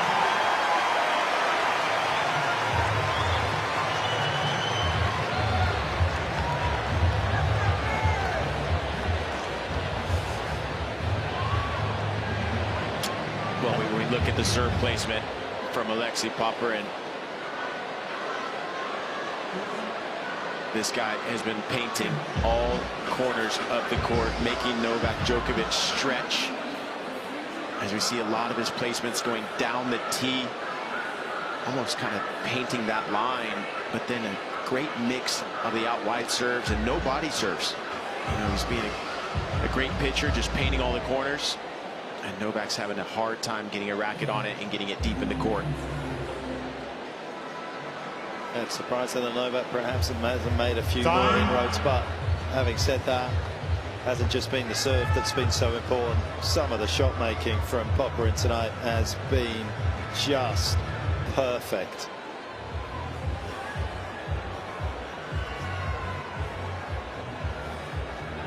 Electrifying atmosphere inside the Rod Laver Arena, and this man is absolutely lapping it up, asking them to come with him. Yeah, such a delight when you can play at home for Alexei Popyrin. This entire crowd was up on their feet. The energy is flowing.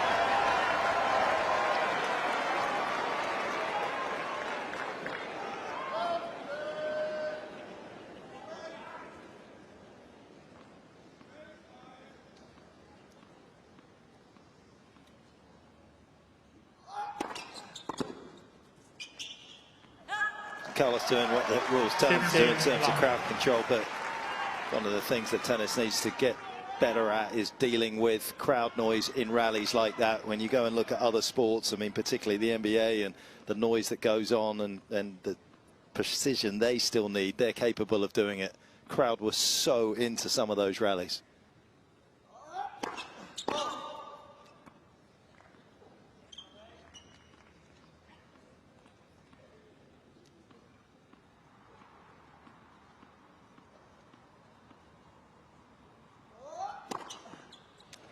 Yeah, I'd agree with you, Petch, and that's what makes the players love Melbourne and love the Australian Open so much, is the energy that is brought to this Grand Slam, with the courts being so close to downtown and just an amazing atmosphere.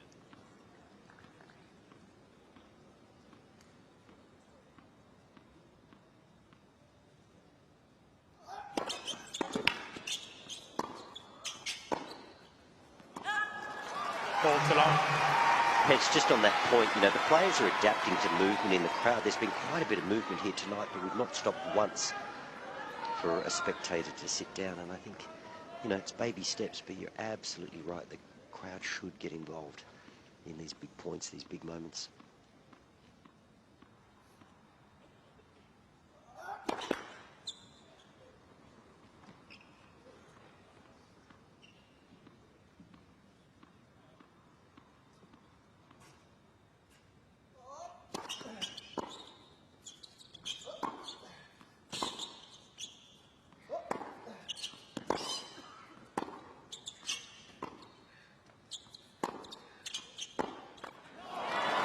Djokovic.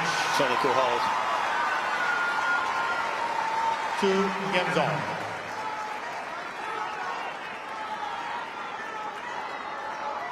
Just like the silence underscores big moments in tennis matches, when you get noise like that in the previous game in a rally, you know you're witnessing something special. Wally, what do you feel about the slice backhand that he's employed tonight, Popyrin? It seems like it's worked nicely. Yeah, I'm always a bit sceptical when you go to it 4 or 5 times a row in one particular rally. I mean, Novak deals with it well, but he plays it back fairly carefully, so it's been effective. And look, it was that little short slice in the end that set up the set point for him, so he's using it well.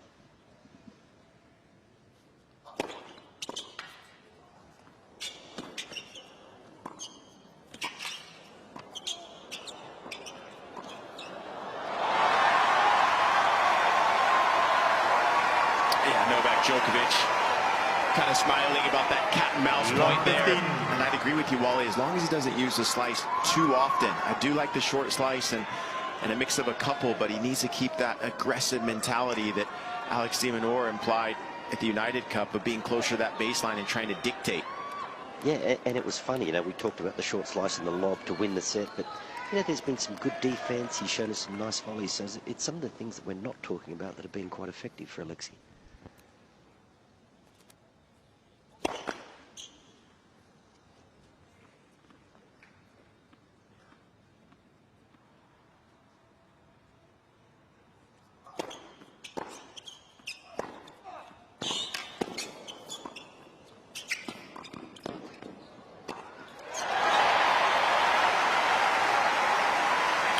Over the course of every time I've watched Novak or commentated his match, I mean, it's unpredictability that affects him. Short slice, serve and volley, hitting and come in when you least expect it, not giving him the same ball, and Alexei Popyrin is doing all of those tonight. And I don't know how you guys were under the lights, but I take my hat off too to Alexei. There's been a couple of lobs that he's dealt with that goes up through the crowd, through the lights, into the dark, and back down, and he just nails it with confidence every time.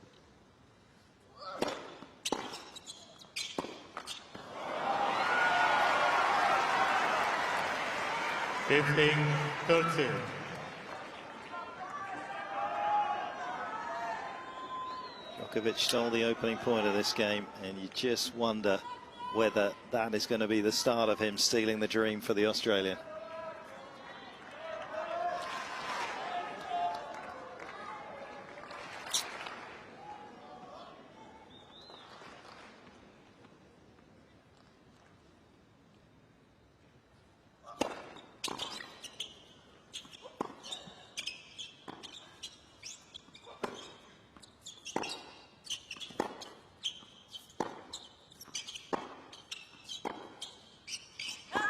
with breaking news coming out from Nick Monroe.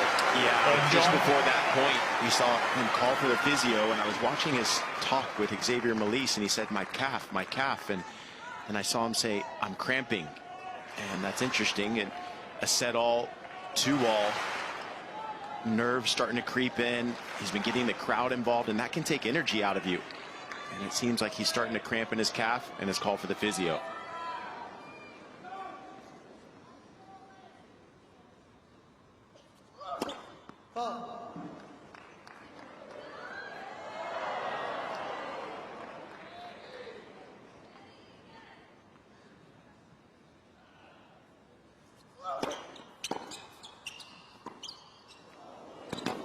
He's done it again. And a lot of times you see players use the short slice cross court because it goes over the lower part of the net. But he's using the slice down the line over the higher part of the net. Djokovic is really struggling to get under that ball to get it up and down. Impressive. The X-Man has found something in the X and O's of this game. And Popyrin with power, precision, pushes on again. 3-2. Leads by 3 games to 2. Ladies and gentlemen, the prison penalties has been called for Mr. Popyrin.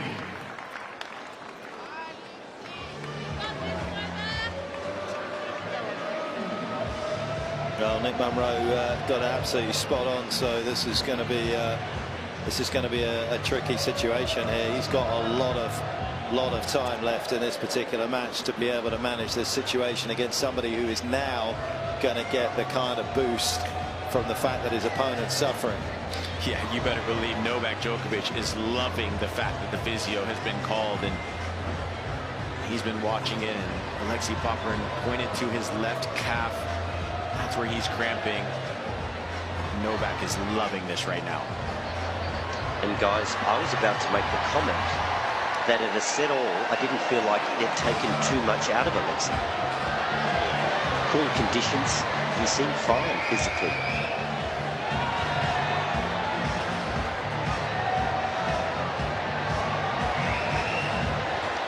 Yeah, and typically, you can't normally call for a physio for cramping. I mean, that's part of a physical issue that you just have to get down yourself. Maybe it's more hydration, bananas, whatever it might be, but right now, I mean, not much a physio can do other than massage the leg, maybe stretch you out a little bit.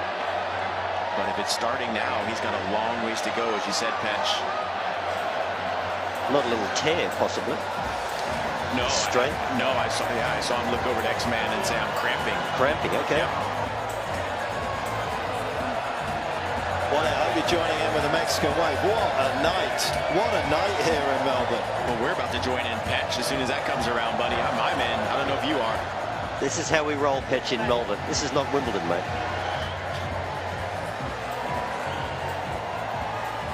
There's a lot of runway to go tonight for Alexei Popyrin if he's going to score the biggest win of his career and send a seismic shot around the world in terms of knocking out the world #1.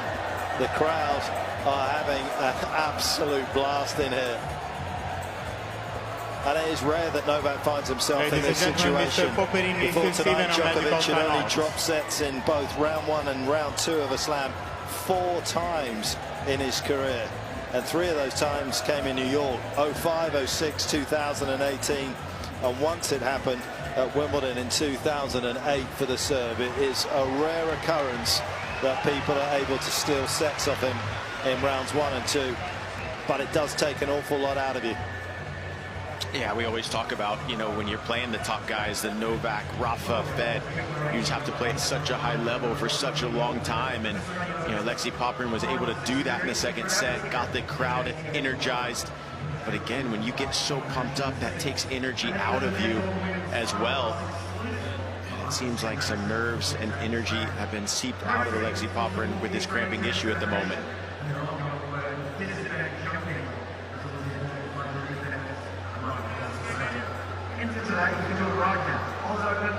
Time since the last point right now, 3 minutes and 30 seconds. Got to say, Novak's not looking too enthused on the bench while this is taking place. He's leaning back. You'd think he'd sort of be moving himself. It's a cool evening. You don't want to sit there for too long. There's something a little agitated or irritated about Novak tonight. It's hard to put your finger on. Yeah, he's definitely under the weather, like you said, Wally. The fact that he's blowing his nose every single changeover, he's definitely feeling not 100%. There has been a little bit of it going around in Australia. And you can see, even though the fact that his opponent is now hampered somewhat physically, he's not exactly looking like the sort of he's got the best news of his life.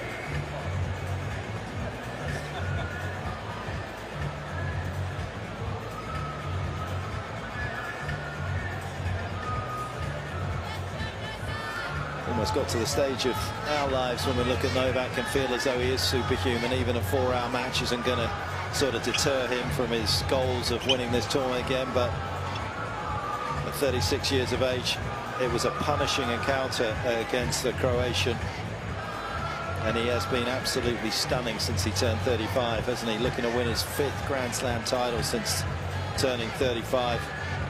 And not only that, he has won 12 already since turning 30. It has been an incredible alchemy since he turned 30 in the course of his career. Not just collecting trophies, amassing them. 4 times he's won 3 majors in a season.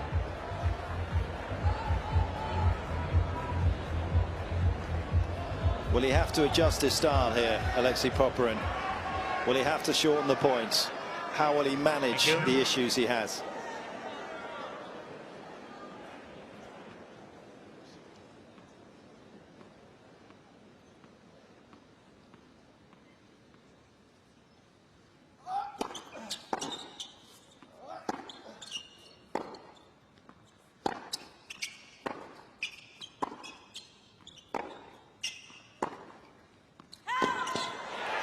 Yeah, for Novak Djokovic, in his last 18 matches, and he's won the first set and lost the second. He's only lost just once in that scenario, and it was against Alcaraz in the women's final. The other 2 players to win a Grand Slam match against Novak in that scenario, when he won the first, lost the second, was Stan Wawrinka and Rafa Nadal. That's what Popyrin's trying to conquer right now.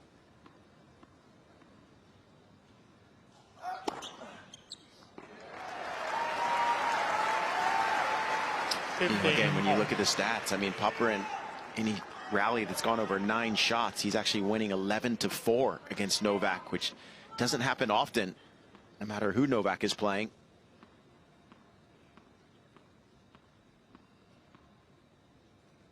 But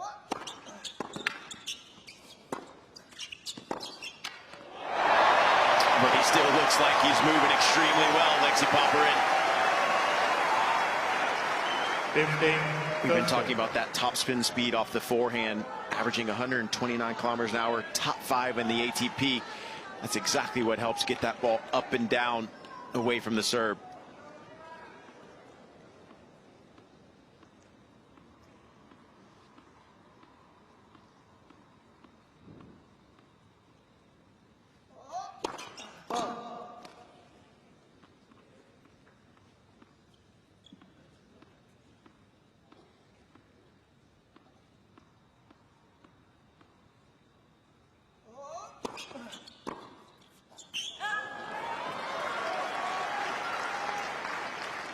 As you said, Wally, sometimes he gets in there on that second serve return and crowds himself, and he's getting jammed with that body serve, not getting around the return, making a few too many mistakes there.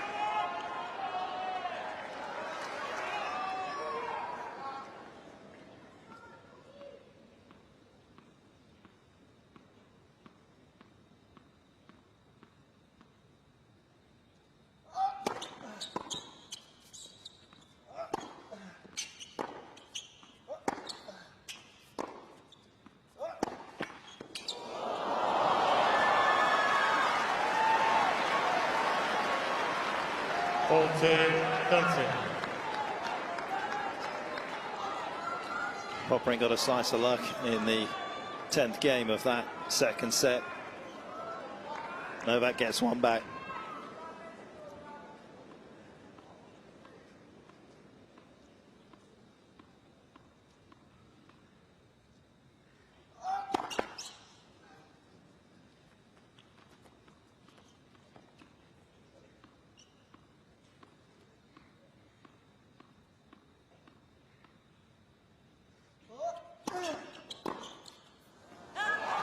Djokovic, new balls, please.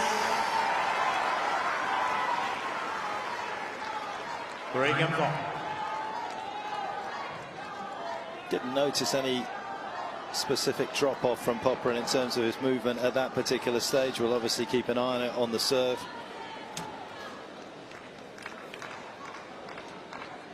And again, it has been hot and humid over the last couple days where players were starting cramping. One player in particular, Stan Wawrinka, against Adrian Manarino in his four-set match. Jack Draper as well yesterday against Marcos Giron, ended up getting through the match but had some cramps. And Alexei Popyrin, I feel like it's a little bit more of nerves than actually a fitness issue.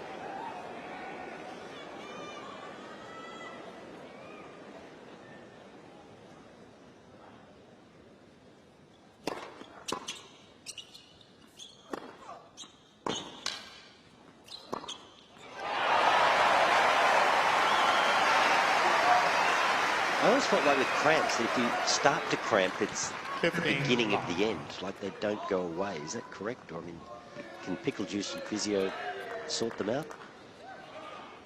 Not when you come from tougher nations, Wally.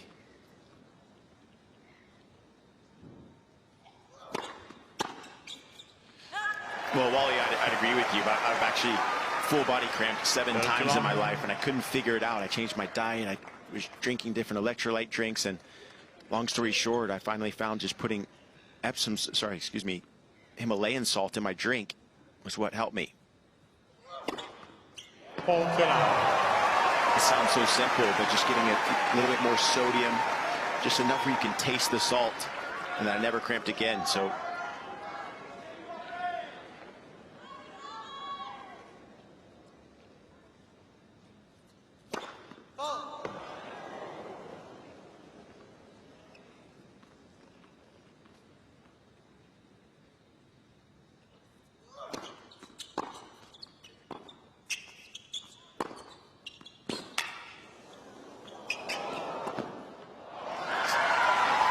Where did you source Himalayan salt from, and does it have a higher sodium content? Is that why it's so special? yeah, I mean, look, you can also just use normal iodized salt as well. Yeah. Just use the salt packets from the cafeteria that we have. But you know, in the States, Himalayan salt's just at any normal grocery store, Whole Foods, any kind of fresh market as well.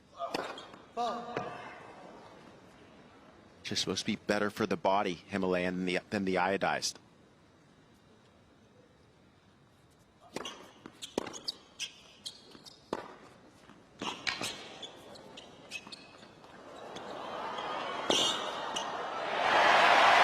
Some attractive points in this match.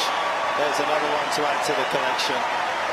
The Aussies are still believing. 4-3, Popyrin, third set. Popyrin leads by 4 games to 3.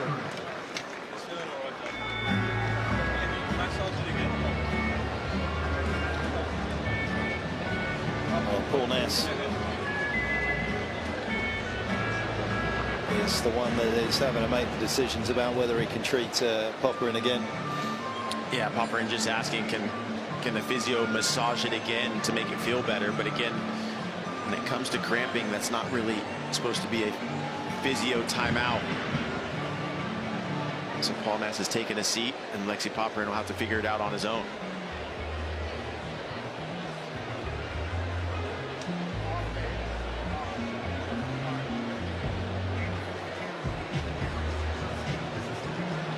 Got me Googling Himalayan salt on my computer here.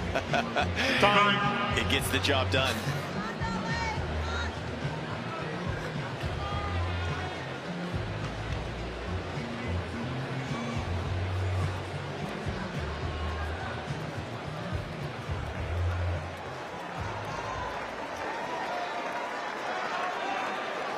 Patch, I'm familiar with it. It's a salt of choice in our family. Is it? Yeah, table salt. See, I love you guys. Did you actually go to the Himalayas for it? Coles.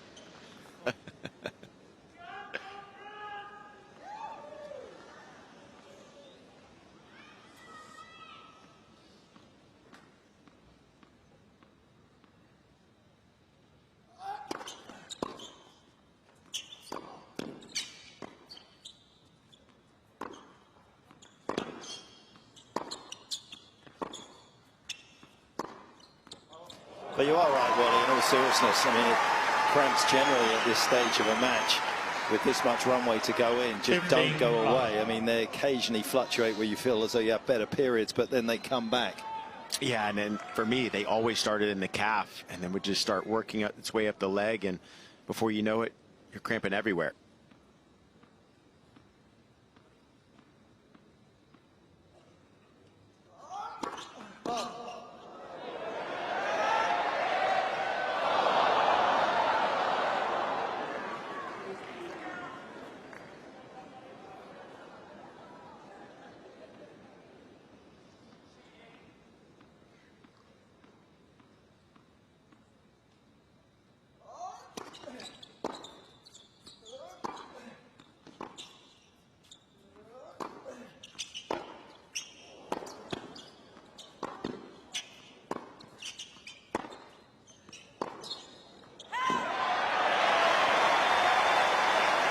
The shot tolerance from Alexei Popyrin has been impressive. 15. He's hanging in there with Novak Djokovic every single point. No signs of the cramp lingering at the moment.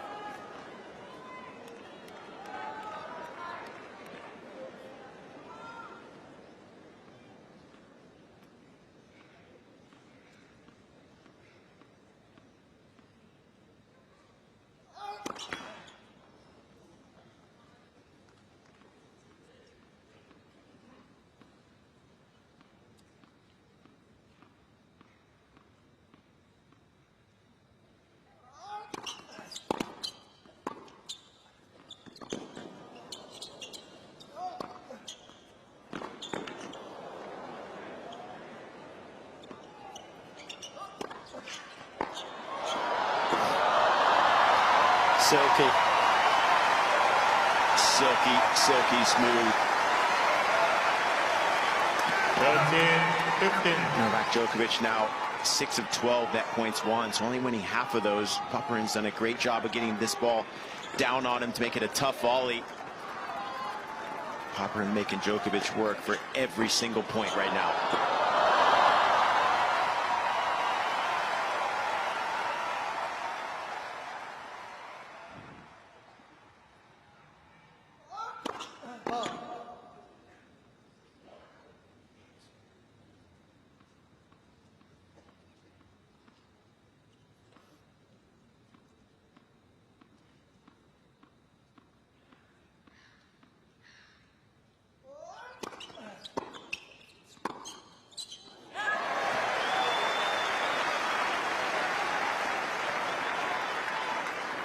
Novak in two minds about whether that return from the Australian was going to land in.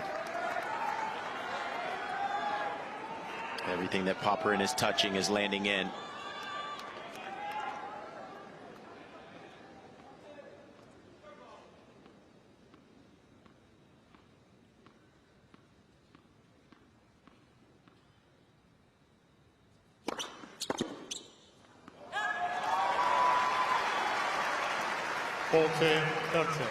Just shy of his fastest of the night, but he wanted a quick point and he got it.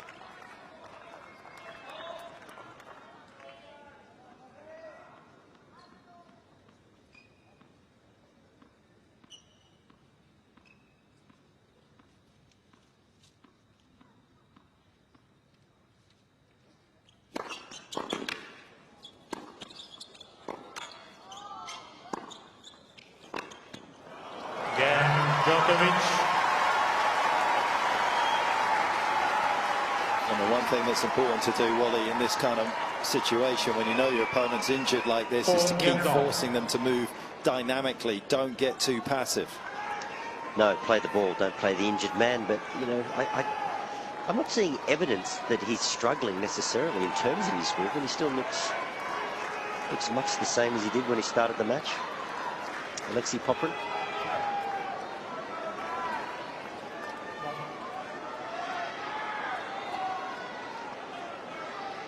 Thank you.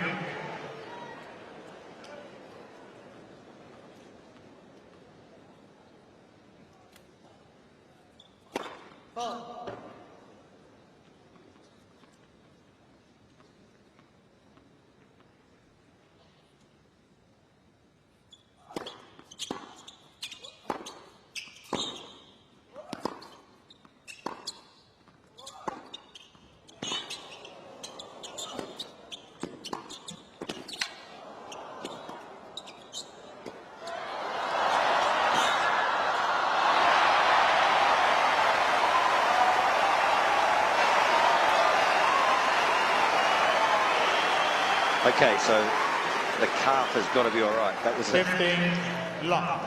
This is a pretty good leap right here. Lunge by Novak, not quite, but you'd think, Nick, and I'm assuming, you know, if there's cramp in the calf, the serve, loading up on the serve is the problem, and that smash, for example, like trying to get up on your toes, not easy.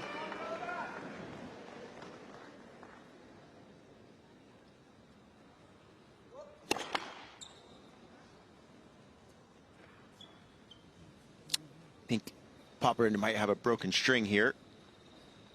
But yeah, I'd agree with you, Wally. It's interesting that if you are cramping in the calf, as you said, just getting up on that serve, going up for the overhead, but he seems to be kind of not getting the crowd as much involved, right? Pumping the crowd up. He's just kind of more within himself, focusing on himself, and not expending that extra energy, I think, is helping him as well.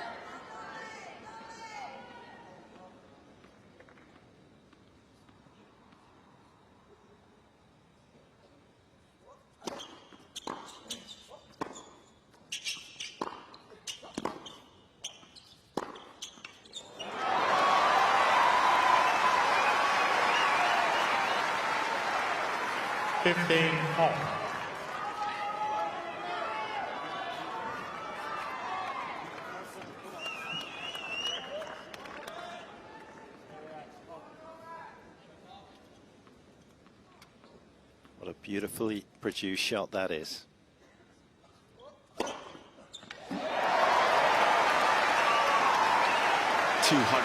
from Popyrin. That's the fastest serve of the night from the Aussie. Again, hard for me to imagine, but his average first serve speed coming into this match, 198.2. He is revving it up now.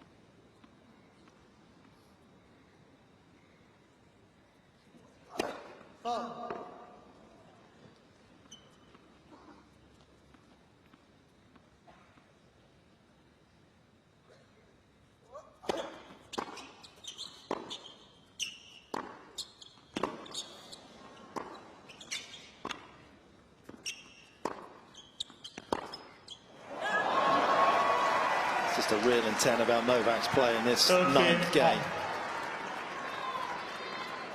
Popyrin, of course, overcame cramps in that dramatic win against Stan Wawrinka in Umag deep in the third set before knocking Wawrinka out in the championship match late on.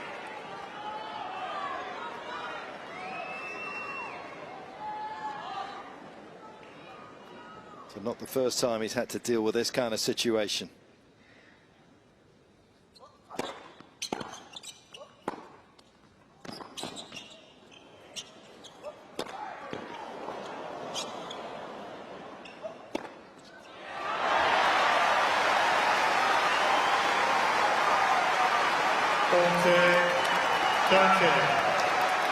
The first smash was all frame.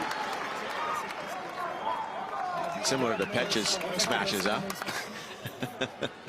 That was impressive from Popyrin. That last overhead, that ball was so high in the sky, so to time that, not easy.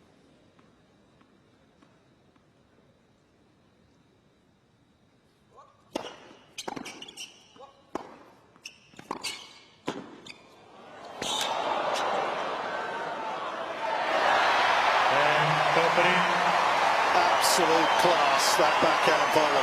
Knifed it. 5-4, third set. Popyrin leads by 5 games to 4.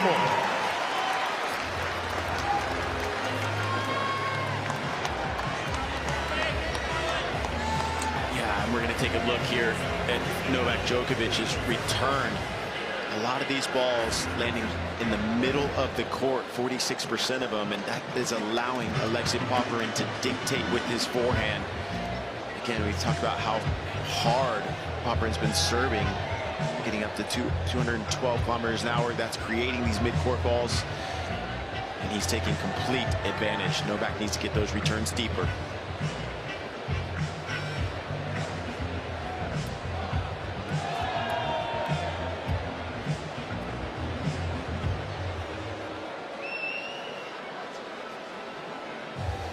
A little shot back over to the CBD in Melbourne, which is just a short 10-minute stroll from Melbourne Park.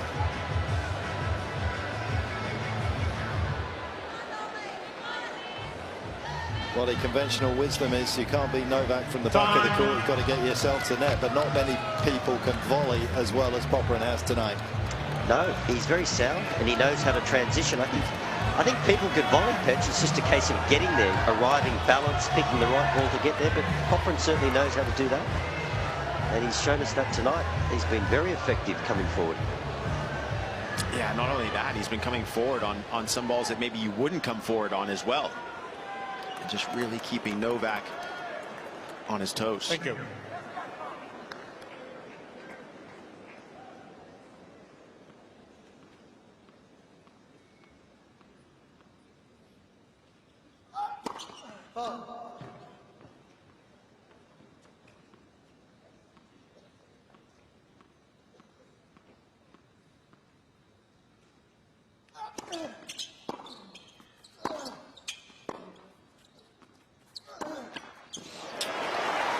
One comment that Alexei Popyrin made after beating Novak at the United Cup, he said, when you go against Novak, you've got to back yourself. You got to keep fighting to the end. And I saw Alexei Popyrin and Popyrin walking together yesterday in the Players' Lounge, and you better believe he was telling Alexei that exact same thing.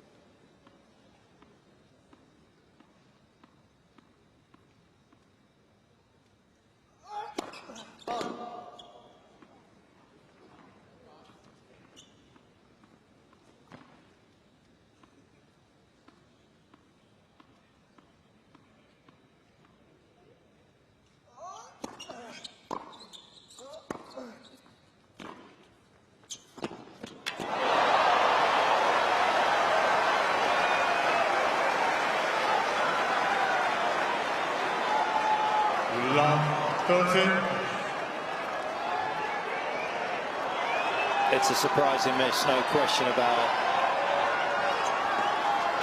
But not many players get to push Djokovic this close in the opening rounds of a major. Players are ready. Thank you.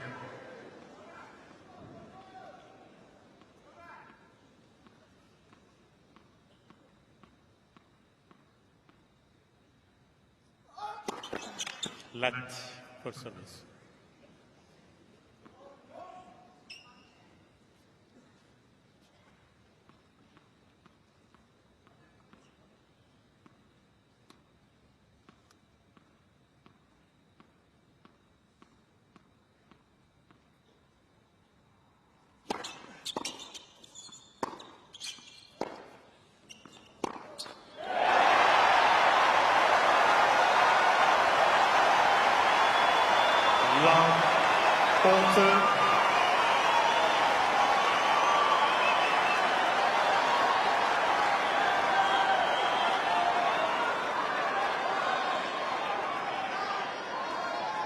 Triple set point.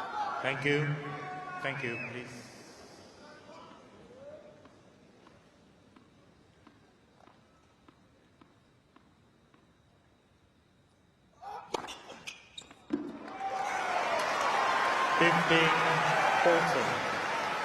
And Novak going with probably his least favorite serve on that outside to save the bacon so far. Can Alexei Popyrin get it done here?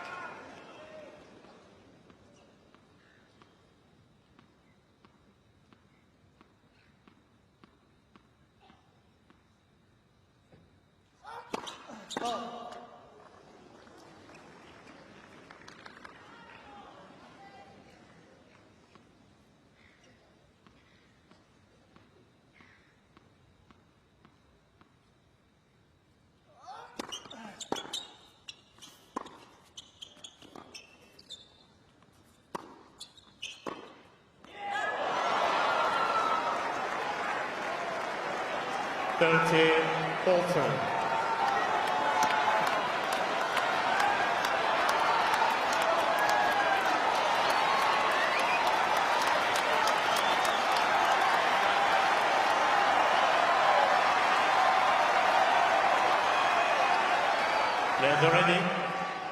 Thank you.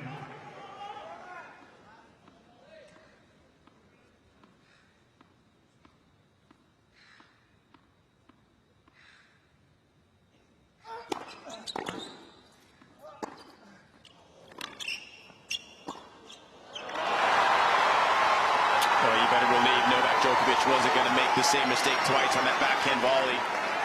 On the previous one, for him to get to love 30, he just stopped his feet from moving on the volley. This time he ran through it, kept the momentum alive, and now he's back to deuce.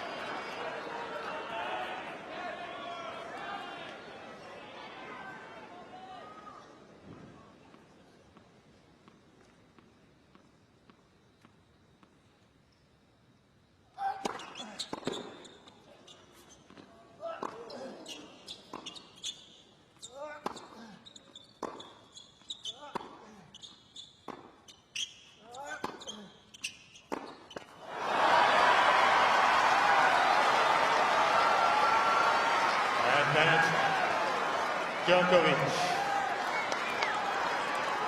It's almost like when Popyrin's had the chance to break, he's played kind of a softer point, hasn't stayed as aggressive. He's got to keep up his racket speed here.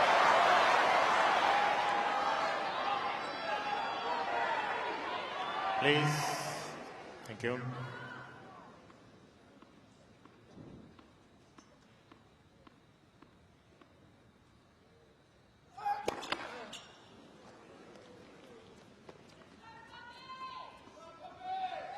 Please.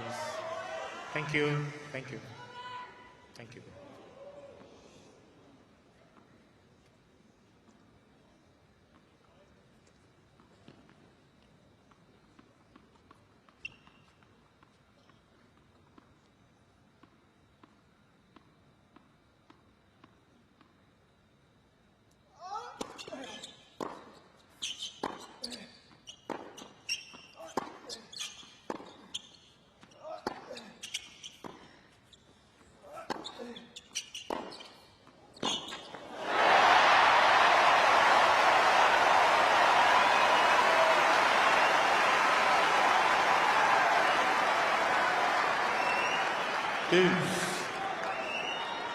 Novak still can't get himself to the relative safety of 5-all.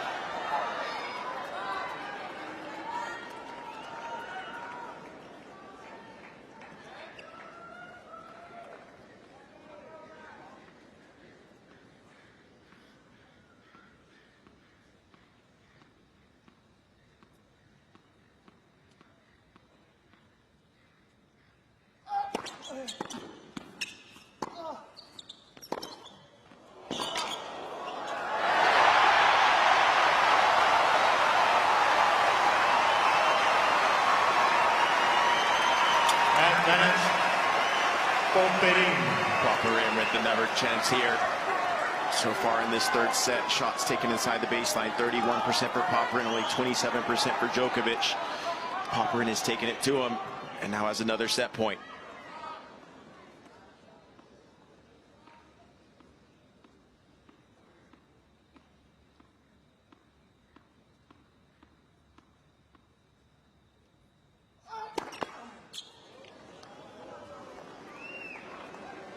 Please, please.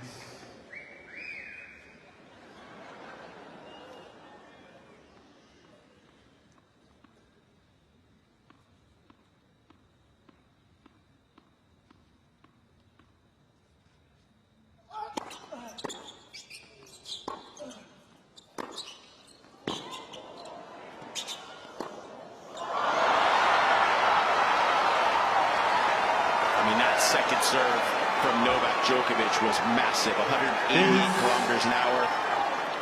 He normally averages 157.7 kilometers an hour on the second serve. That's more than 20 kilometers extra on that big point. And he glued it on the line and somehow guided this defensive one-hander down the line. An extraordinary escape.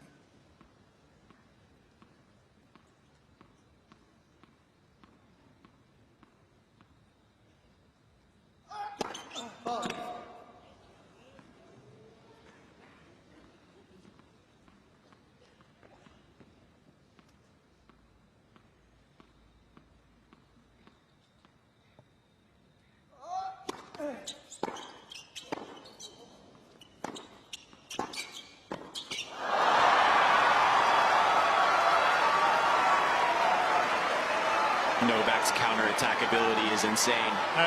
He felt like he was on the defense, but he just held his ground. A little extra dip on that pass.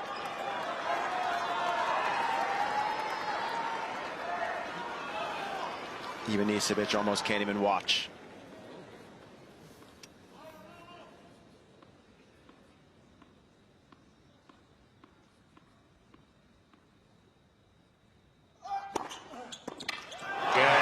Djokovic.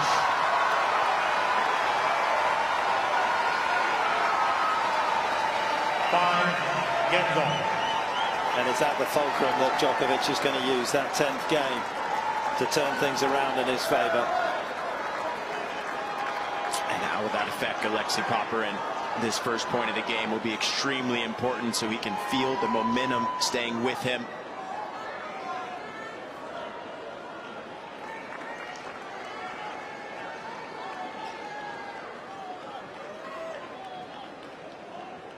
Thank you. And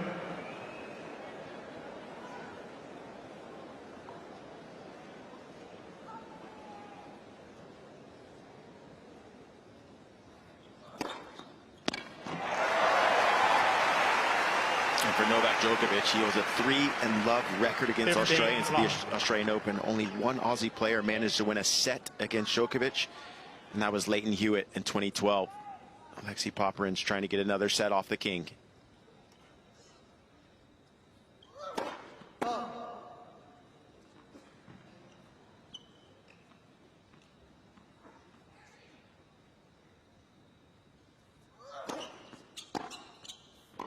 Third to long.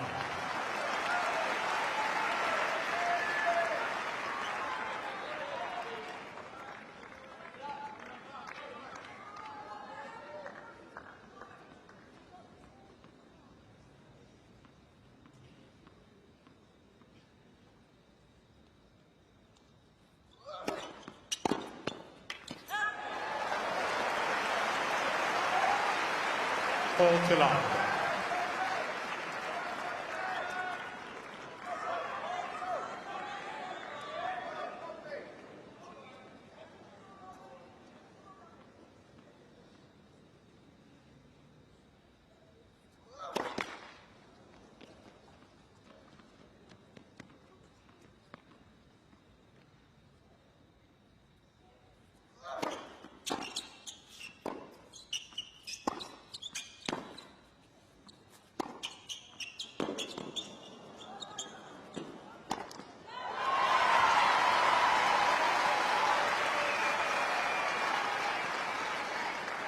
Forty 15.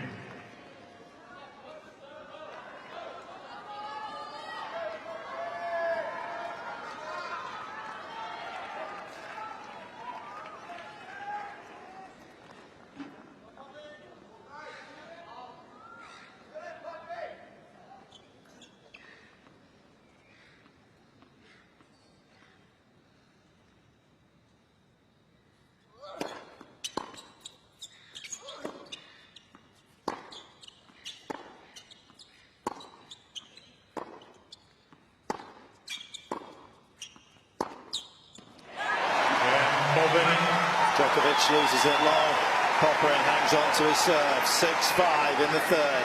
Popyrin leads by 6 games to 5.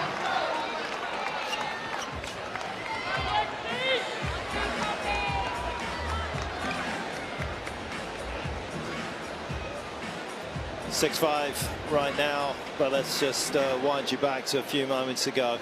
Novak in a huge hole, down love 40 on his own serve, trying to stay in this third set.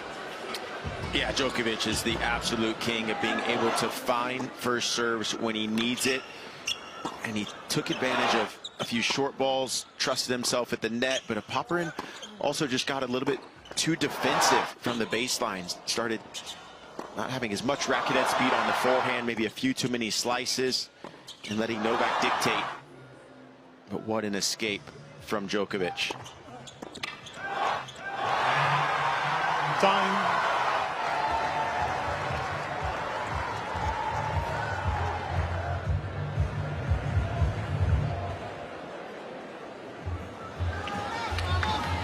two players with two world-class coaches who are world-class players in their own right as well. Xavier Malisse sitting on the bag for Alexei Popyrin inside the world's top 20 at his peak. Played world #1s on 5 different occasions. Did Xavier? He actually played Novak in Basel. Took him to 7-5 in the final set. Never got a win over a world #1, but 4 out of those 5 meetings went to a deciding set. So close against Sampras and Safin and Federer. He knows what it's like to be out there.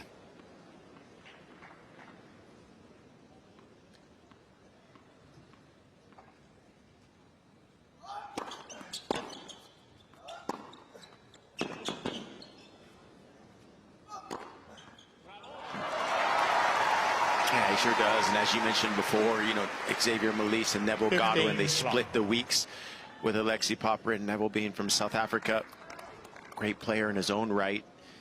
So when you have 2 great players, former great players as coaches, you're going to trust everything they say.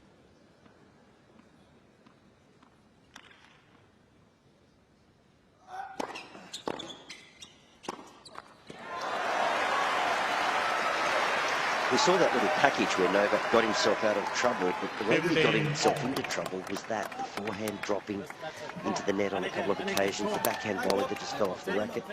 And guys, it is getting a lot cooler down here. I've had to slip on my cashmere sweater. The conditions have changed.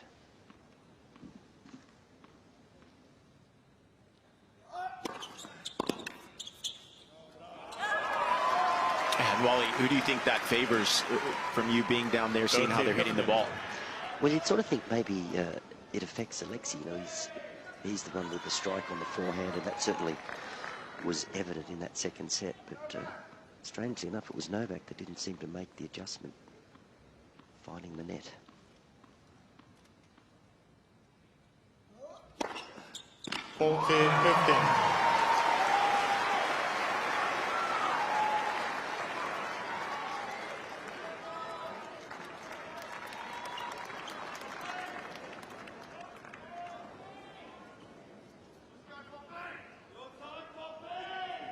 Please.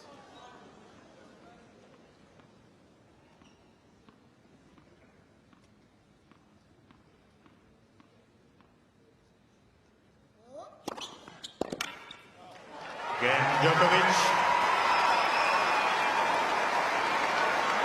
6 games all. Third set. Time break.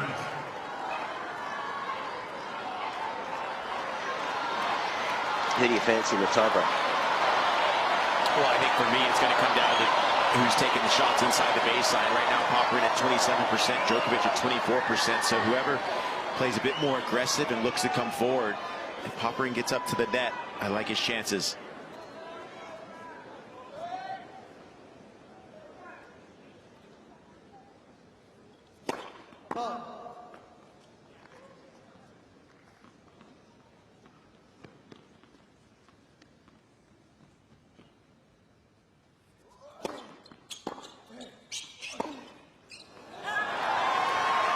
But again, this is where Novak knows exactly how to buckle down.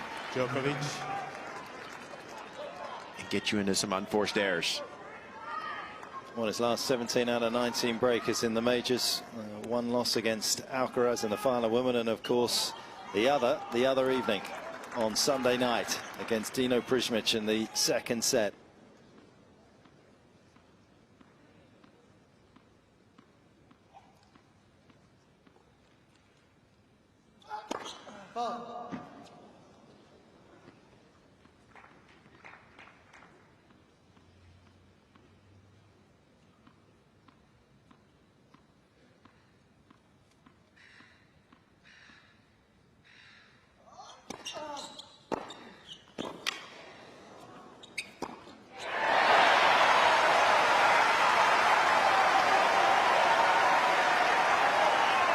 Yeah, Novak again talked about how de Minaur succeeded in taking the ball early and aggressively hunting down anything that fell short in the court, and that's exactly what Popyrin did there.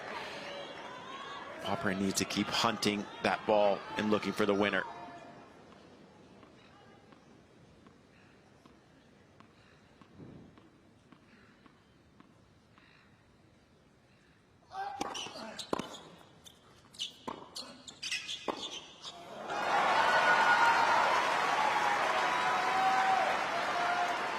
2-1. Djokovic. Novak almost saying to himself, maybe I just need to keep coming into that backhand. Saw the backhand error there and the wry smile from Djokovic.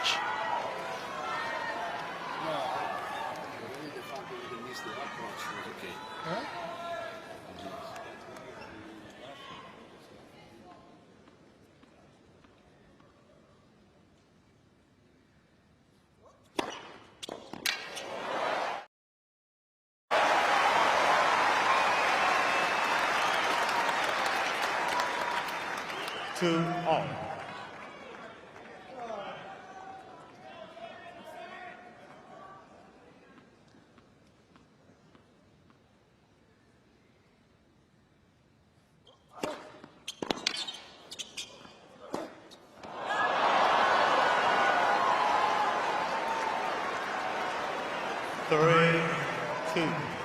Just that innate ability that he has to get a ball back into play at a pressurized moment and allow his opponent to beat themselves.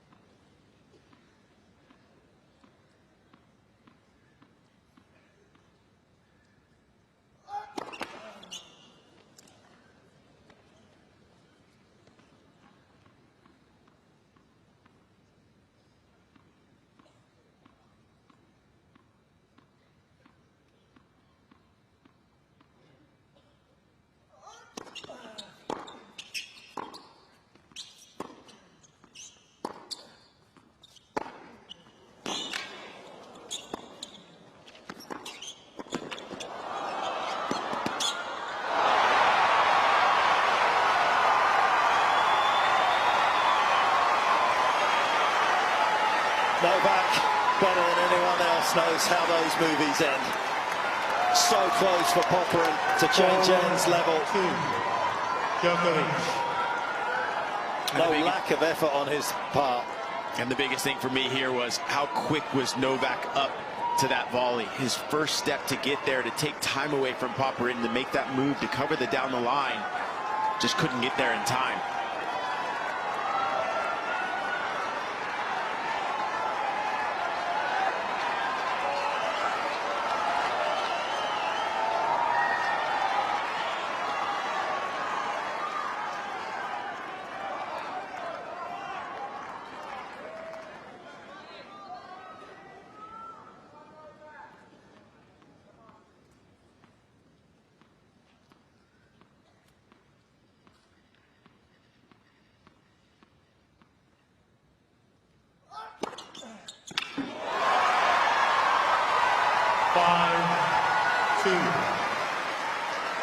And an ace when it matters most. 6 aces for the set, 9 in the match.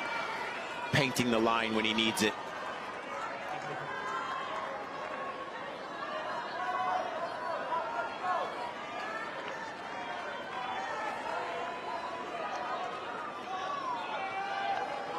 Thank you.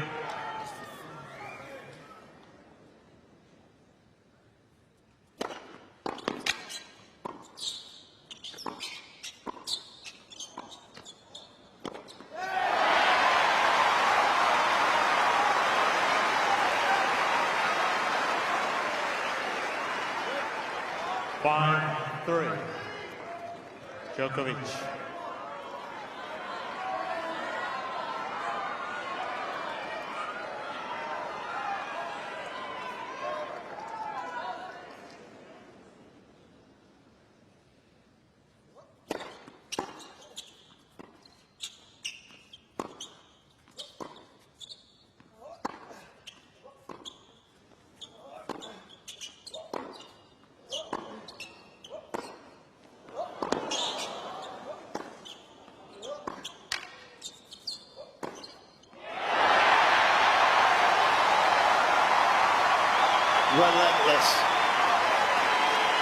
Relentless in his pursuit of the world #1. 5-4. Djokovic.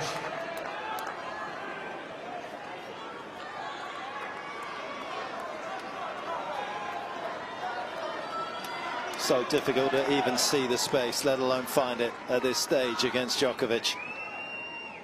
Brilliant from Popyrin.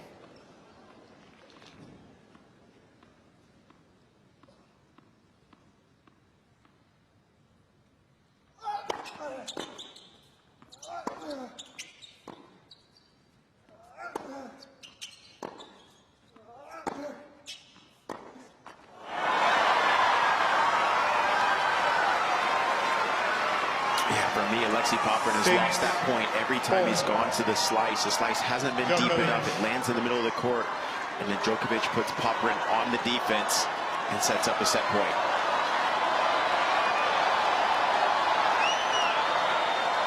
Thank you. Please.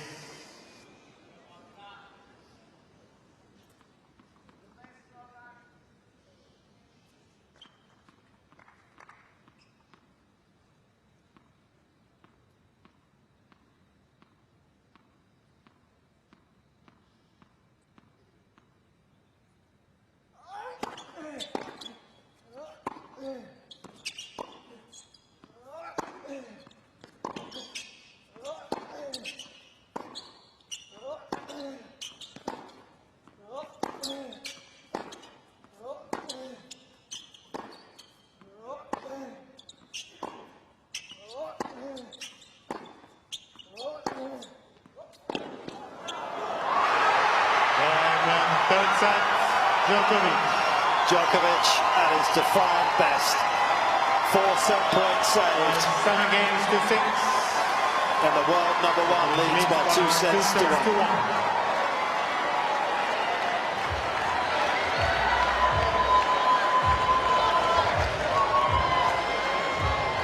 Popyrin threw everything at him.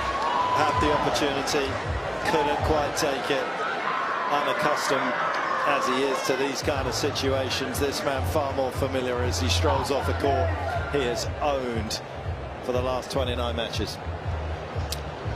Yeah, Novak Djokovic at his utter best when he needed it most. 80% first serve points won. As you see, the winner's the same.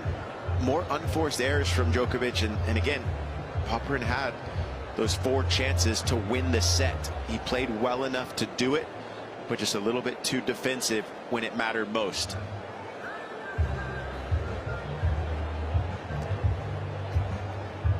Credit all the way around though for Alexei Popyrin for that 3rd set.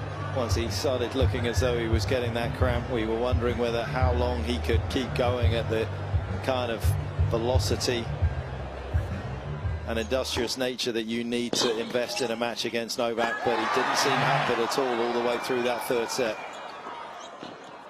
It was Novak for large parts of it that was hanging on. Yeah, Novak absolutely was hanging on, and again, I felt like there in the end, you know, he was smiling a little bit, and I think that just helped take a little pressure off of himself.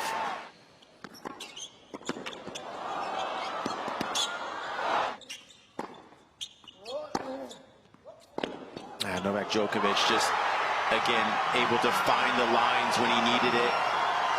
Maybe seems a little bit under the weather, but that's what champions do. Find ways to win when they don't feel their best.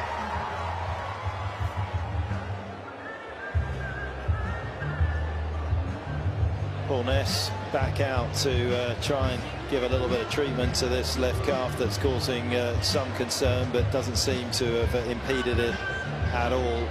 Wally, what a set of tennis from the Australian. Tough one to take. He did play very well, extremely well, no question about it. I was very impressed. There's been elements of his game, some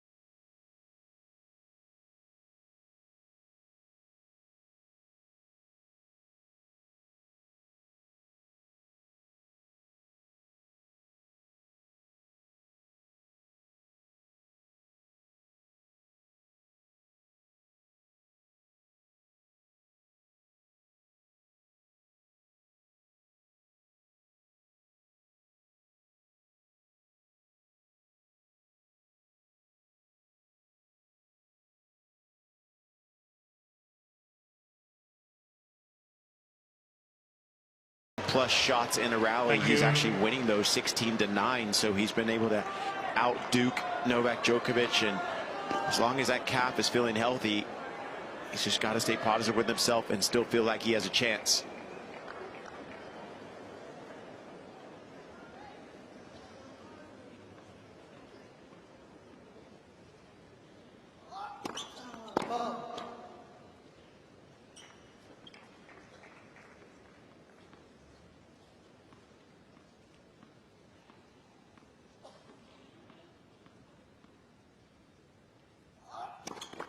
Left. Second service.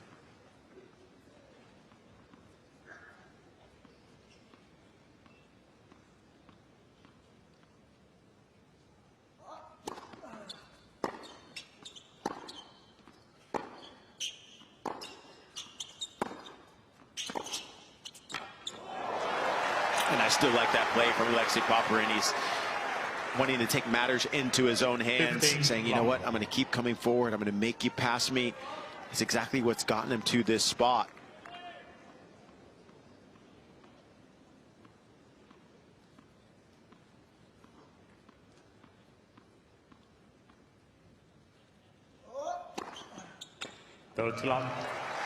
Watching this and watching Novak's first round against Prismic, you wonder, who can take him out at the Australian Open? But then you think, is it a collective effort by a series of guys taking something out of him each match that leaves him vulnerable?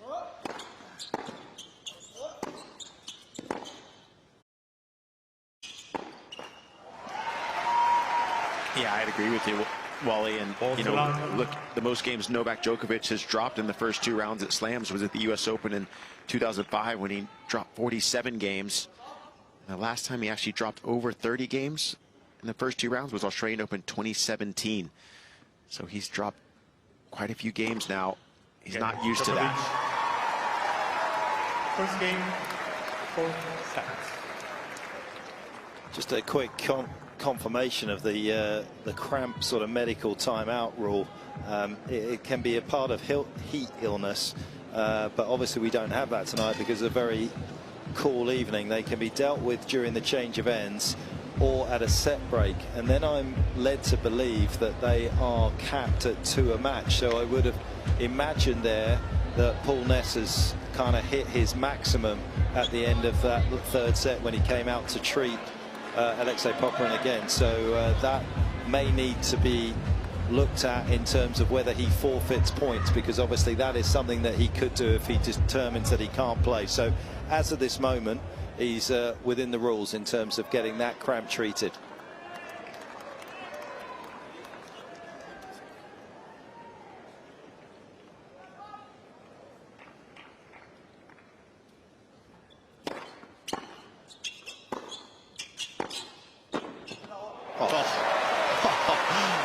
That looked Patrick Rafter-esque. He hit that approach shot, got inside the service line so quickly, kept that racket out in front. You obviously never saw Wally volley. Oh, I guess not. Say that 10 times, Wally volley.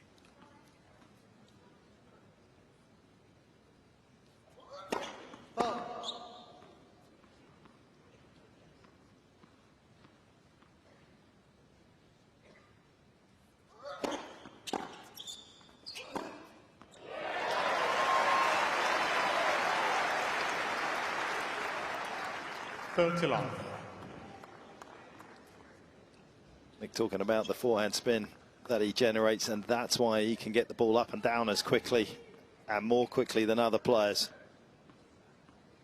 Devastating shot.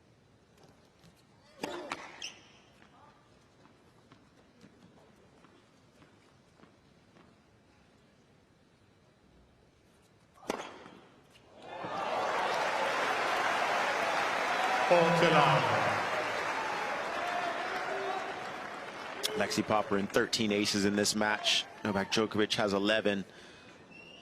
Popyrin dropping the hammer.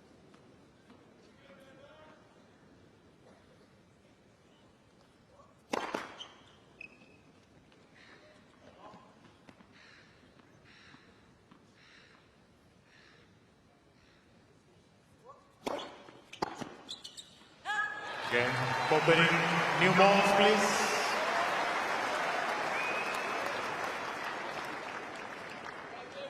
One game on.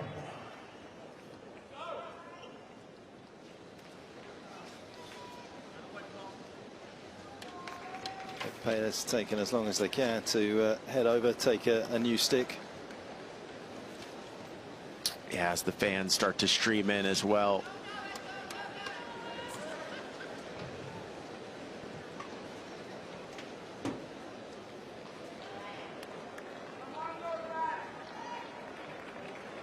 No let up in the quality in those opening couple of games of this fourth set as well, after the dramatic conclusion to that third set where Popyrin had 4 set points. Novak took it. Both come out firing again.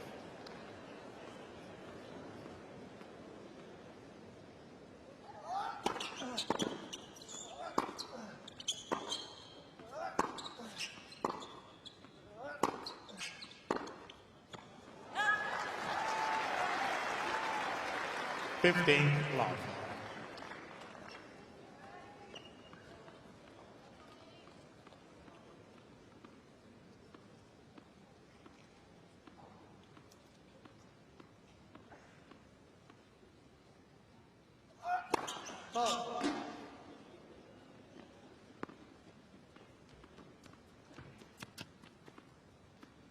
Please.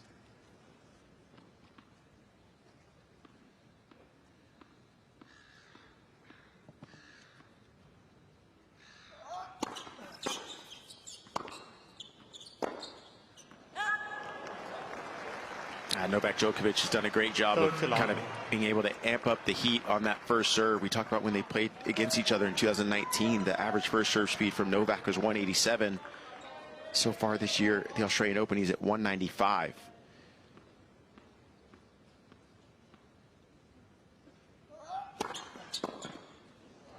And there's a 204. Just getting on Popyrin quickly.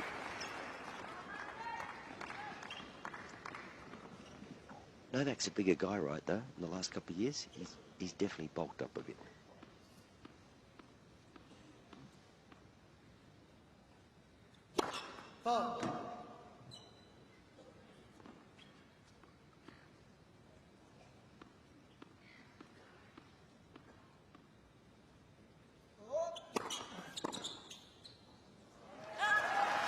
Djokovic. Rapid hold, just what he wants. 2-1 in the fourth. Leads by 2 games to 1.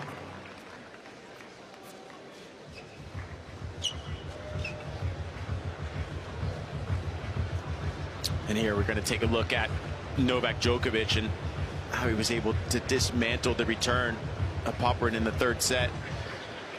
He just had so many serves that were so close to the line. So that little blue area, the light blue, is within 2 feet of the line. 80% of the serves there. And on the ad side, 78%. So just finding a way to make Popyrin stretch into creating some mid-court balls that he could dictate with. And Djokovic always finding a way to get out of a jam.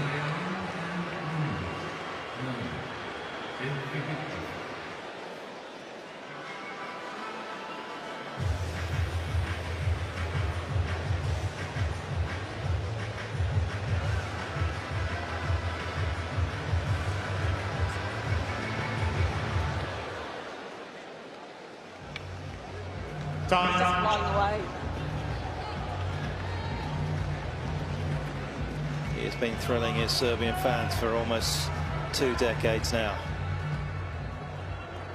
An exceptional athlete, and has left no stone unturned in his quest to be the best of all time.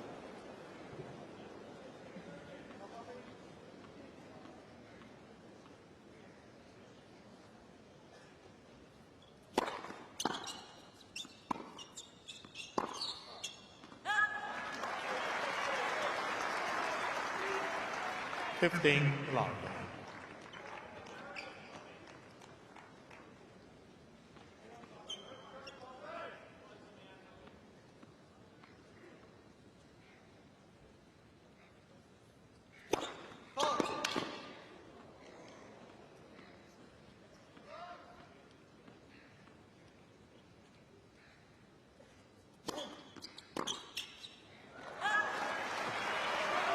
Popyrin using a little bit more kick to the backhand there. As we've discussed, a lot of the second serves from Popyrin go into the body. He doesn't typically go for the corners. That time he did go for the corner, and it worked.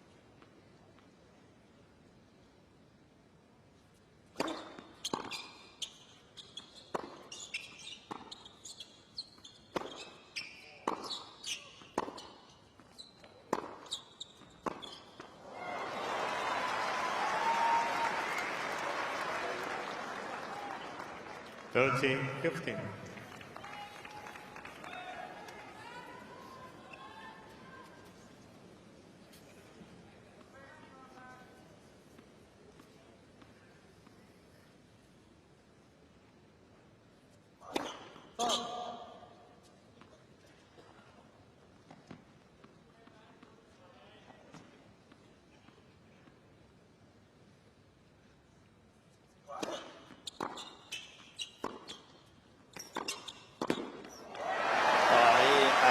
Looked so assured up at the net.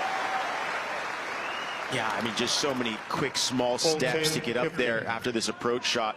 Look at his first step. He came in quickly and followed the ball well. Always the key when you hit the approach shot. Make sure you follow the ball and then read the racket.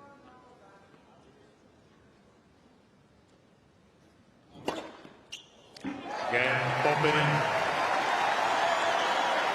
And Djokovic just kind of feeling his wrist a little bit. He's messing with his hand, stretching it out.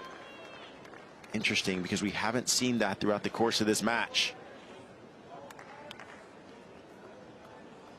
It was a concern, of course, of the United Cup, and he was struggling with it throughout that match with Alex de Minaur, but assured everybody coming into Melbourne that he was going to be okay. But as you can see here, the wear and tear after two very long matches in the opening couple of rounds here. This one not even close to its conclusion, causing problems for Djokovic.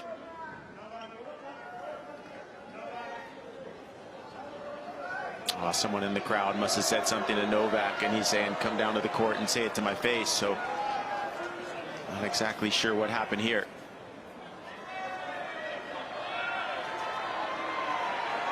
He's been a little bit on edge throughout this match as well. Thank you, ladies and gentlemen. We are ready for play. Thank you. Thank you very much. Please. Thank you.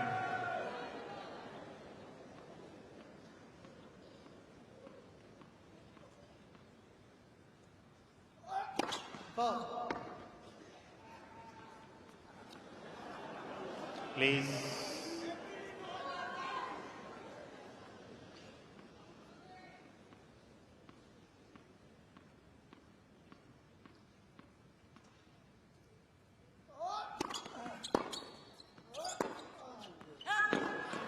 And you just wonder if that maybe took a little bit of the focus out of Novak Djokovic, along with the wrist maybe starting to affect him now. Definitely going to keep an eye on that.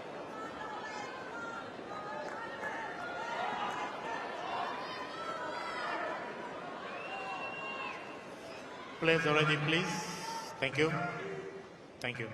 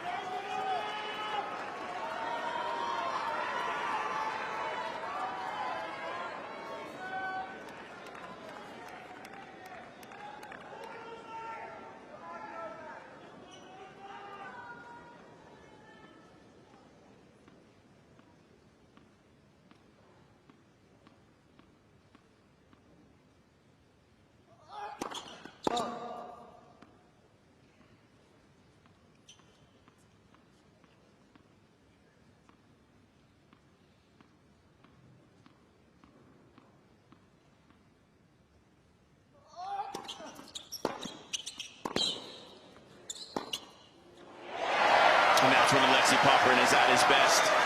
Looking for that second serve, forehand return. 15-13. Absolutely taking a swat at it. And again, that racket acceleration on top spin speed on the forehand, being top 5 in the ATP, allows that ball to get up and down quickly.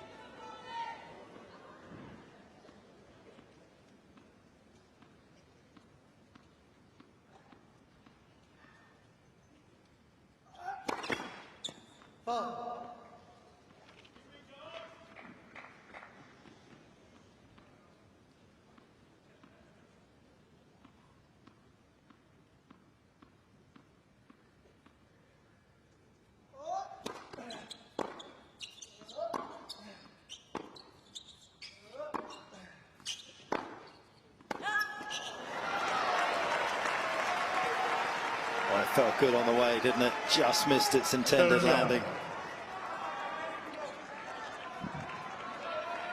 Yeah, Popyrin even on forehand and backhand with 21 unforced errors from both wings. He's staying aggressive.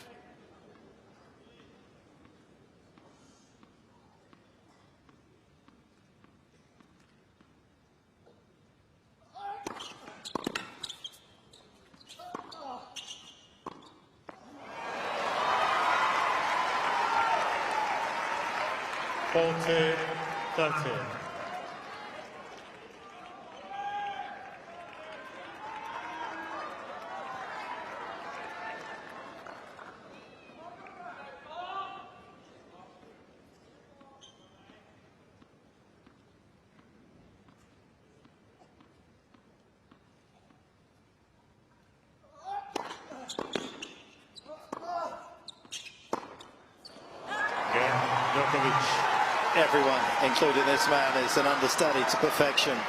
But even on his less than perfect days, he more often than not comes out on top.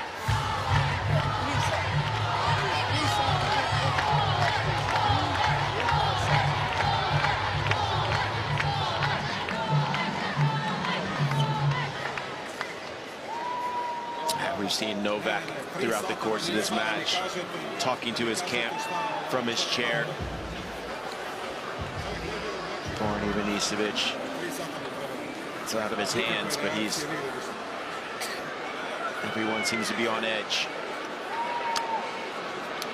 It feels like he's offering them nothing but sarcasm. A lot of wry smiles, shaking the head. Yeah, and almost like they can't really hear what he's even saying. He was pointing to his wrist just a minute there on the changeover, but really unsure of what's going on there. Time.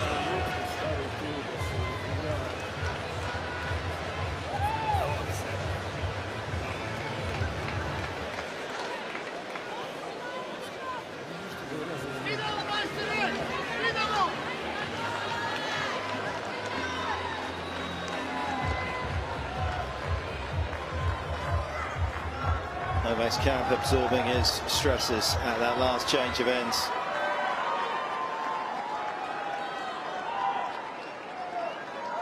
He's concerned for his future in this tournament, and some of that may relate to the wrist problems that he's currently carrying as well.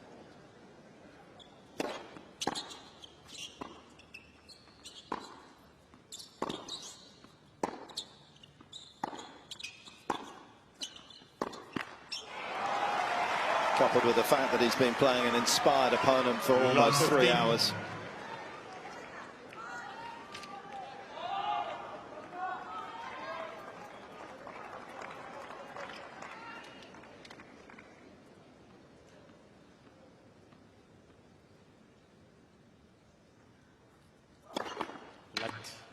First service.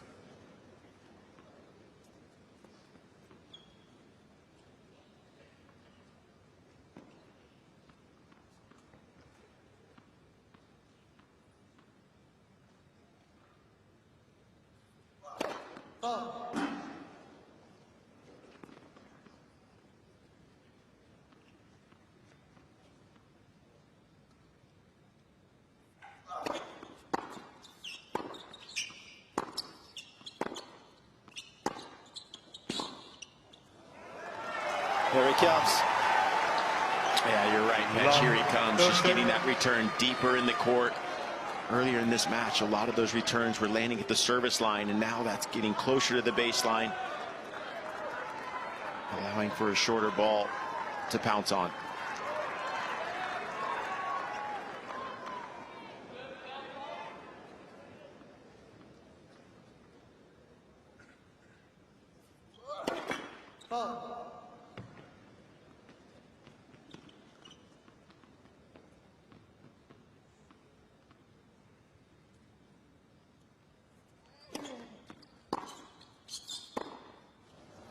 And another great deep return close to the baseline. And when you get a little bit tired, it's hard to move those feet for Alexei Popyrin. Popyrin might just want to go and ask the person in the crowd who said whatever he did to Djokovic to not say anything ever again. He's getting frustrated with his own team, but that person has been the one that's ignited this response from Novak.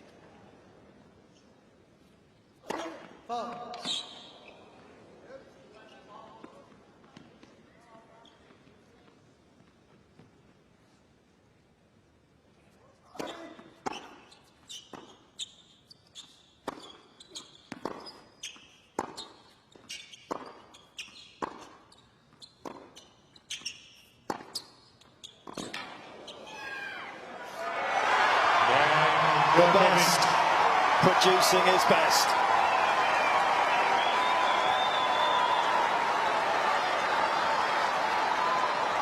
Djokovic leads by 4 games to 2. Djokovic, a wall of steel, blowing the ball out. Popyrin just feeling like he's got to find a way to hit some winners in this match, because Novak Djokovic is not missing anymore. Thank you.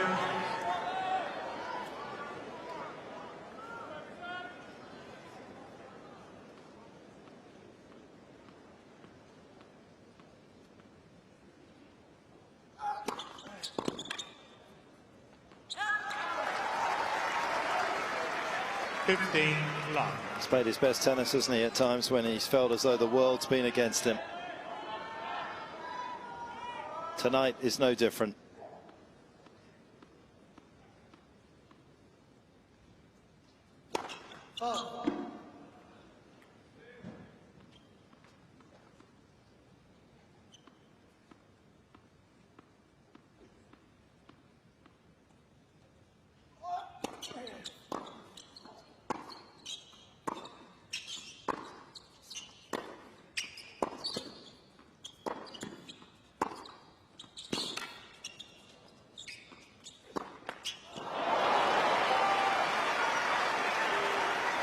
Yeah, Novak almost can't believe that he missed that shot. Just his feet stopped moving. He didn't have the body weight moving forward through it. You better believe if he gets that shot again, he'll make sure it goes in the court.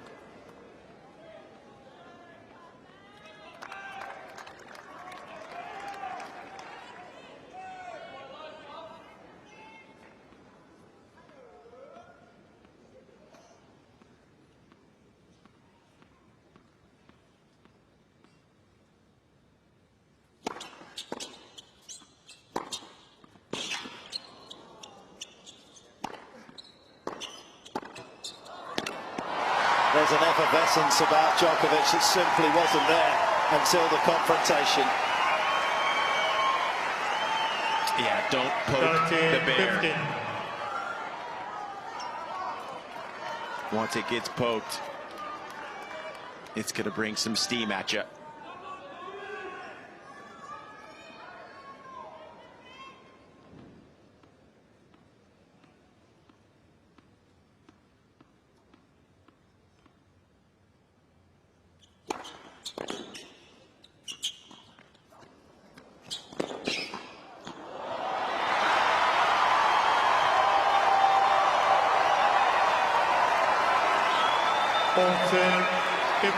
Djokovic against the crowd.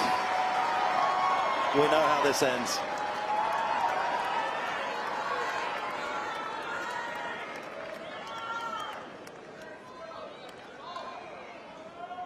If Popyrin doesn't, he's about to be introduced to it.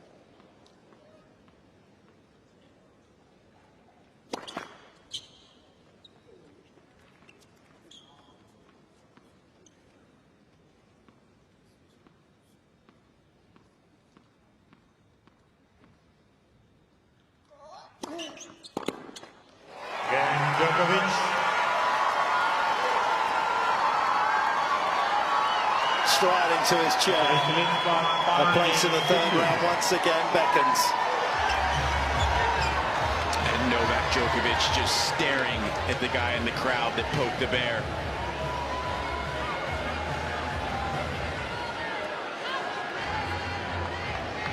Anyone else, Wally, you can remember that reacted the same way that Novak does in this situation?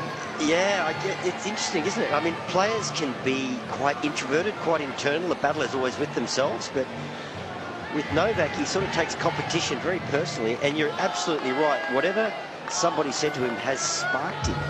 But it's not just that guy, he's taking on the whole crowd. It's such an interesting dynamic because he was in a very unusual mood in that second set. We've seen him complaining to his camp. I think for a while there he wasn't feeling the best.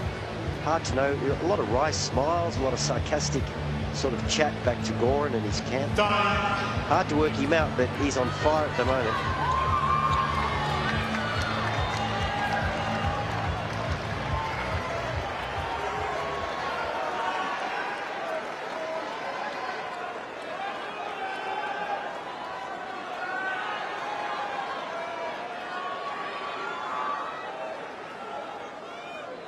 Popyrin serving a stay in it.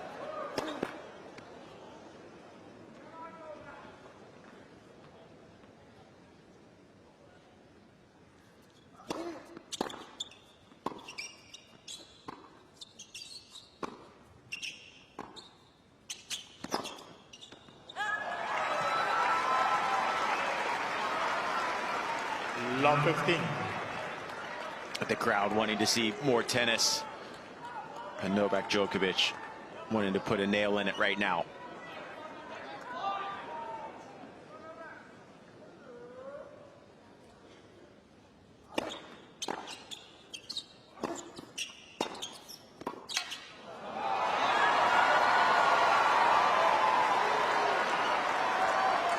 Long 13.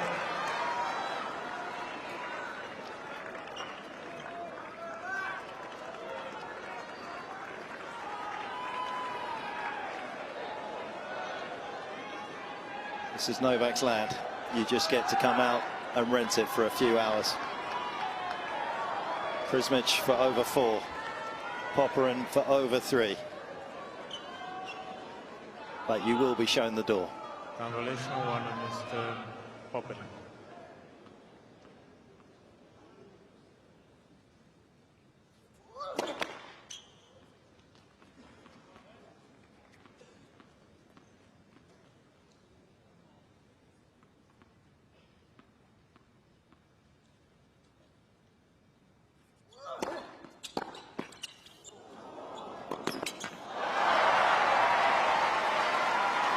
Long 14. Is run right.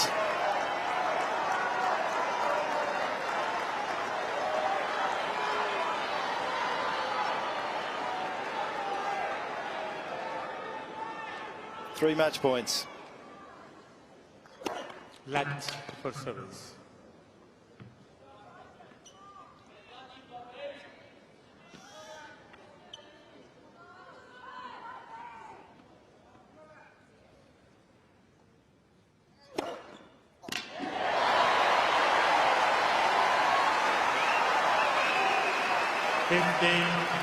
Porter.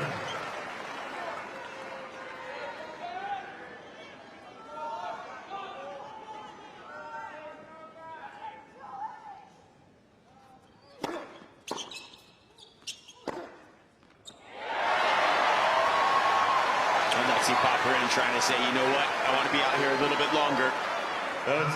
Porter.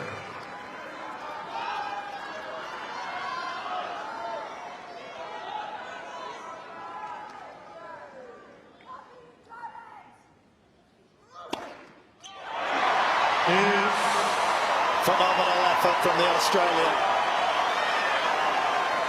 He said he wanted to come out full of confidence. He's done that. Can he keep it going?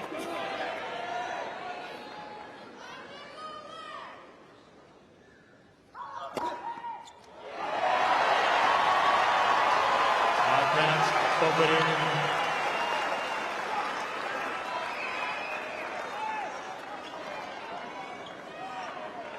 Thank you, please. Thank you.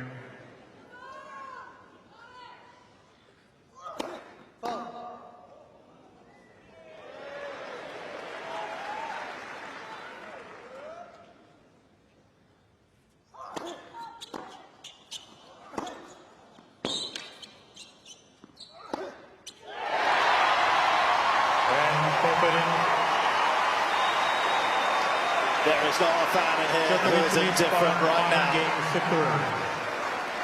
Popyrin has created an army of believers, not just that man.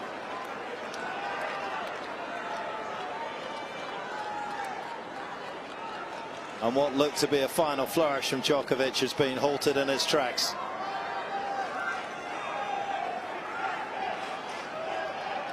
Thank you. The players are ready, please. Thank you.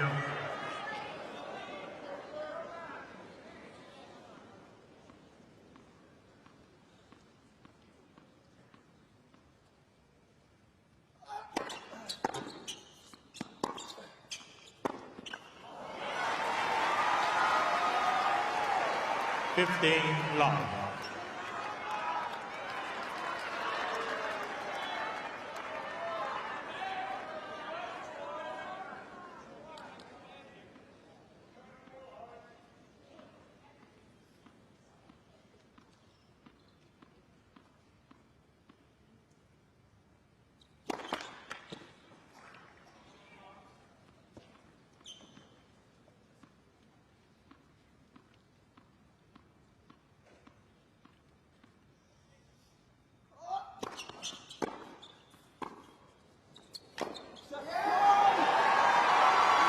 Novak Djokovic getting pumped up after winning that point. Just kept that slice low. What are you seeing down there, Wally? He's just not enjoying that he's not getting the love. Yeah. Normally he plays a non-Australian out here, and he's a huge star, of course. He's not enjoying the partisan support.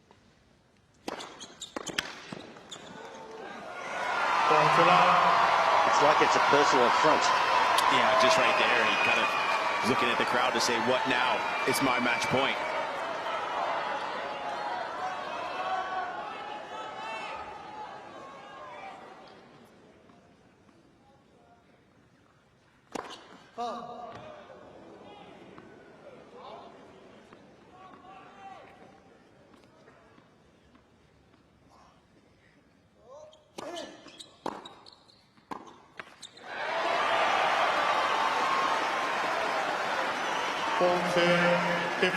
He's taken on the crowd at the US Open a few times and won. Doesn't seem to bother him at all.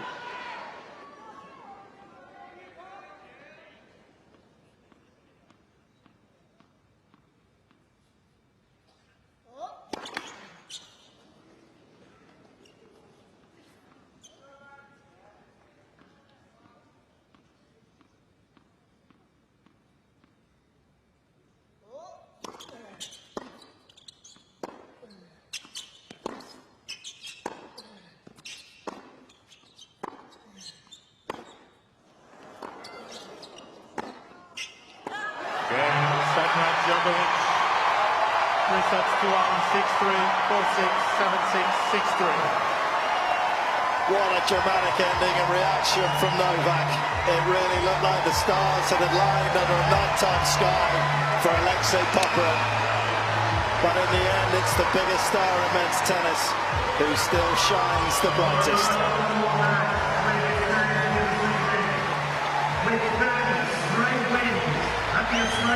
That was intense. Intense. Absolutely, Petch. And Novak Djokovic normally goes out into the middle of the court and lets the crowd feel his love for them being there for him, but he walked straight to the bench and said it's business as usual. I'm going to move on to the next round. But for Alexei Popyrin, he's got to feel pretty good about his performance, got to feel very good about it. He hit the ball big. His forehand was a massive weapon. 16 winners coming off of that wing. And he hung with Novak in the 9+ shot rally. He was 17-12 with Novak, so the fitness was there, the shots were there, and he'll have another chance for sure.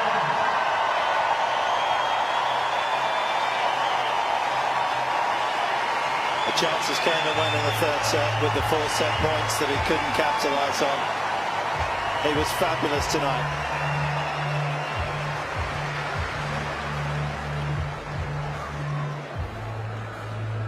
And he's going to take an awful lot away from that.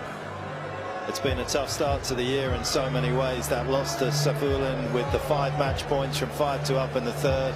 He's going to look back at this one and feel as though it might just have been different if he'd got the third set. As for this, we've seen a bit of that from Novak in Melbourne when he won there with the ripping of the shirt as well when he's won the championship. He's going to have a conversation now with Jim Courier. This should be fun. Novak, this was another tough match. Your first round went 4 hours. This one 3 hours, 11 minutes. And that third set was vital. He had 4 set points, and somehow you escaped it and found your way to the finish line. How'd you do it?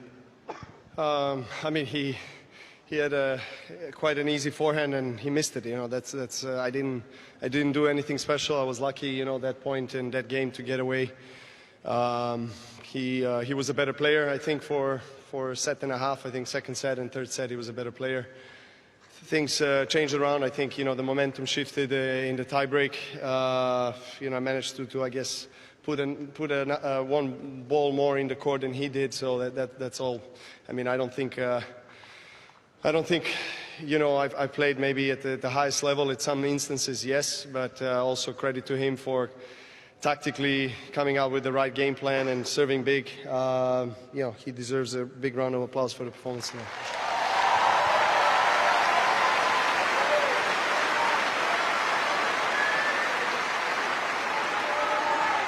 You've won this title in so many different ways in your career, and we noted that there's a few years ago you lost a set in each of your first 2 rounds, and they didn't lose another set the rest of the way. You feel like this year you can find that extra gear, maybe better health. We see you sniffling a little bit. What's it going to take for you to hit that next level that can get you to the finish line? I sincerely hope so, you know. I mean, that's what it's going to take for me to go deep in the tournament. I mean, I haven't been playing my best, but I've been still trying to find a form. But, you know, as you said, particularly in the early rounds, you play players that have nothing to lose, really. You know, they come out on the center court trying to play their best match, best tennis. And, you know, I think both my first and second round opponents were really great quality tennis players and managed to find a way to win 4. That's what counts in the end. Hopefully I'll be able to build this as tournament progresses. We're going to let you go get some rest. Well done. Ladies and gentlemen, Novak into the third round.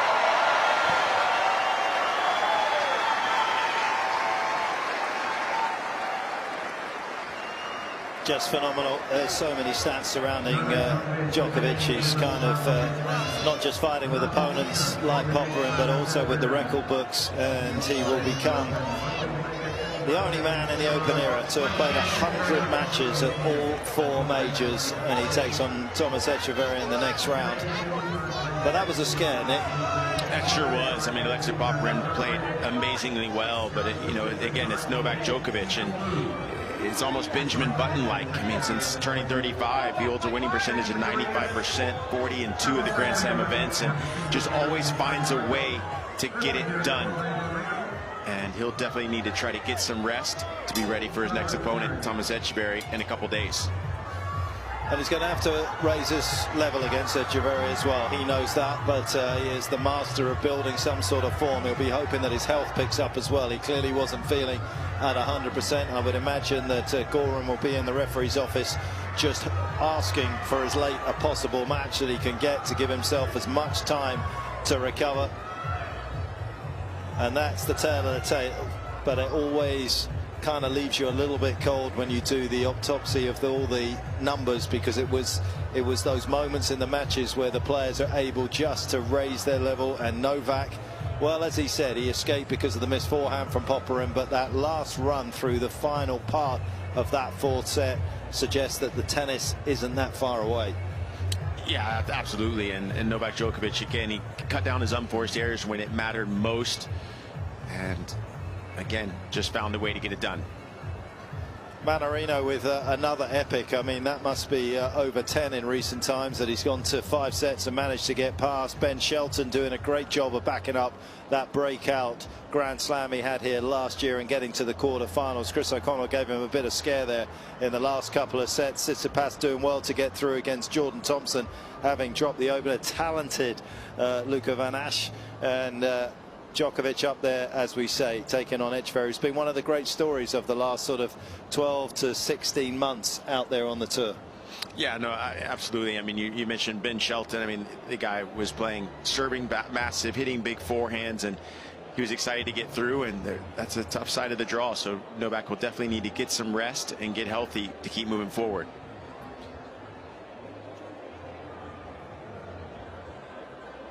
Just the second time these two have met, and I'm already looking forward to the third time, but it is Novak who progresses here in Melbourne.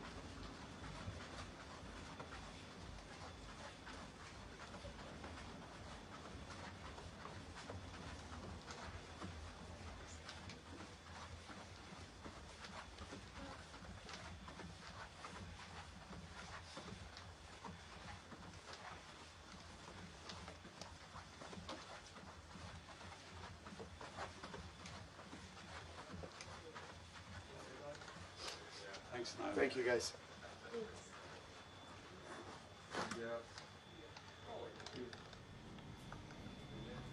I'm good.